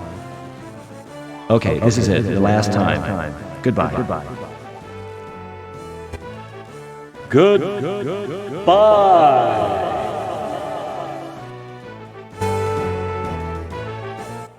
Thank you for playing Space Quest 6. This is Gary Owens, signing off. Okay. Roger Wilco has left the computer. The King's Quest reboot wasn't bad. It just was like a Telltale game. I might play and stream those someday. I only played the first episode of them. It wasn't bad though. It was just it just wasn't Sierra King's Quest. But it played more like the Walking Dead adventure game, the recent Monkey Island, those ones. Yeah, it made things a little bit too simple and straightforward. But then again, people really like the Telltale stuff, and that's really simple and straightforward. So I don't know. There's something to be said for having variety in types of adventure games, and those King's Quest games were just a different type of adventure game. Okay. So there we go. There is all 6 Space Quest games. Done, streamed, and recorded. Let me turn off the old Windows 98 computer here. Okay. So, let's wrap up this one, shall we? Alright, completed? Yes. Cheated. I had to look at the walkthrough a few times. But the only thing that gave me forward progress by looking at the walkthrough was for the getting the fuel thing for the ship computer, which now that I know what that was, it makes a lot of sense. It's still kind of dumb how the puzzle is. But sure. And then the other ones were, I'm pretty sure I'm doing the right thing and I want to confirm it, and that's how the rest of the walkthrough went, but I'll still say that I needed outside assistance to beat this one. All right. Things I liked. Great art style. This is the most recent and cleanest looking Space Quest. A lot more frames of animation, a lot more colors. They did a lot more 3D stuff in this. The FMVs are a little rough and low frame rate, but that's kind of a product of the times. Only so much they could do with that. Let's see. Probably the funniest Space Quest. By a lot, too. By a lot. I'd say the second funniest one is probably 4. Then 5, and then 1, 2, and 3 are about the same in terms of humor, as far as I'm concerned. Let's see.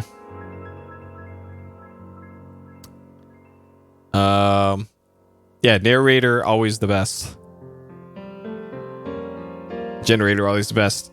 Yeah, good old Gary Owens, Rip Gary Owens. He did a fantastic job with 4 and 6. Let's see, what else? Some tough but fair puzzles. So, like, one of my large complaints about Space Quest 4, for example, was a lot of the puzzles felt like you had to go somewhere in the game and find a number and then enter in that number somewhere else in the game. And that was the extent of the puzzle for a lot of Space Quest 4. This game, however, you really had to connect a bunch of disparate things across the game world to make forward progress. And there's stuff like the transponder puzzle that kind of served as the copyright stuff for this, or copy protection, where you needed the manual to give you some hints on where to start, and then you actually had to logic out where each thing goes, and it was a proper logic puzzle. And it feels like the Space Quest games and just quest games in general, the ones that I play, just haven't had puzzles like that. And that's kind of refreshing to have something like that. Also a nice mix of item combining puzzles in this. I know a lot of the earlier games did not have a lot of combining items to make a different item, and this one had quite a bit of that. Probably like maybe a fourth of all the items that you get in this game you have to interact with inside the inventory, which is nice. I like that, of having the extra layer of complexity to the item puzzles for that.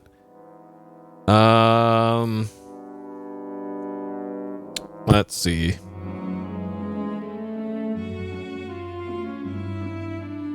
That's mostly what sticks out to me at this one. Things that I don't like.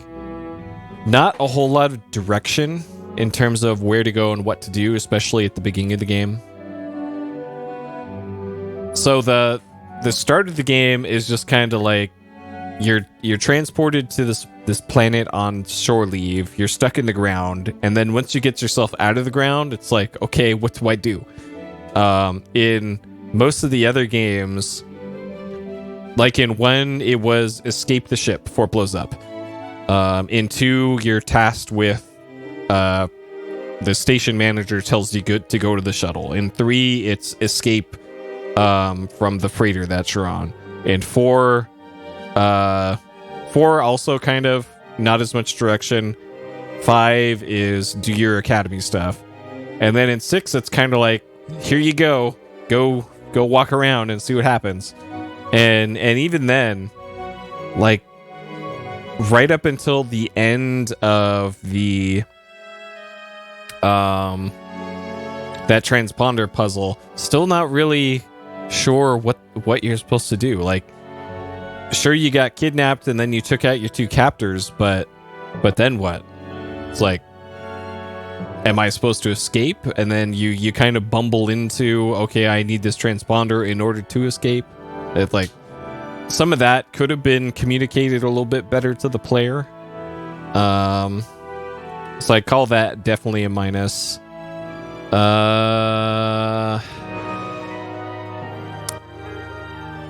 What else?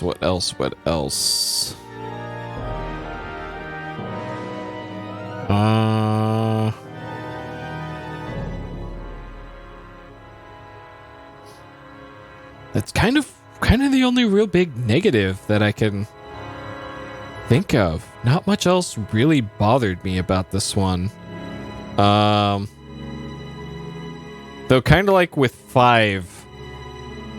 So 5 in some cases gave you the choices for what dialogue things you wanted to talk about, and they for the most part removed that from this game. There's like a few instances, like when you're talking to the bartender, where you could make a choice, but it wasn't like a choice that mattered much. So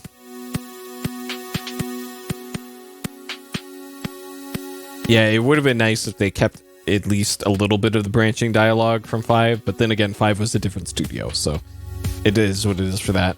And then also, I just remembered some of the early game puzzles are a little obtuse.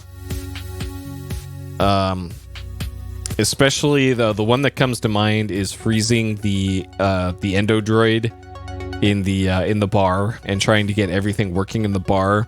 It's like I'm not sure how you're supposed to realize, like, okay, you gotta show the ID to the bartender to get to make a drink. They'll take a while. That gives you access to the behind the bar, and then you gotta get all the hookah hoses, put them all together, put them in a very specific socket, go over to the center of the bar, find the one valve that isn't shooting out steam, break the bottom of it, and then connect the hoses, and then you got to go upstairs, move over this container to some other random thing and turn it on, and that just felt like a really unnecessarily complicated puzzle that was probably put in there to sell walkthroughs or paid access to the hint line, because something like that probably not something that somebody would easily intuit themselves. But then again, that's that they needed to make money somehow, I guess. So they did that. Let's see, dank memes, the whole game. D&B, no. Ailmows, of course, because this is Space Quest. All right, difficulties are hard. So, as far as I'm aware, there's no dead man walking situations in this game. So that's a big plus. The one thing that would give you a dead man walking is that fish, but that's actually a thing. In each area where you go past a point of no return, they give you the fish. And that fish is with you for nearly the whole game. And it's what you use to beat the final boss. So that's a big plus in this one's favor. Also, it's each time you die, there is a try again button, which respawns you right before when you died, which is also really handy.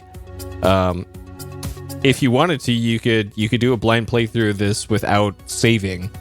As long as you did it in one sitting and the game didn't crash, it is feasible that you would be able to do all of this and not have to worry about saving anywhere, which is nice. That is a nice change that they did for that. Let's see. So if the early game wasn't so rough, this would be a lot easier to recommend as a like baby's first Space Quest.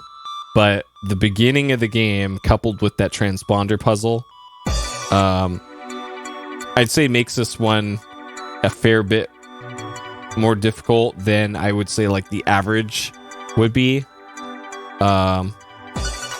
Though not having dead man walking certainly does make it easier. So, I'm probably going to put it about there. Probably about there in terms of that. Though, thinking back on it, there's a lot of good tells in the item descriptions and the narration for calling out specific things that end up being puzzle solutions. So that's definitely marks in its favor. But I'd still say it's a 4 out of 5. But it's like right on the borderline here between 3 and 4. And then rating 1 to 5. So yeah, when I first started streaming this a few nights ago, I mentioned that this was kind of my first Space Quest and Quest Sierra game in general that I bought standalone in a box from a store. The games that I got before this were part of these weird like software packs. So I got Space Quest 4 and King's Quest 5 from these weird software packs at the grocery store.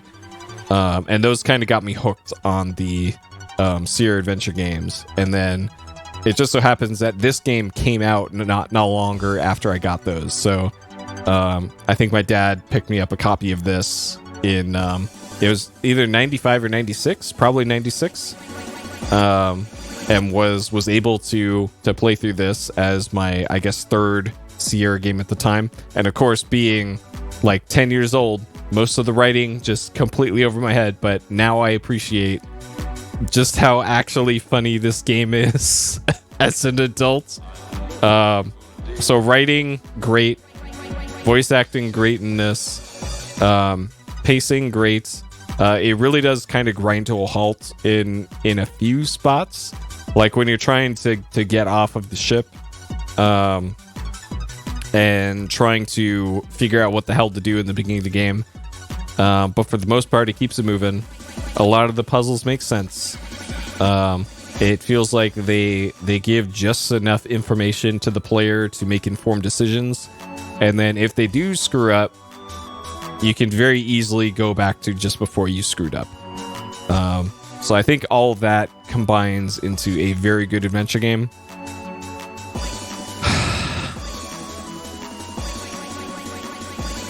I don't know if I would give this a 5.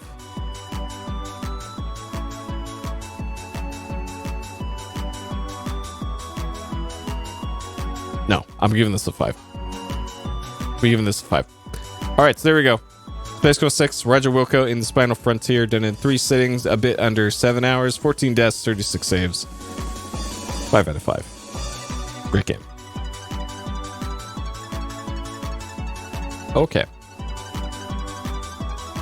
So the next question is then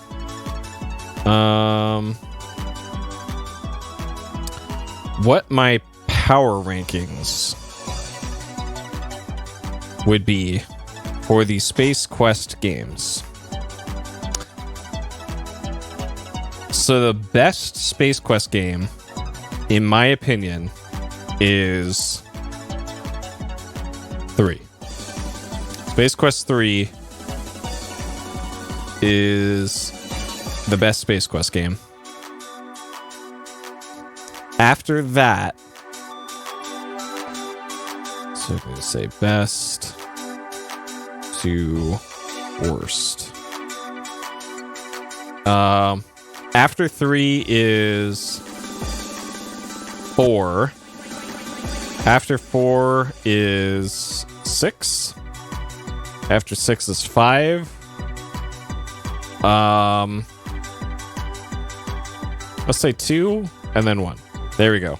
So there is my official Space Quest series power ranking. The best Space Quest game is 3. For me personally, because I like the art style a whole lot with the cool EGA graphics. It's still got the text parser system. The Roland MT32 music for it is incredible. It's great, especially for the time. It's got some cool action sequences to it. Funny writing, even though it's all in text. It's just about the perfect length for an adventure game. And it's got multiple solutions to problems. It's got Fester Blatz. And just all together, just the best. Just the best. And then all the other ones I've explained in the wrap-ups for those. My thoughts and feelings for those ones. So there we go.